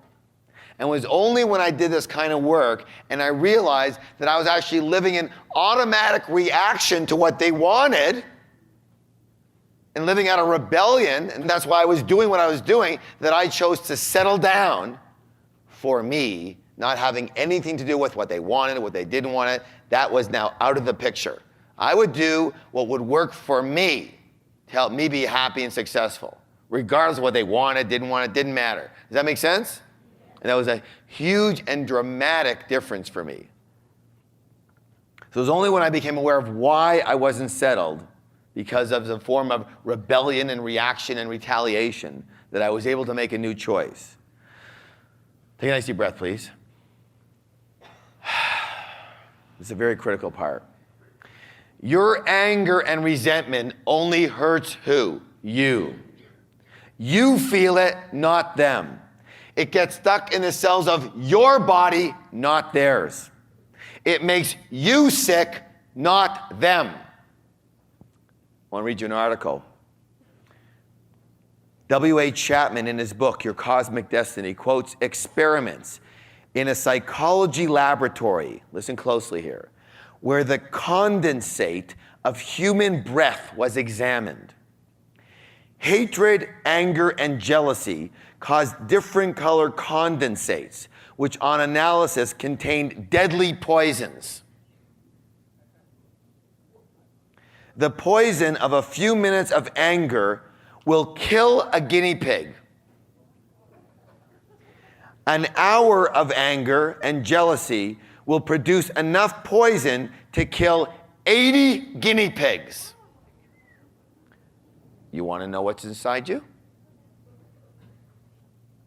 There's a saying that says, holding on to anger and resentment is like drinking poison and expecting someone else to die.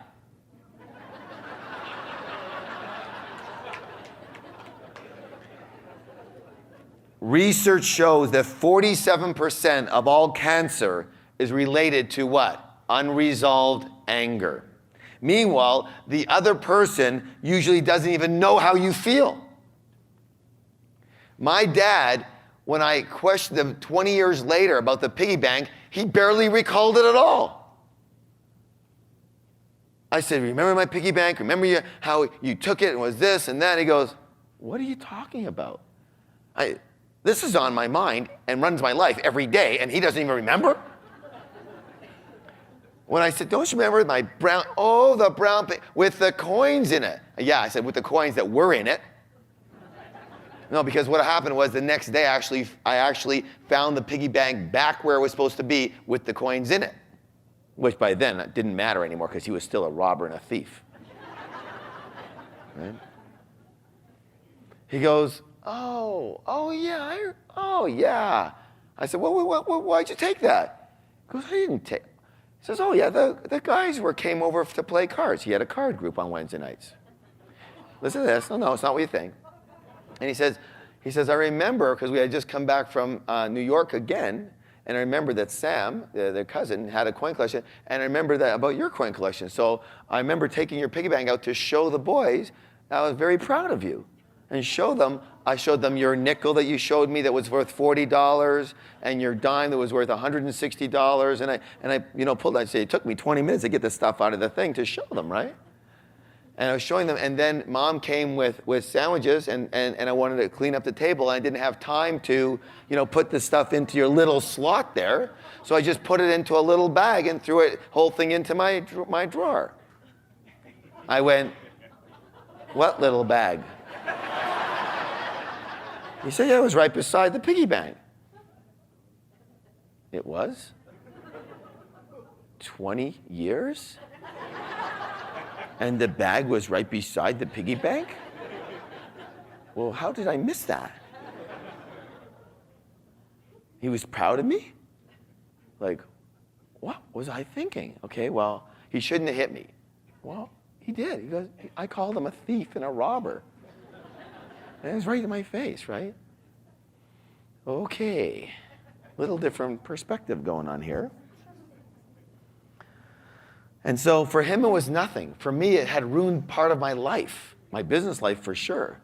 And yet what had happened was we just both simply overreacted to an incident, yes? So all healing is a release from the past. A release from where? Only release from the past. So to become fully successful and happy and in control of your own life, it's imperative that we let old angers go. So part 1 of this exercise was to reframe at least one anger file and put it into a new perspective. And part 2, the next step and the next level, is to actually forgive those people. Even if they were wrong, even if they're still jerks. It's hard to believe, but the rule is this: everyone always does the best they can at that time. And when you know yourself, have you ever been in the heat of the moment and you did something or said something that you wish you could have taken back? Anybody here ever done that? All right. So we know what happens. We get riled up, buttons get pushed, and we just blurt out like crazy things. Realize those people that we are angry with were merely acting out of their own conditioning from the past, based in their own fears, based in their protective mind, but not who they really are, their loving and truer and higher self. So, also remember who the anger is hurting. Who's it hurting? Does that have anything to do with them? Well, not hurting them. You think it's hurting them. It's not. So it's a choice. It's a what? You choose to forgive, or you choose to hold on and let that poison simmer and stick inside you. You choose to be right, or you choose to be what? Rich. You choose to be right, or you choose to be what? Happy. It's up to you. You forgive them for you. Now, listen to what I'm saying here. You don't forget, but you do forgive. Very big distinction. I am not asking you to forget. I'm asking you to forgive for yourself.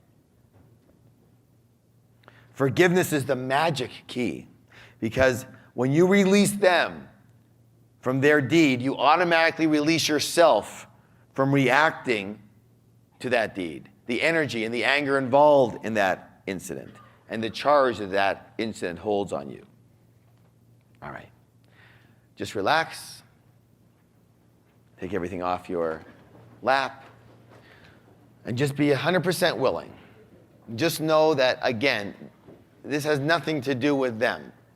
It has everything to do with releasing you and clearing you. Take a nice deep breath in and let it out. One more time, in and out.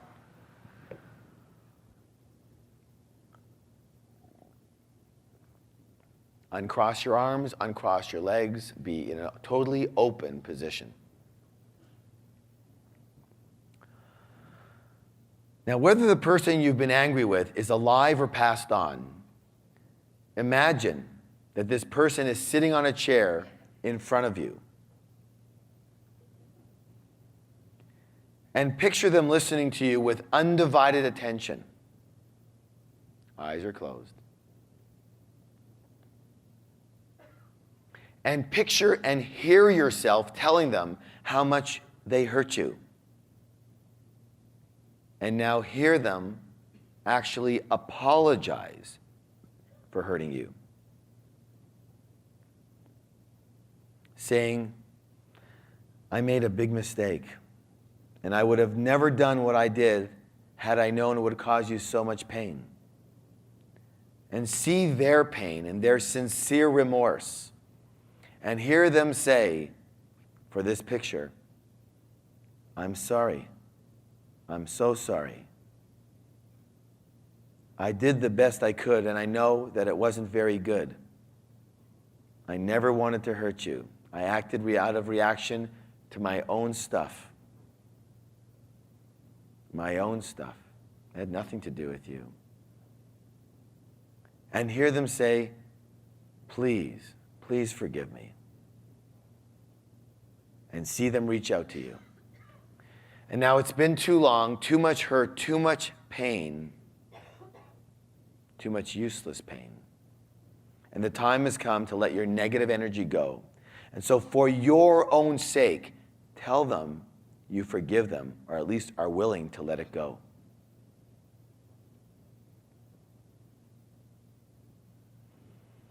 And realizing again that everybody, including you, only does the best they can at the time, just feel the anger leaving you now as you see and feel yourself reaching over and hugging or at least shaking hands with the person in forgiveness. And just let it go. Just like you can, just let it go. Been way too long. Take a nice deep breath and let it go. And as you see and feel yourself hugging or shaking hands with this person in forgiveness, make that picture in full color and bring it closer to you. And now make the whole picture bigger. And see and feel it in your body as if it's occurring right now. And again, take a nice deep breath. Smile. Open your eyes slowly. Shake it out. And let all this go. That's it. Now I'm going to invite you to actually complete with the person in your visualization. You might speak to them. You might write them a letter. You might mail it or not mail it. That's the great thing about email. After you write it, just hit delete. There you go. Regardless, here's the big key. Regardless of whether you speak to them, write them a letter, talk to them over the phone, which you get a lot of people doing, here's your clue. Please, for your own sake, who did you do this for? You. Does it have anything to do with them? No. Here's the clue. Do not expect anything from them. If you do, you are going to set yourself up for a very big surprise. Don't expect anything from them. Don't expect them to go, oh, I forgive you too, or I love you too, or all this. Forget it. It's got nothing to do with them. This is all about you, your energy. Got it? You forgive them for you. Whatever they do is totally up to them, even if they're still jerks. Let them still be jerks. It doesn't matter. All you want to do is release those poisons. Release that from stopping you.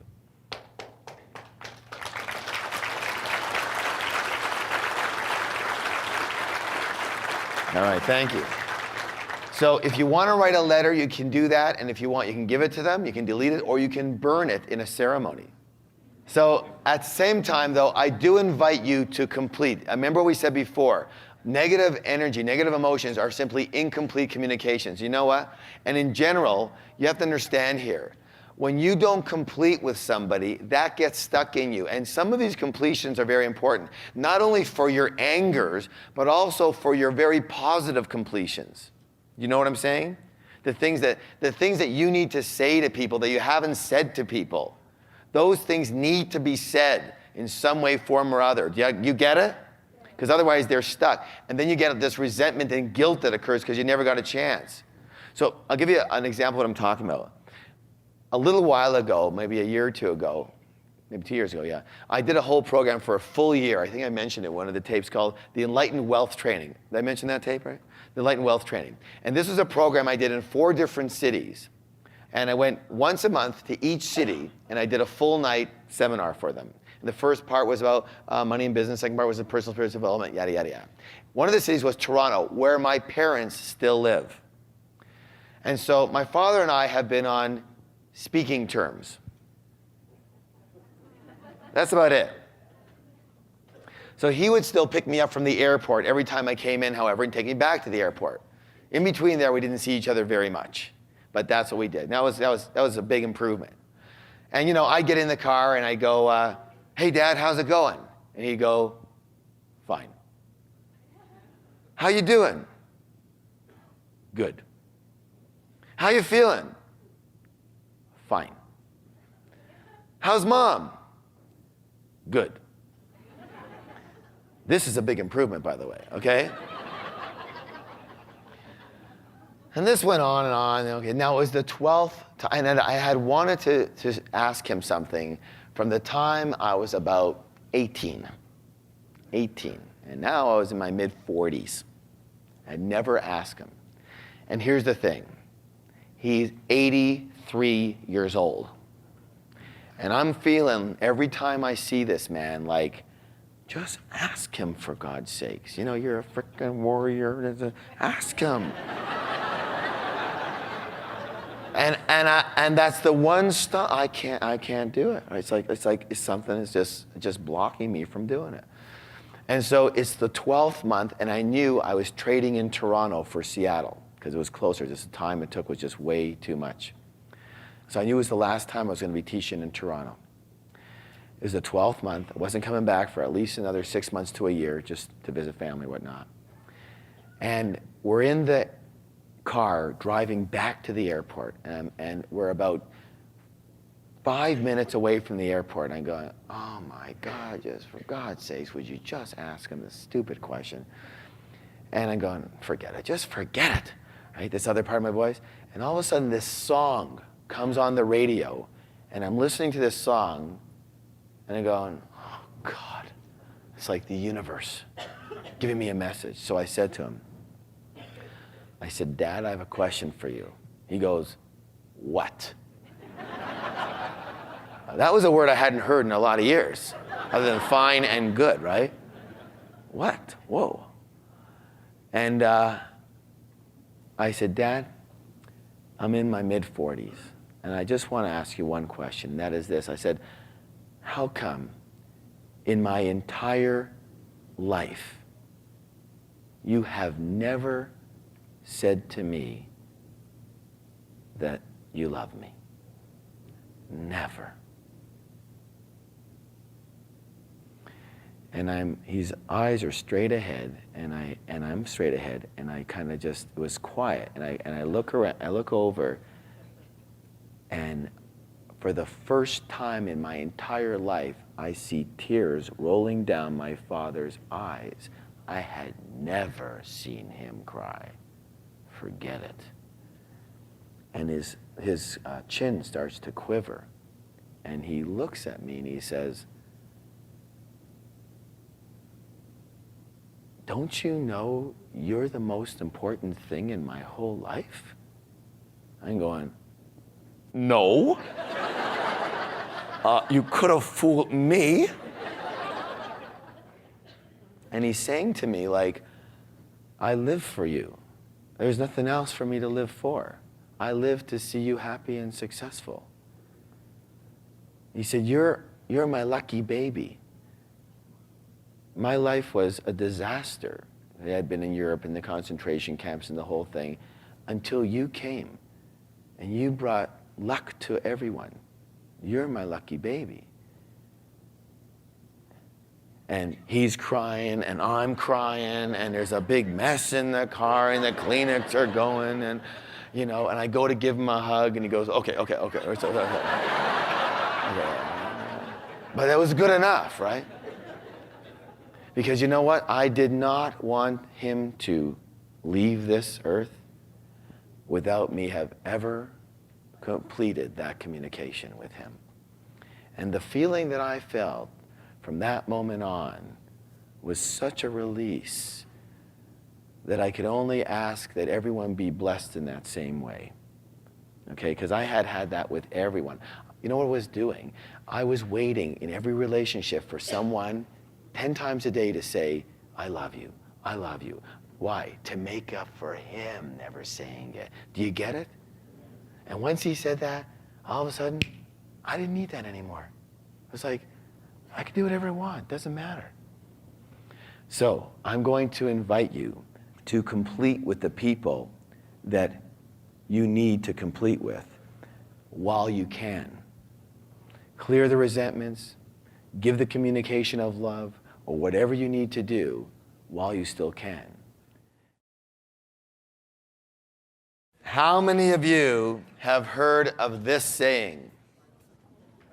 Read it with me. What's it say, please? Success breeds success. One more time, twice as loud. Success breeds success. Thank you. How many people have heard that saying?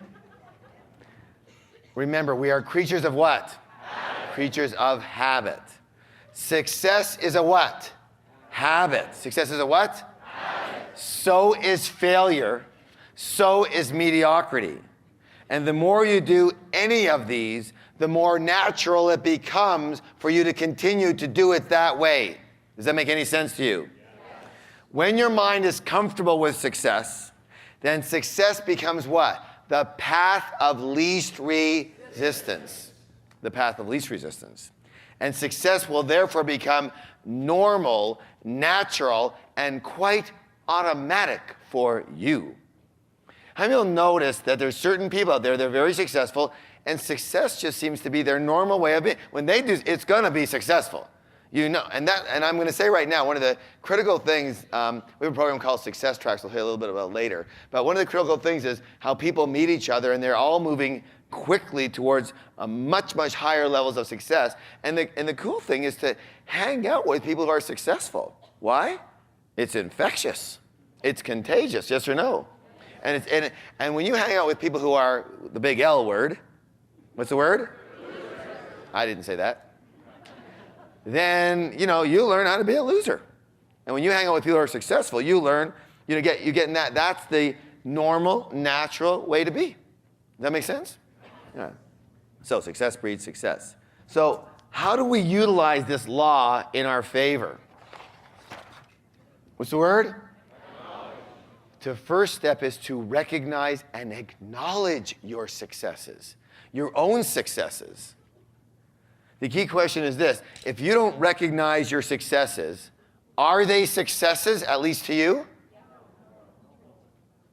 If you don't recognize them, are they successes, at least to you? Yes or no? Of course they're not. It's your perspective that counts. A lot of people say, well, you know, whatever it was, well, it was no big deal. They're unwilling to recognize whatever they did as a success. And they say, well, this kind of attitude keeps me motivated. It keeps me striving. And I say, no, this kind of attitude keeps you unhappy, unrewarded, and in a very specific failure pattern. It's essential to recognize your wins and acknowledge yourself for it. A quick example, and it could be like the silliest little things. When I go for a walk, you know, for my exercise walk, when I walk out the door, because how many of you have this experience where, you know you need to exercise, get out there, but you're a busy person, or sometimes you don't feel like it. Anybody ever had that? So when I actually walk out that door, I have a habit of when I step out the door, when I'm actually going to do this, I go like this. 1, 2, 3, 4, 5, 6, 7, 8, 9, 10. I pat myself on the back 10 times. For doing it, right? For getting out there and doing it.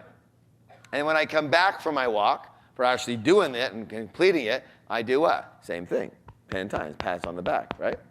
So I'm always attempting to be what I'm going to call my own best friend, my own best motivator versus demotivator.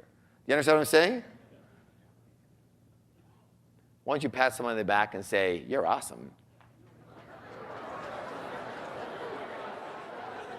So it's essential, very essential, that you notice your successes. In fact, again, I'm in our Success Tracks program. One of the things we really do, one of the real critical keys is at the end of each week, we write down at least 5 of our major successes. So you can use those as references for yourself. Now, the other critical aspect about this, the other word, is just as important, and you need to be able to do this. What's the word? One more time, twice as loud. Thank you, thank you. Celebrate your successes. Celebrate your wins. Celebrating our successes nurtures our inner spirit and our inner child, and then we become even more motivated to do good stuff for ourselves. And the problem is that most of us have let some of our greatest successes of our whole life just slide into frickin' oblivion without ever really acknowledging them and celebrating them. And they're basically become useless to us. So we really need to keep our big successes in the forefront of our mind so we can use them as positive references and reinforce our confidence in ourselves and our ability and our pattern of what? Success. Success is a habit. Success is a what? Habit. But if you don't recognize and celebrate those successes, how on earth can you create that habit? You understand what I'm saying here? Yes or no? Yes. You're like not even putting them in the ball game. You're letting them sit out there somewhere. And of course, we were taught when we were young, it's not polite to what? Toot your own horn. And we just lumped all this stuff into that. Okay, I don't know who said that. It's probably somebody who had a broken trumpet. I don't know. Now, why would I want to toot somebody else's horn anyways? It's full of gob and spit. I mean, if you're going to toot a horn, maybe you should toot your own horn. Yes? That's my thoughts. I mean, all these sayings, really look at them once in a while, you know? You're going to start doing that, aren't you? You heard that, you go, who, mate?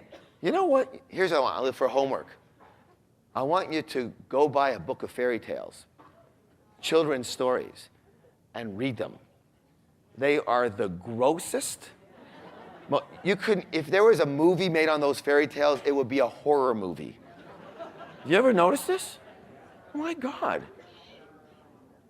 And we just take it for granted. It just goes in and out. We read these to our young children, you know?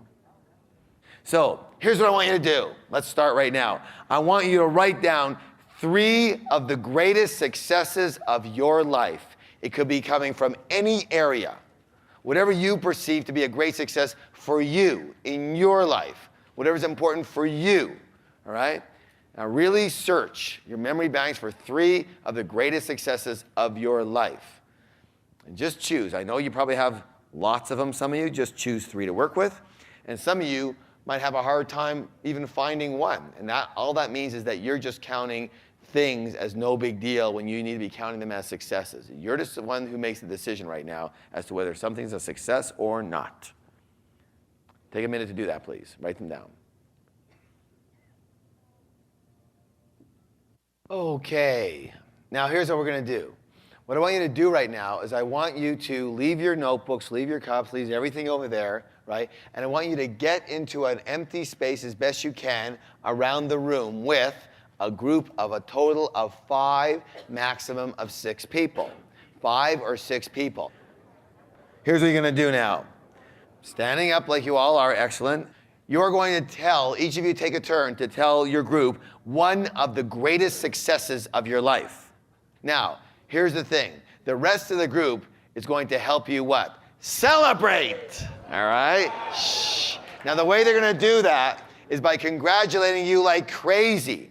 And the way that they're going to do that is to make sure that their congratulations is physical. What's the word? Physical. Because physical is memorable. Physical is what? Memorable. So, big high fives, big hugs, slaps on the back. If they're really pretty, slap on the rump, whatever, right? So make it physical, okay? Make sure, those of you who are supporting, make sure this person ingrains into every cell of their body the real win in this. And I want you to imagine, whether you know these people or not, that you are like their best friend, and you really, really care for them, and you want them to win. You understand? And make sure that they know that they won. And again, it doesn't have to be this big extravaganza, catastrophe thing, you know. I stopped Lex Luthor from blowing up the world. No, it can be anything. Anything that you feel. Like, you know, in the past, you've had people who talked about, you know, the birth of a child that they helped create, or they told somebody to buzz off who needed to be told, or they were being held down and done to, and they got out of that. Whatever it was for you, you know what I'm saying? Whatever that was. So, are you ready to play 100%? Yes. That sounded like about 18%. Are you ready to play 100%? Yes. And support each other, yes? Now, here's what you're going to do is you're going to go one at a time around the circle, right? Until the time is up, and you're going to share one, and if time still remains, then just keep on going around the circle until I ask you to stop. Okay? Full on support. It's going to get loud in here. Begin.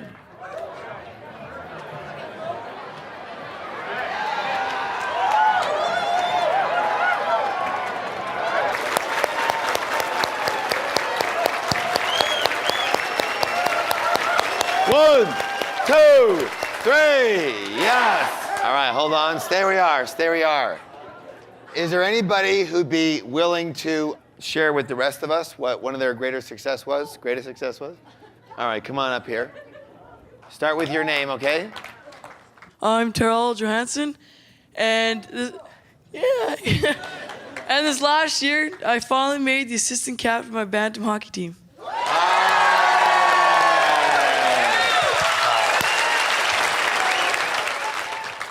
Start with your name. My name's Trevor, and as all my friends started to sell drugs as a living, I chose to come here and make my life meaningful.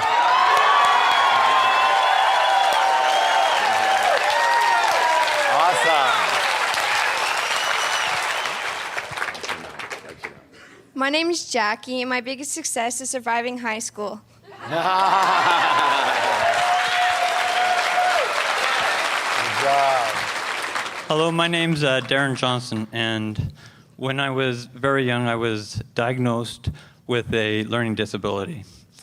And when I graduated from high school, I had a grade 3 education.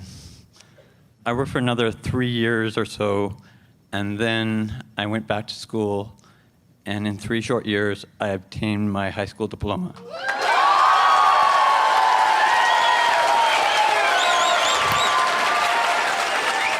One more aspect to that is I also have obtained my bachelor's in technology.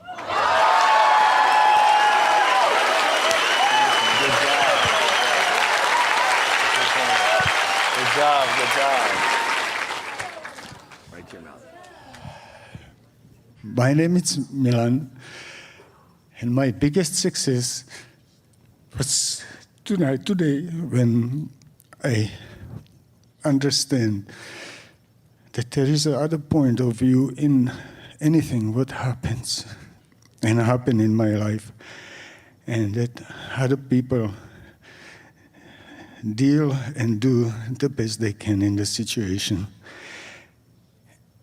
And forgiveness came in my heart, and I feel free to continue with my life.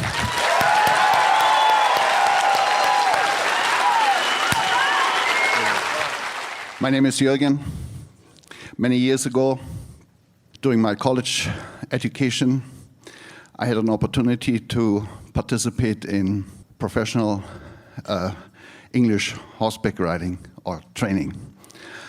And in the process, my horse became blind. Or at the very end, it was blind. So they attempted to take the horse away from me, and I insisted to stay with the horse. And we went through the final exam, and it was a big event. The representative from the Bavarian government was there, etc., etc. And so we all were wearing tuxedos, and it was a big event. And I rode the horse through the entire course of dressage, and at the end, it was announced that the horse was blind. And I was complimented that there was no mistake. So a perfect score on that blind horse.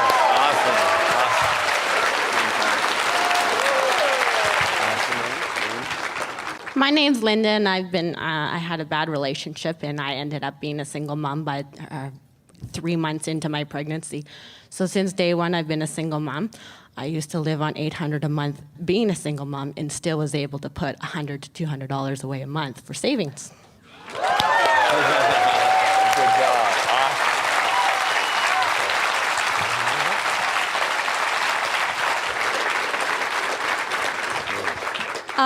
My name is Susanna, and I'm sure Harv would like this one because I am a monk, and whatever. My sister is a spender, and she wanted to sign up for that quantum leap, and she wanted to go for gold. And I'm like, okay, I'll see if I have money, and I'll call my husband. It was late last night. I remember who was the one that helping us, Don or somebody? Right there, yeah, he is. And then I was like, okay, I'll call him. But it was late, 11:30. He's going to bed. No, I'm gonna call him. And then this morning, my sister asked me to phone him. No, he hasn't get up yet. No, I don't want to phone him. And then I phoned him just when we had that break just now on my cell phone. Hi, I just we're doing fine here in right here. Just wondering if we have some money and like to sign up for some courses. Oh, okay. Sign up. I'm like, and he is, by the way, a saver. And so I said, you don't even bother to ask me how much? Well, if you think that helps you, sign up. All right. Okay. And also he asked me to, so I asked him, but I was signing up for two. You too. And he goes, no, why would I want to go attend course? I said, no, we have to do it together, right? I said, okay. Sign up. Right, I was like, okay. And the phone was 4 minutes and 58 seconds, less than 5 minutes, and I did it. $10,000.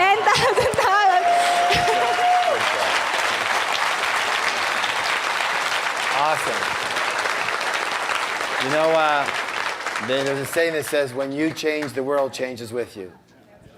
My name is Kurt, and I wrote a game that's distributed with Windows called Minesweeper.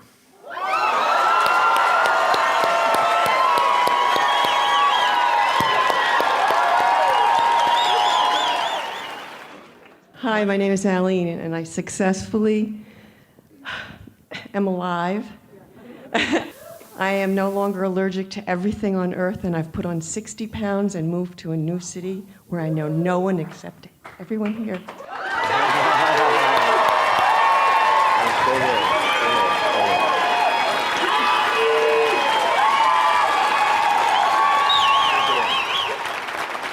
All right, good job. So what your name was again? Eileen. Get to know her. She doesn't know anybody, right? Now you have 600 new friends. Yeah, okay. Let's go right over here. She's been waiting. My name is Tracy, and it's a little similar to one of the guys. A few years ago, I saved up about $20,000, quit my job, and moved to Australia for a while. Awesome. Thanks for your support, everybody. My name is Annette, and I just got accepted into a master's program, and I've never been to college before.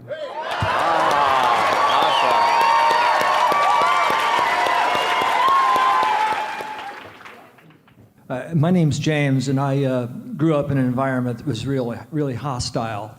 And so I finally got the gumption and the wherewithal to leave that place back in the East, and I now live in Seattle. It's much better.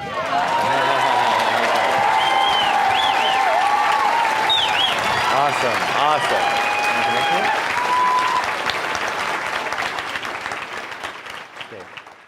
Hi, my name's Diana, and my biggest thing in my life has always been to teach and help people. And through the company I was with, I had the ability and the knowledge to help my father beat cancer.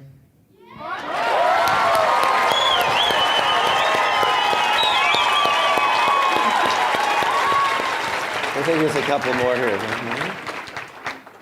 I'm Stan. Since this is about money, I've raised $12 million for 3 small companies in the past 3 years in spite of tough market conditions.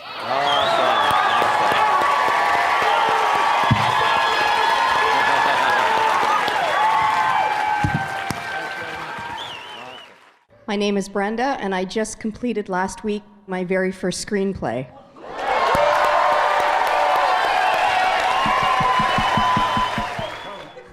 My name is Gordon. About 2 years ago, my boss's boss came to me and said, I need to double your sales target midpoint of the year.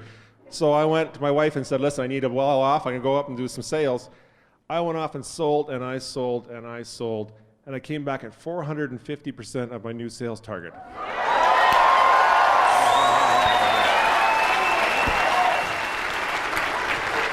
My name is Rod. About 1990 or 89, I started a company because I was only making $17,000 a year, and I got on a probation with BC Hydro, and in 3.5 years I went from making $17,000 a year to making millions of dollars with Hydro, and then I got hurt and I lost a leg, and I'm going to do it again because I got a foot to stand on now.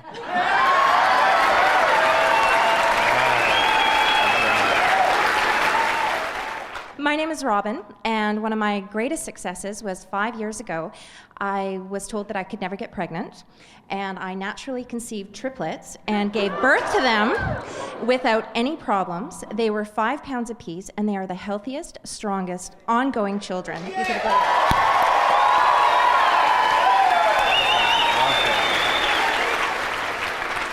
Hi, my name's Diane, and I had a dream 20 years ago that when I met my husband that we were going to go traveling and I was going to teach English. Well, a lot of things happened in between, but 3 years ago, I said, this is the year that we're going to do it. So we sold everything we owned, we packed up a van, we drove down to Mexico, and I taught English to grade 1 students in Puerto Vallarta. Awesome. My name is Morgan, and in grade 12, I joined my shop class, and my teacher asked me if I wanted to try drag racing, and I thought, hey, what the heck, I'll try drag racing.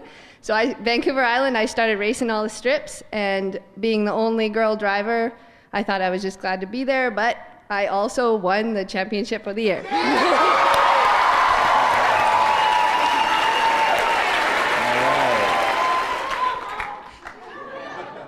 Thanks. My name's Valerie. The last 2 years of my life, I've had the most beautiful little golden retriever puppy in my life. I've worked very hard training her, and those of you who know her love her, I think. Anyways, 2 weeks ago, she graduated as a St. John's Ambulance therapy dog, which means that she's well-behaved enough and friendly enough to go into hospitals and help people that aren't feeling that well. So we're very proud of that.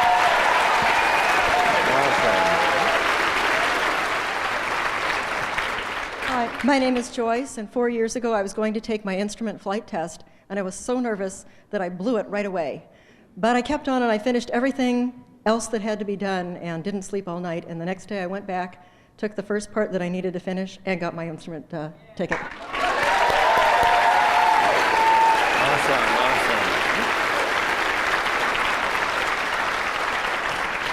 Hello, I'm Zinata. I'm the Greek lady. Everybody's referring to that. Last year, I got my PhD in linguistics. Now, that's not the most important thing. I didn't go to receive it. It was in South Africa. And you know who gave it out? Nelson Mandela. Awesome. My name is Carl. About 10 years ago, I wrote a song for a man named Rock Voisine, and it sold 1.5 million copies on his album, and I also played guitar on his top-selling single, which was 3 million copies worldwide. Awesome. Good job. Okay. My name is Sammy. A few years ago, I was a radio announcer in British Columbia. And I was doing all these shows, and these kids would be coming on the show, and I couldn't understand why 1 out of 3 kids was smoking. And even though they knew, we all know that's going to kill everybody eventually. And 1 out of 4 is dropping out of school, and it was causing a huge amount of problems in our society. And so I couldn't understand what was going on, and I came up with this vision. This vision just came to me, that I could actually do something about that. And I started the Rewards Foundation. And it is now, within 6 months, we're hoping to have our first pilot project starting up. And all we're planning on doing is giving kids a contract from grade 6 to grade 12. If you don't smoke and you graduate high school, we're going to pay you $5,000. It's never been done. Thank you. All right.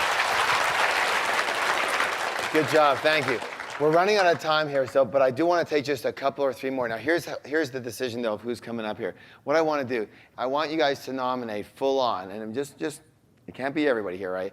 But I want someone up here who would never dream in their wildest eons of living that they would ever walk on a stage in front of 600 people.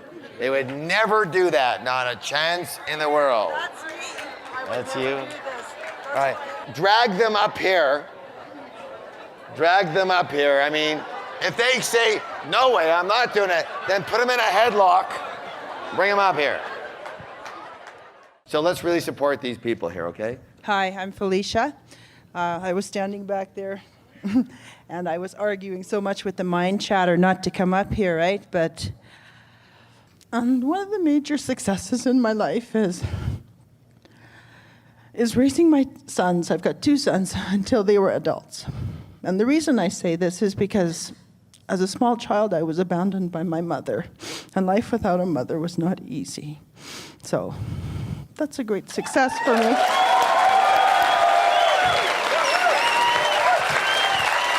right, good work. All right. My name is Nancy. When I was 5, I was sexually abused, and I finally forgave him today.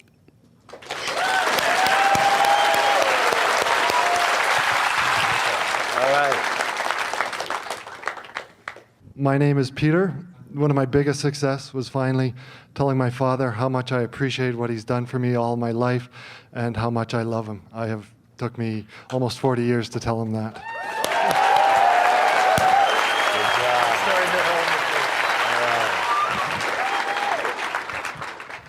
Hey, in November, I quit smoking and I quit doing drugs.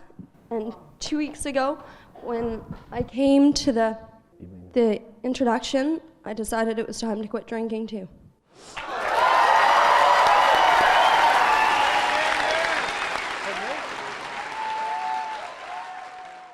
My name is Leora.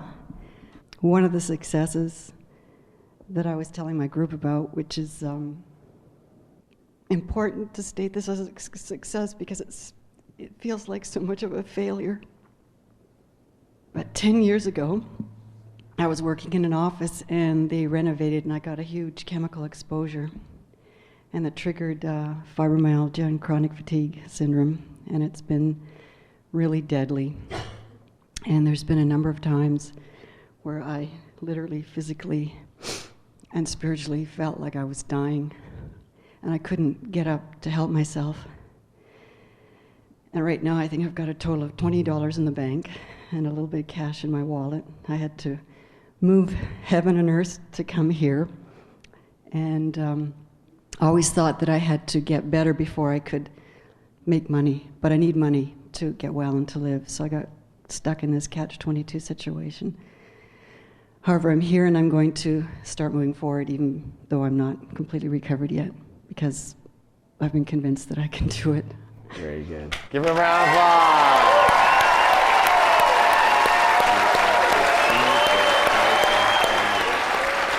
All right. Good job. Look, she brought up a really valid point. That's what warrior's all about. You succeed in spite of anything. Anything. You got a broken nose? Go up. You got fibromyalgia? Keep going. You got no head? Keep going. You're barfing, you're puking, you're lying, you're bleeding?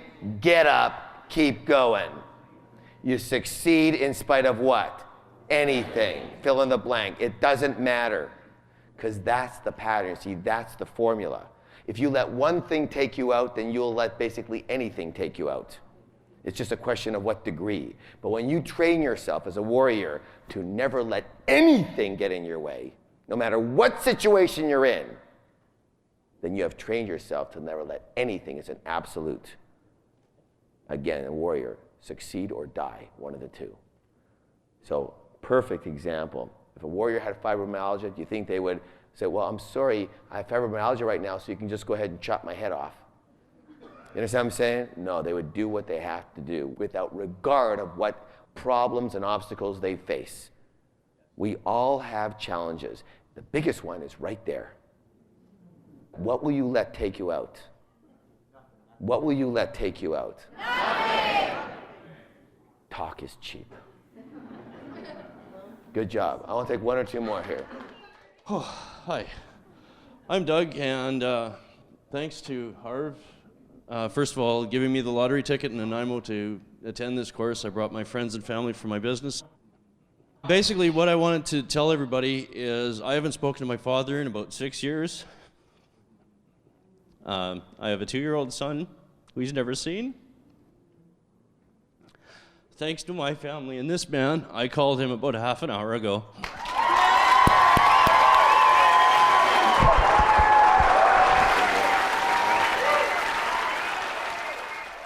Hey, yeah, my name is Mike. My success actually came about 6 months ago. My son was born.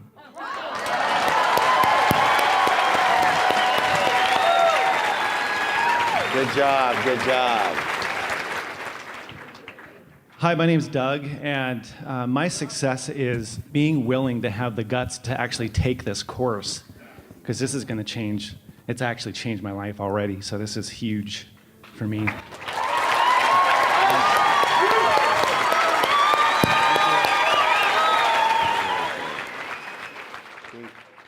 My name is Marie.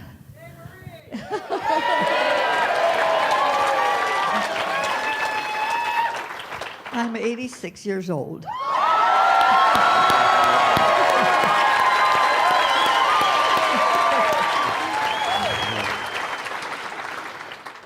I don't know where to start for successes.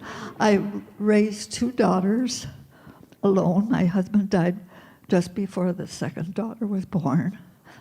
And I passed 3 state boards in Michigan, 1 for insurance, 1 for real estate, and cosmetology.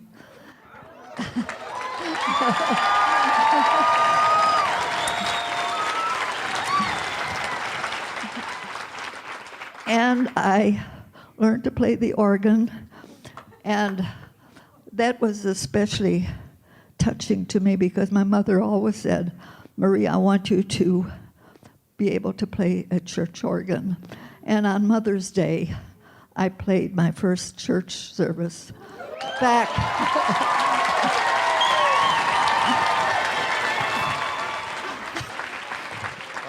Her next big success is coming to warrior training, right?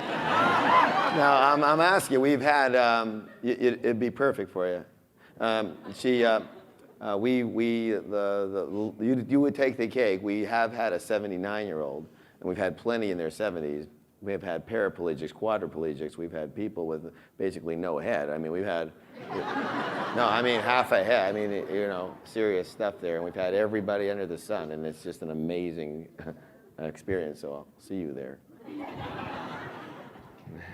Hi, my name is Ted.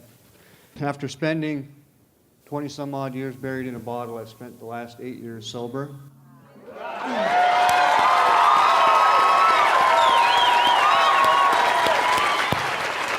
And I celebrate that and thank God for that every day.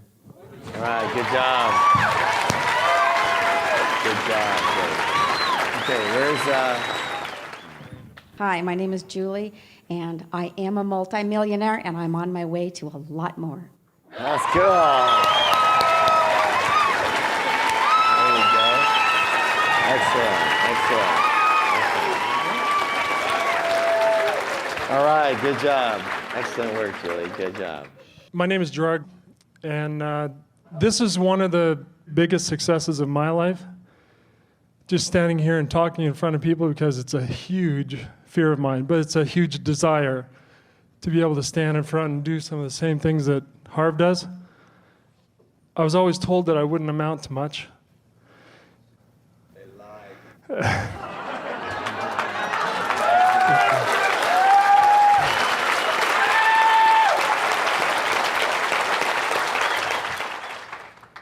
And a huge success for me is that I've been able to be able to work and to allow my wife to choose to stay home and raise our children, our 3 children. Good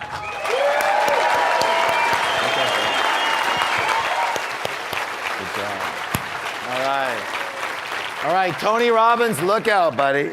All right, so that's all the time we have. That was fun, wasn't it? Yeah. All right, we're all winners, aren't we? Yeah. The only thing is we have to recognize that, yes? Yes. All right, how y'all doing?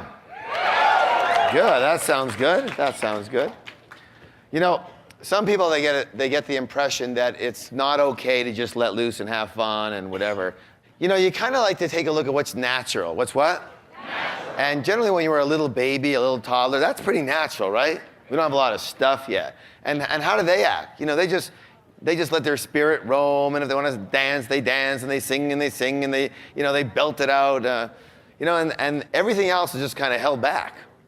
So it's okay to just kind of let it go and have fun. I mean, that's a cool thing to do. It's a natural thing to do. Everything else is kind of unnatural. It's very normal, right? Lots of questions over the lunch break about programs, education fund, all that kind of stuff. I can't get into all of them, but as far as the quantum is concerned, my opinion, very simply, why bother doing that? What's it all for? Why do we install? I'm not going to get into all that, but I'll just simply say this. There's really a couple of levels you want to look at. One level is the unconscious level. What's it called, please? And I would say most people out there, not in here, are very, very, very slightly unconscious. right? They don't watch. They are not observant of themselves. They are not watching their mind. They don't even know that there's a separation between themselves and their mind. Do you understand what I'm saying? And they think that what their mind says is accurate. They think what their mind says is true. They buy into it. They buy into the recording, yada, yada. They don't even know they're conditioned. They just think this is who they are. This way. They don't realize that there's another level to play at. And that level is the conscious level. What's it called? Conscious level. And consciousness is just all about, I was saying to somebody outside there, consciousness is all about really being able to live from who you are in the present moment, from true choice, from true what? Choice in the present moment versus being run by programming from the past. So that when you come into the present moment, then you can have true choice in there. I've had several people, and I was mentioning somebody outside in the hallway, I had a little conversation, and I've had people come up here and say, which is pretty normal, oh man, when I walked in here, I was so skeptical, that kind of thing. And it's pretty normal. But now I really, really feel I've made some major shifts. I have different ways of thinking about things, and I'm so happy that I came. And they kind of sometimes say, I was so skeptical. And one of the things I want everyone to realize is that we live a world of duality. Remember what appears to be duality, anyways, when at least in your lower self. And you've got two sides of the same coin all the time. So there's nothing wrong with being skeptical. Don't put that down, right? But there's something wrong with skepticism running you.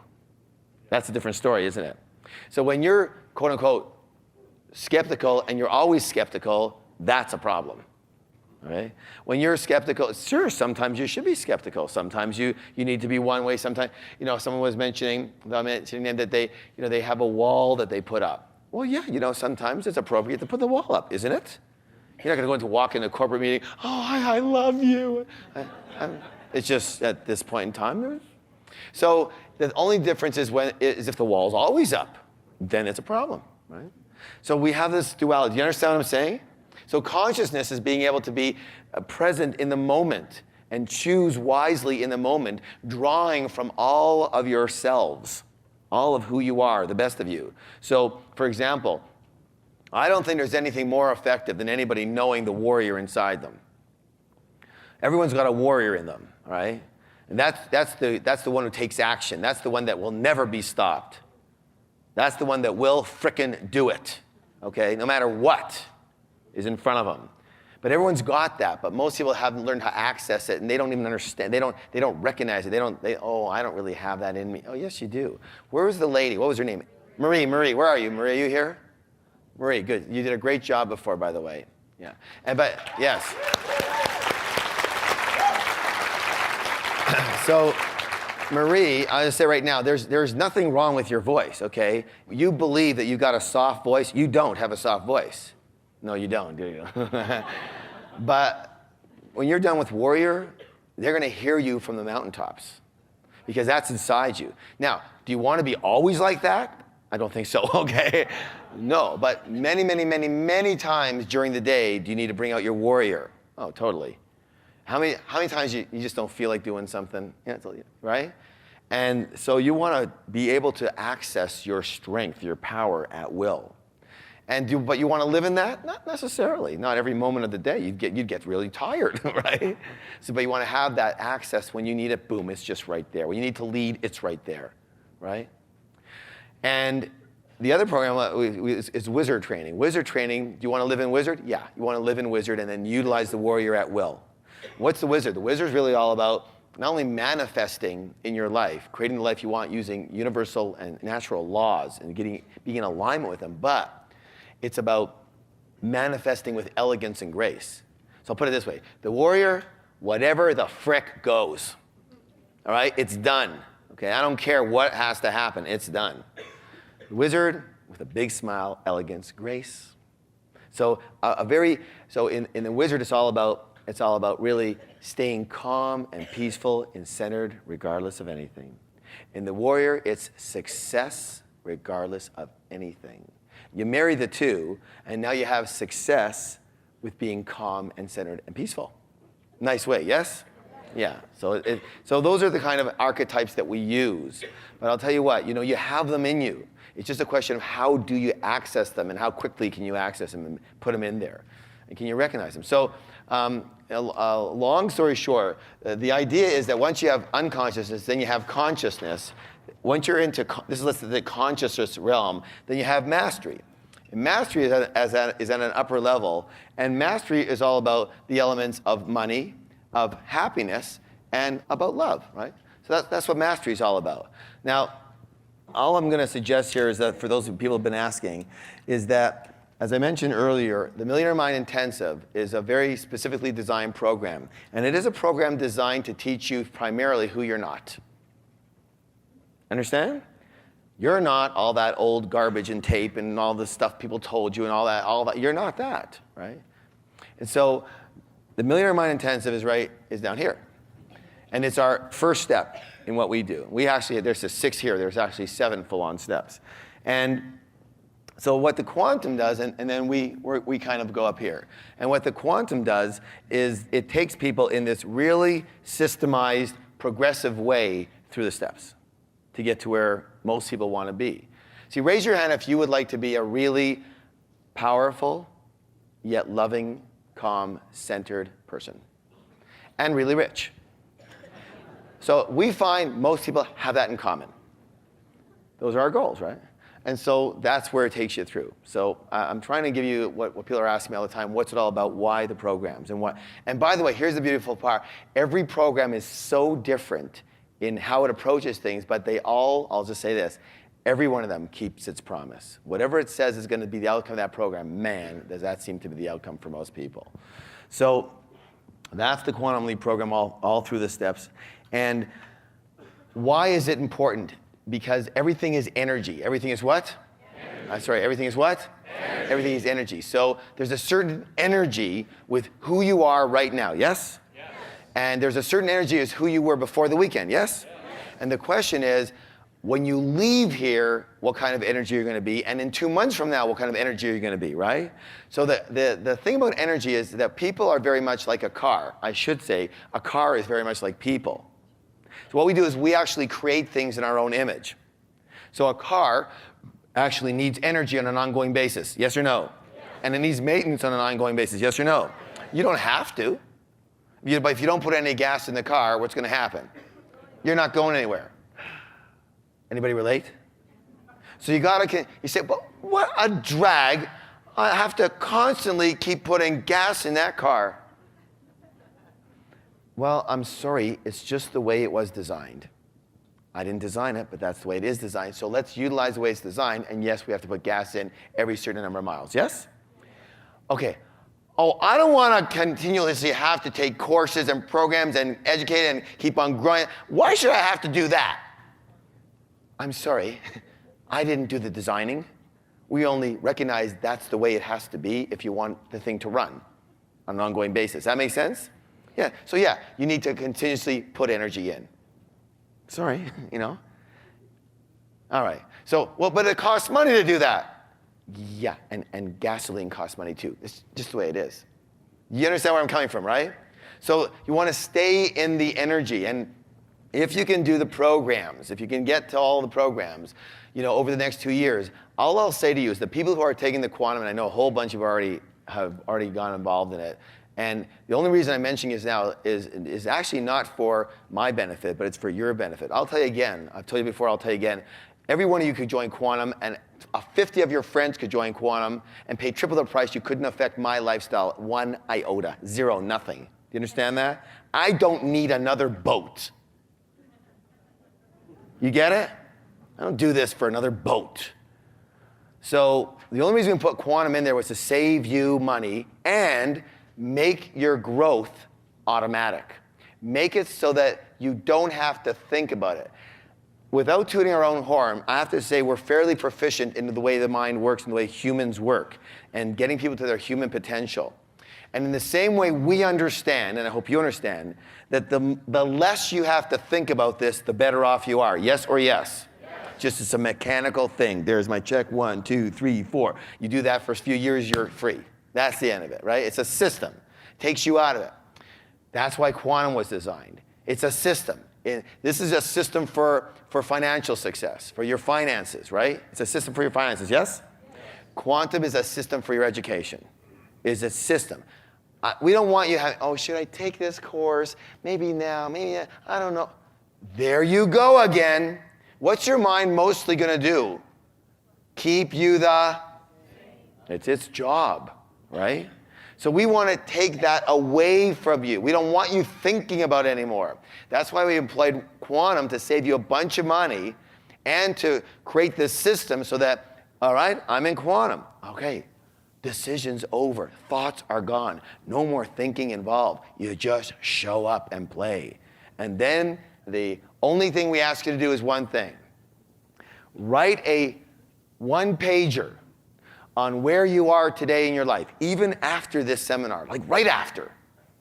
Because most of you are going to be some very, very sharp and very wonderful energy. Right after, this energy. And then, in 2 years from now, once you've gone through the quantum program, now you write another page. And as incredible as you feel today, and when we're done, you watch. You're just going to be a different person 2 years from now. Not that there's anything wrong with you, but you'll know how to access all the parts of you. And it'll be much more natural for you to be in your higher self. Do you understand what I'm saying? We all have that ability to be there, yes or no? Yes. But for most of us, we live most of our day in our lower self. Just the way it is. Those people who seem to go through the programs, they seem to live a good portion of their life in their higher self, in their true self. In their most powerful and their most peaceful self. In their happiest and their most successful self. So that's a little indication about the power of quantum. And I would never harp on it in any way, shape, or form if I hadn't seen with my own eyes what happens for people. It blows me away. It blows me away. You guys are so freaking amazing. You have no idea. We just take it to another level, that's all. We just help you access where you're already at. The potential you've already got. Okay. Last but not least, the only other reason I can think of is, of course, to save money. But one of the things we do is when people commit, we commit to them. And so one of the things we've always done is quantum members have first crack at the dates and times of the programs. And it never used to be as crucial as it is now. But I'll tell you right now, the difference between quantum members and a non-quantum member in at least 2 of the programs coming up is the difference between next year and 2-year wait. That's the way it is. So, and this year and a 2-year wait for some of them. And of course, because quantum includes success tracks, VIP seating is already included. So those are some of the questions people had around the quantum, why do we put it out there and all that kind of thing. Because we know when you stay in the energy, then it's very hard to slide back. Y'all got it? Okay, let's have some fun here. How many people heard the saying, it's not just what you know, it's who you know? Good. How many people believe that saying? I believe that saying. How many people believe that contacts are important for both business and friendship? Very good. So, and I'm asking this, how many of you would love to get the assistance and support of everybody in this room helping you get something that you want? Wouldn't that be nice? We're going to play an amazing networking game where that's what's going to happen. Virtually everyone in the room is going to help you get what you want. How many people is that? Let's see. Well, there's a saying that says each person generally knows about 200 people as acquaintances. Your doctor, your lawyer, your grocer, your friends. Yes? And there's about 650 people here. What's 650 times 200? Who can tell me? Lots. Okay, what else? 130,000 people. And how does that happen? Because when you get assistance from someone, it's not just from them, but it's from everyone they know. Got it? So how many people right now, in the next hour, would like to get assistance from 130,000 people? There you go. This is a wonderful game. I wish I would have made it up. I only made up the modifications to the game. The game was originally made up from people down in California with something called the Free Enterprise Forum, and led at that point in time by Bernie Dorman and a whole host of group of people, but he was the lead guy. And the game is actually still played down there. You can go to Irvine, California and play the game. The only distinction is it's going to cost you $5,000 US to play. And it's over 4 days. But they do a great job down there. All right. We're going to play it right here now. Good or good? Good. Very good. This part of the course needs to be experienced to benefit from the process. To participate in this course, contact Peak Potentials at 604-983-3344.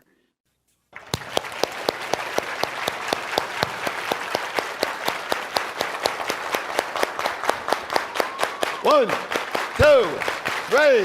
Yes. Okay. Remember the process of manifestation. The process of what? Manifestation. What is it? Your thoughts lead to your feelings, which lead to your what? Actions, which lead to your what? Results. Now, which one is the highlighted one? Which one? Action.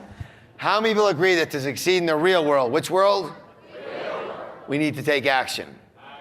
Why is that? Well, let's see in the real world.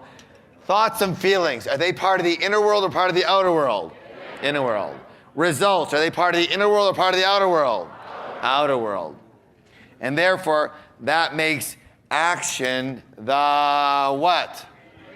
The what? The bridge. The bridge between the inner world and the outer world. Because you know what? Let me just say this right now. Those of you who might know me personally, or those of you, of course, everyone in the back, people who have taken our programs and stuff, they'll know a little bit more about me. And I'll tell you right now, to a fault, I am a one kind of person. I'm a very results-oriented person. And the only reason I talk about universal principles, natural principles, nature, yada, yada, yada, all the woo, all the foo-foo, all the caca, all the stuff, is because if it didn't work to put money into your bank on a Friday afternoon, trust me, I wouldn't talk about it. Do you understand what I'm saying? If it doesn't work in the real world, I could care less. So I'm only interested in what works in the real world, and it just so happens that universal principles work in the real world. I suppose so. So, you can think about success all you want. You can meditate till you're blue in the face. You can visualize forever, but I tell you what, I meditate all the time. I have never sat there meditating, oming, or anything of the sort and had a bag of money drop on my head. So in the real world where I live, you actually have to take action. What's the word? Action.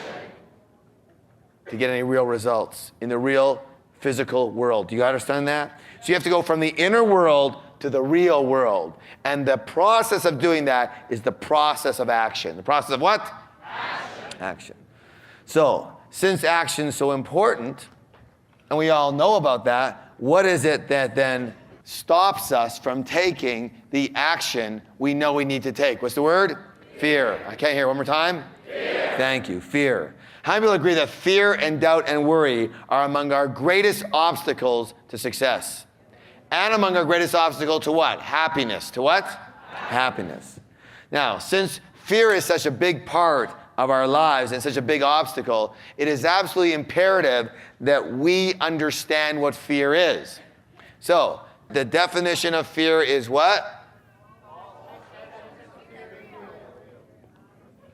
The definition of fear is what? Read it with me. One more time, twice as loud, please. Anticipation of pain. False evidence appearing real is an acronym, not a definition. You got it? It's a very good acronym, by the way, for this particular situation, but it's an acronym nonetheless. All right, now we can do something with this definition. When is anticipation? Past, present, or future? Future. Is future real or is future imagined? Let's test that out. I want you to do me a favor. Are you willing, yes or no? Okay. I want you all to raise your hand tomorrow. All right. You said you'd do this, right? Let's try it again. Everybody now, raise your hand tomorrow. What is the problem with that instruction? Yes, tomorrow doesn't exist, so virtually it's impossible to raise your hand. Yes? All right. So tomorrow doesn't exist in reality, but it sure does exist one place. Where's that? In our mind. And the same goes for fear. Since fear is in the future, then fear must only exist where? In your mind. The proof of that is two people going to come up here to do a speech. One person is jazzed. Oh yeah, I can't wait to talk to 650 people. The other person is frickin' petrified. You understand? Where's the fear? Is it out there? Is it on here? No, it's right here. So, the mind has a very specific job, and its job is survival. What is it? Survival. And therefore, its primary role is protection. What's the word? Protection. Now, very important that you get this, because this next section here, as long as many other things we talk about, will change your life. If you really understand this, you will change your life right here and now. Valuable, valuable information. Your mind is like a sentry on the ship. The what? The sentry on the ship. Tell me, what's the sentry's job? To be the what? To be the lookout. To be the what? The lookout. To look out, to warn of danger, yes? And that's why it's constantly scanning for what's wrong or what could go wrong in any situation. Yes or yes? And it wants to do a really good job. It wants to feel important, so it's always screaming, look out, be careful, trouble over here, trouble over there. And meanwhile, everything's just fine. You can compare your mind to an over-worried mother. It has incredibly positive intention, but it will drive you freaking crazy if you listen to it. Who can tell me what the mind's favorite phrase is? Here it is. Listen closely. Shh. 2 words. What if? What if? What if this happens? What if that happens? Right? What if? Notice, what if is when? Past, present, or future? Future. Therefore, it's what? Imagination. Your mind is the greatest soap opera script writer in history. It creates incredible stories, usually disaster dramas, of things that have never happened and most likely never will. Mark Twain said it best. He says, I've had thousands and thousands of problems in my life, most of which never actually happened. You get it? Yes or no? The key distinction is that your mind does not make up reality. It makes up interpretations and stories about reality. And what follows is that we tend to buy into those stories as if they were real, and then we live our lives from there, from the stories versus the reality. And the secret to freedom, the secret to what? Freedom. Is to realize that you don't have to believe your own mind.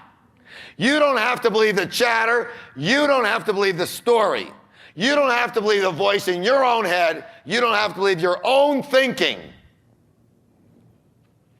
You can simply observe it and say, thank you for sharing, and then take the necessary action towards your happiness or success. Understand? Now, one of the biggest mistakes most people make is waiting for the feeling of fear and the mental chatter to subside and go away before they act. And these people usually wait forever. We teach an incredibly powerful, world-class program. It's world famous also. It's called the Enlightened Warrior Training. And in that program, we learned that the true warrior can tame the cobra of fear. What's the key word? Tame. It doesn't say kill the cobra. It doesn't say get rid of the cobra. And it sure doesn't say run away from the cobra. It says what? Tame the cobra of fear. It is not necessary to try and get rid of fear in order to succeed. And don't count on the chatter going away either. So the goal is simply this. You've got your fear, and that doesn't have to go away. But this is what does have to happen. What's it say, please? Nice and loud. The key to success is to learn to do what? One more time, twice as loud. Act in spite of fear. Act in spite of fear. Susan Jeffers wrote a wonderful book called Feel the Fear and Do It Anyways. The fact is this. Rich and successful people have fear. Rich and successful people have worries. Rich and successful people have doubts. They just don't let those things stop them. Unsuccessful people have those same feelings, but they let them what? Stop them cold. Fear is part of every successful person's life. So, how do you develop the trait of action in spite of fear? There's one word. You have to practice. What is it? It's a training. You have to practice it. You have to practice taking action regardless of all and any obstacles. You got it? I can't hear you at all. Yes. It's like a training. It's a conditioning process. I adapted a few sentences from a Nike ad. And the Nike ad says this: do not resist chances. Take them like vitamins. Let go of the brakes. Do not worry about the bumps and the bruises. You can take them. Don't steer around what scares you. And then we added a warrior saying here: go over, under, around, or through. Do something that others would be terrified of. You will feel your chin rise up from your chest, and there will be one less thing you cannot do. Just frickin' do it. Give it a hand. So, that's, by the way, a warrior saying. You can say it with me. Listen closely. It goes like this: over, under, around, or through, whatever it takes, I'll do. Say it with me. Over, under, around, or through, whatever it takes, I'll do. You didn't say that like warriors. I'm going to give you one more chance. Let me hear it. Over, under, around, or through, whatever it takes, I'll do.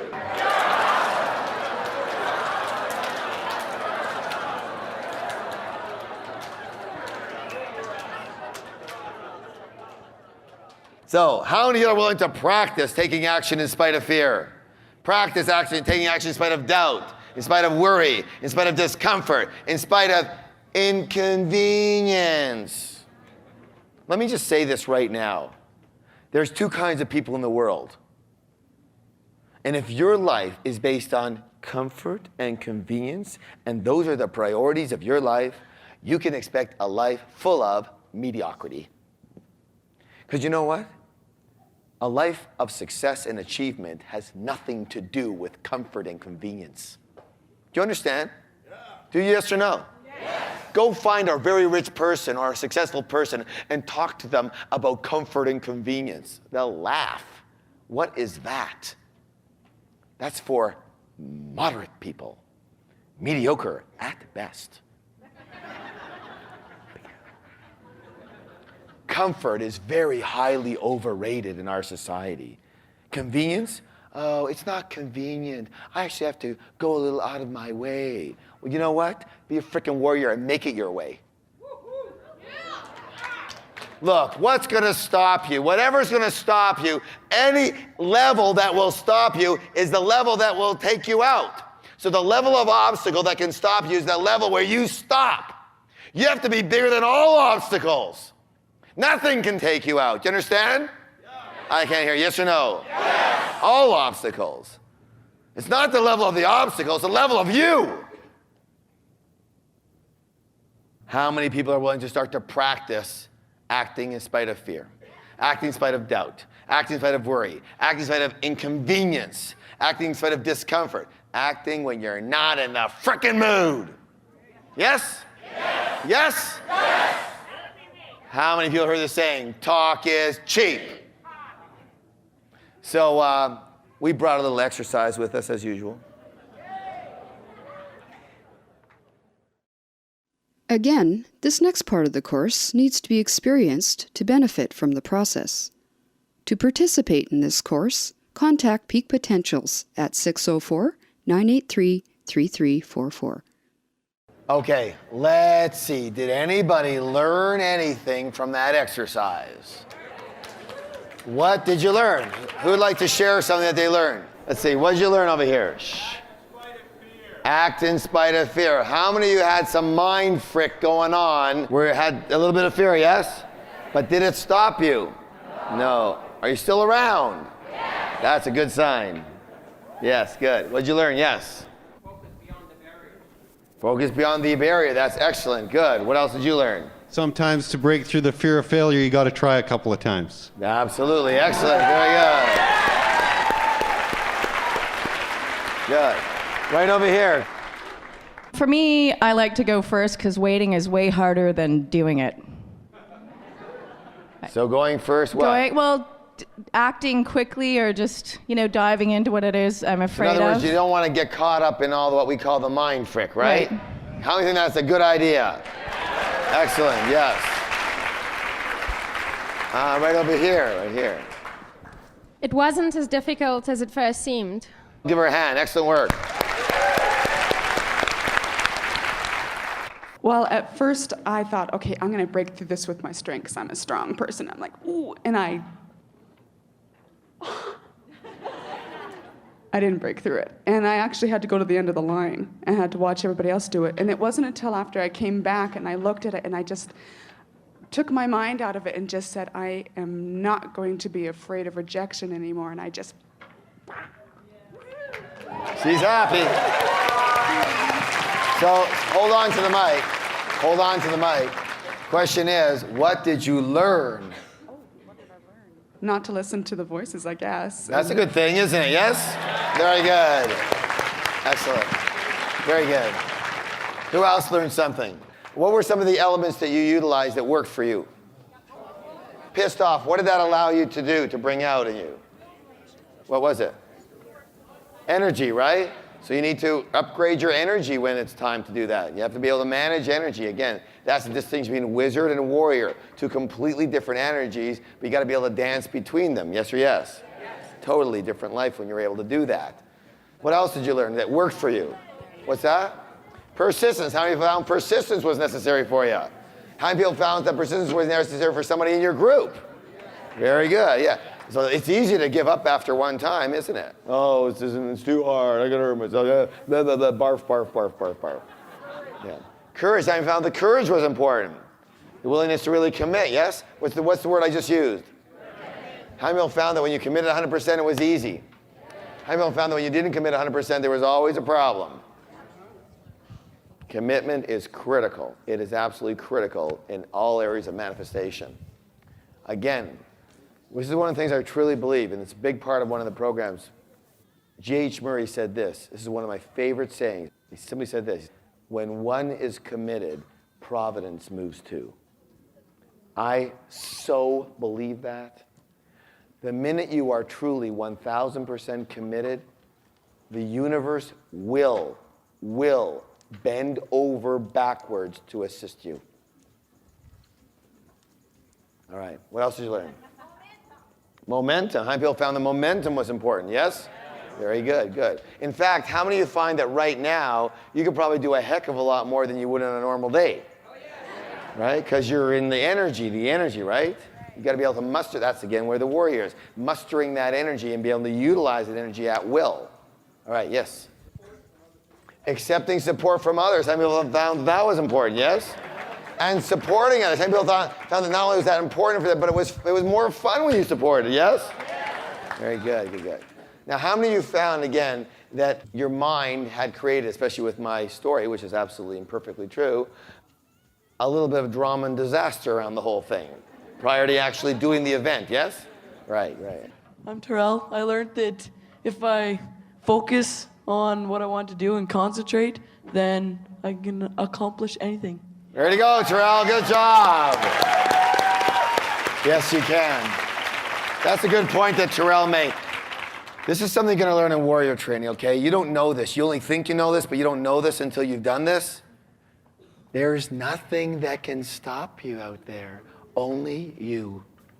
And only when you stop, that's when the game's over. Otherwise, the game's still on, and nothing can stop you out there. Only this. That's the only thing. When you know that, when you've experienced it, then you look at everything differently. See, here's the difference. Most people go into things to try it and see if it works. Yes? I'll try this business and see if it works. Let's see if we can get this to work. Warriors don't even go there. A warrior says, I'm making this work. They don't go in to see if it's going to work. They go in, I'm making this work. It's simple. You have to understand something about the warrior here. It's very simple. And that's what I'm trying to move you towards here. It's a different life. It's not about whether it will or if it will. It's about just making sure it happens. It's just going in there to do it. To do it. Whole different intention, whole different intention. One thing about a warrior, see a true warrior, like in the battles, if the warrior in battle doesn't succeed, what's the consequence? Yeah, they're dead. So it's either succeed or die. Nobody cares. Oh, I didn't really feel like fighting that day. Or, I had a hurt hand. And besides, my sword wasn't really sharp. You know why? Because none of those things matter, because you're freaking dead. It's either you succeed or you die. There's no middle ground. Do you understand? I'll go in to see if this will work. I don't think so.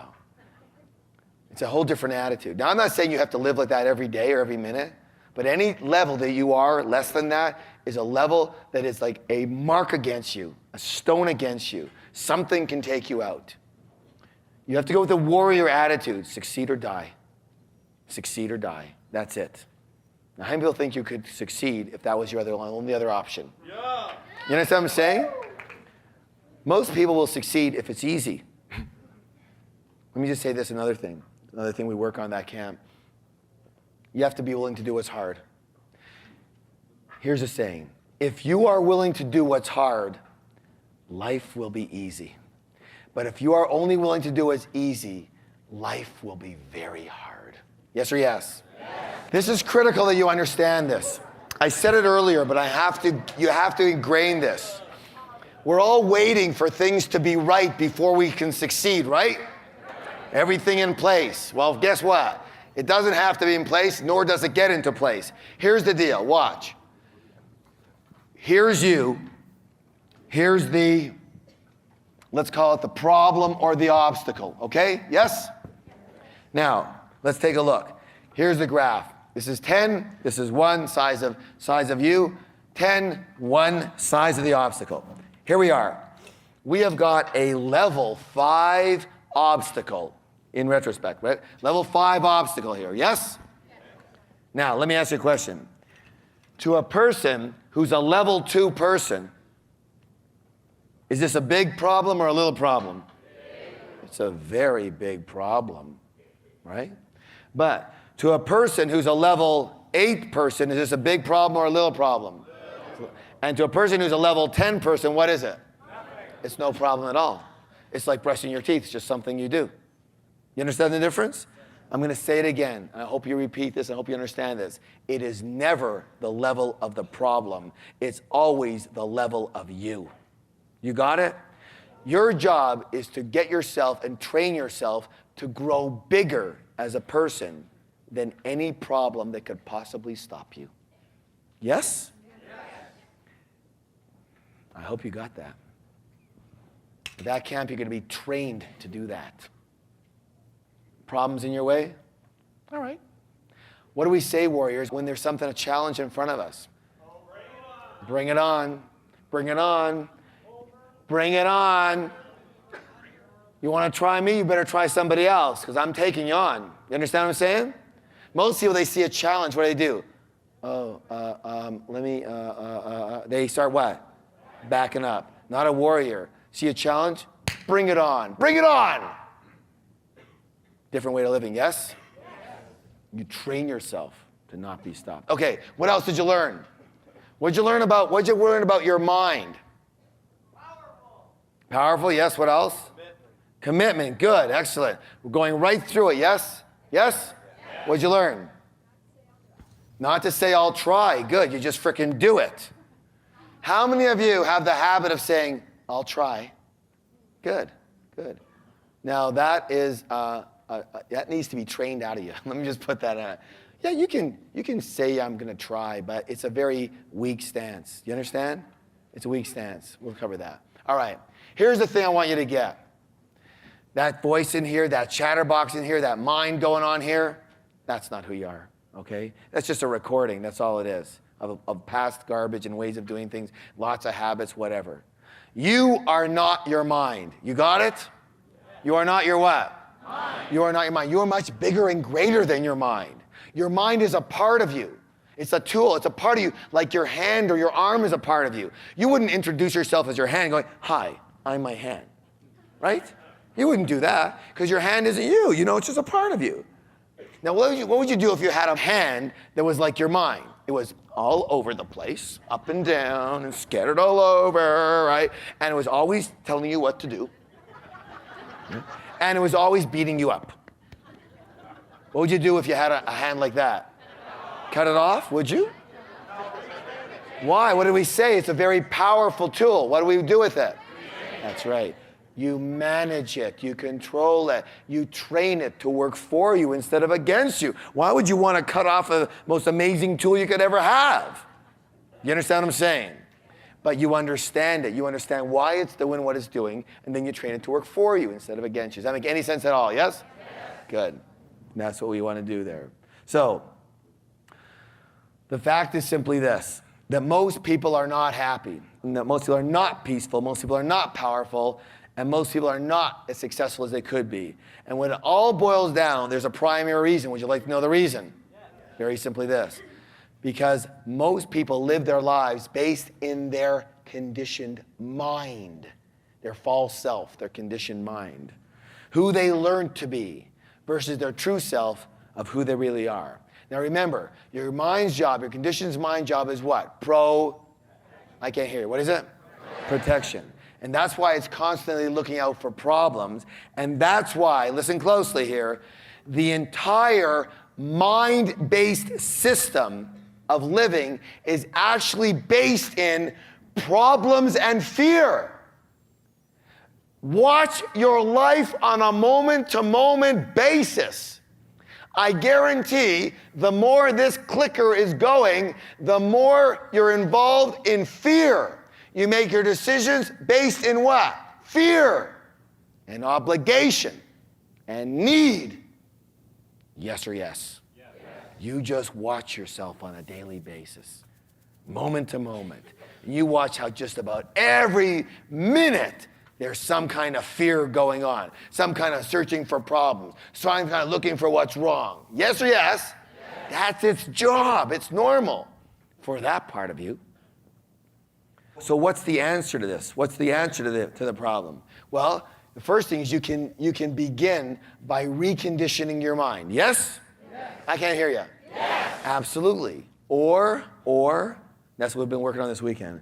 Or you can take a shortcut and bypass the entire problem-based mind system altogether and learn to live in an entirely new way. And train yourself to be, as we've been talking about, an enlightened warrior. Enlightened what? Warrior. So what is a warrior? When we say enlightened warrior, what do we mean? Listen closely. Here's the samurai definition that we use. One who conquers oneself. Say that with me. One who conquers oneself. Do you understand the distinction? It's not about you over anybody else. As soon as you are over yourself, manage yourself, train yourself, you don't have to be over anybody else. Big difference. By the way, just so you know, those who are like the control freaks, the power freaks, they are scared to death. Scared to death. They are living totally based in fear. You just have to have some compassion for them, right? And know where they're coming from. So, the next program that we're going to talk about here for just a moment is by far my favorite program, and it seems to be the case with just about everybody who's ever attended the program, all of our graduates. It is called the Enlightened Warrior Training Camp. And this is something I want to show you from this camp. Now, there's no secret about it. You will get one of these t-shirts, except for one thing. When I say get, that's a bit of a misnomer. Let me rephrase it. You will earn one of these t-shirts. Nobody has a t-shirt like this unless they've been to the camp, except for one human being. Because I felt that this certain human being, of all the people I know out there, was truly an enlightened warrior on this planet. And so when I met him and talked with him, I brought him a t-shirt. Would you like to know who it was? Deepak Chopra.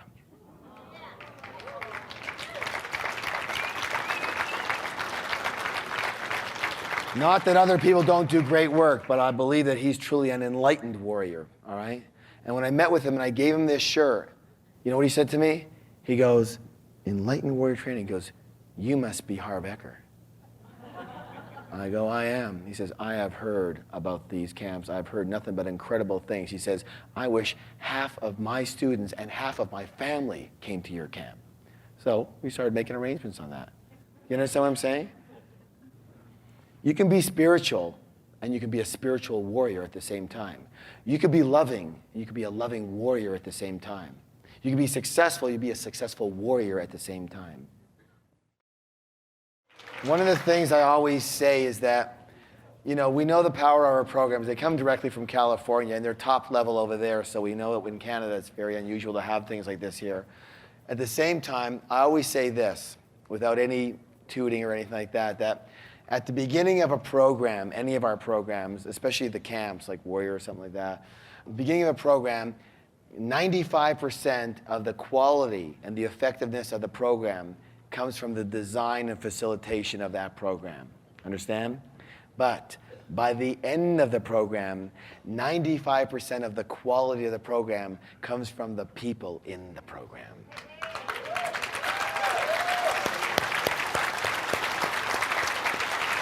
So you guys are what ends up making the program. Do you understand that? Your quality, your amazingness, your positivity. You know, you can choose. You can be a negative person, you can be a positive person. One is not more right than the other. One is not more true than the other. Do you get it? One is not even better than the other. But one will assist you towards happiness and success, and one will repel that. Do you understand what I'm saying? So that's your only choice. Which way do you want to? And you understand now that you're the one in charge of your attention. You decide what you allow your mind to say to you. And if something's coming in here that's not supportive, what do you simply say? Right? For right now, we gave you one technique. In Warrior Camp, where you're gonna have 16 techniques, 16 strategies to work with your own mind frick, all right? And you'll have a couple of favorites and you just wrap right into there. So what are you gonna say? What are the 4 words? Thank you for sharing. That's all. Something comes in you don't like, oh God, I don't know if I can do this. Great, thank you for sharing. Keep going. Simple as that. All right, so thank you so much for being here. And I want to leave you with a simple blessing. And it's the blessing of Namaste, which simply means this. I honor the place in you where the entire universe dwells, the place in you that is of love, of light, of peace, and of truth. And when you are in that place in you, and I am in that place in me, we are one. Thank you so much for being here. We love you. We can't wait to see you again. Let's play together. You guys are freaking awesome! Big round of applause!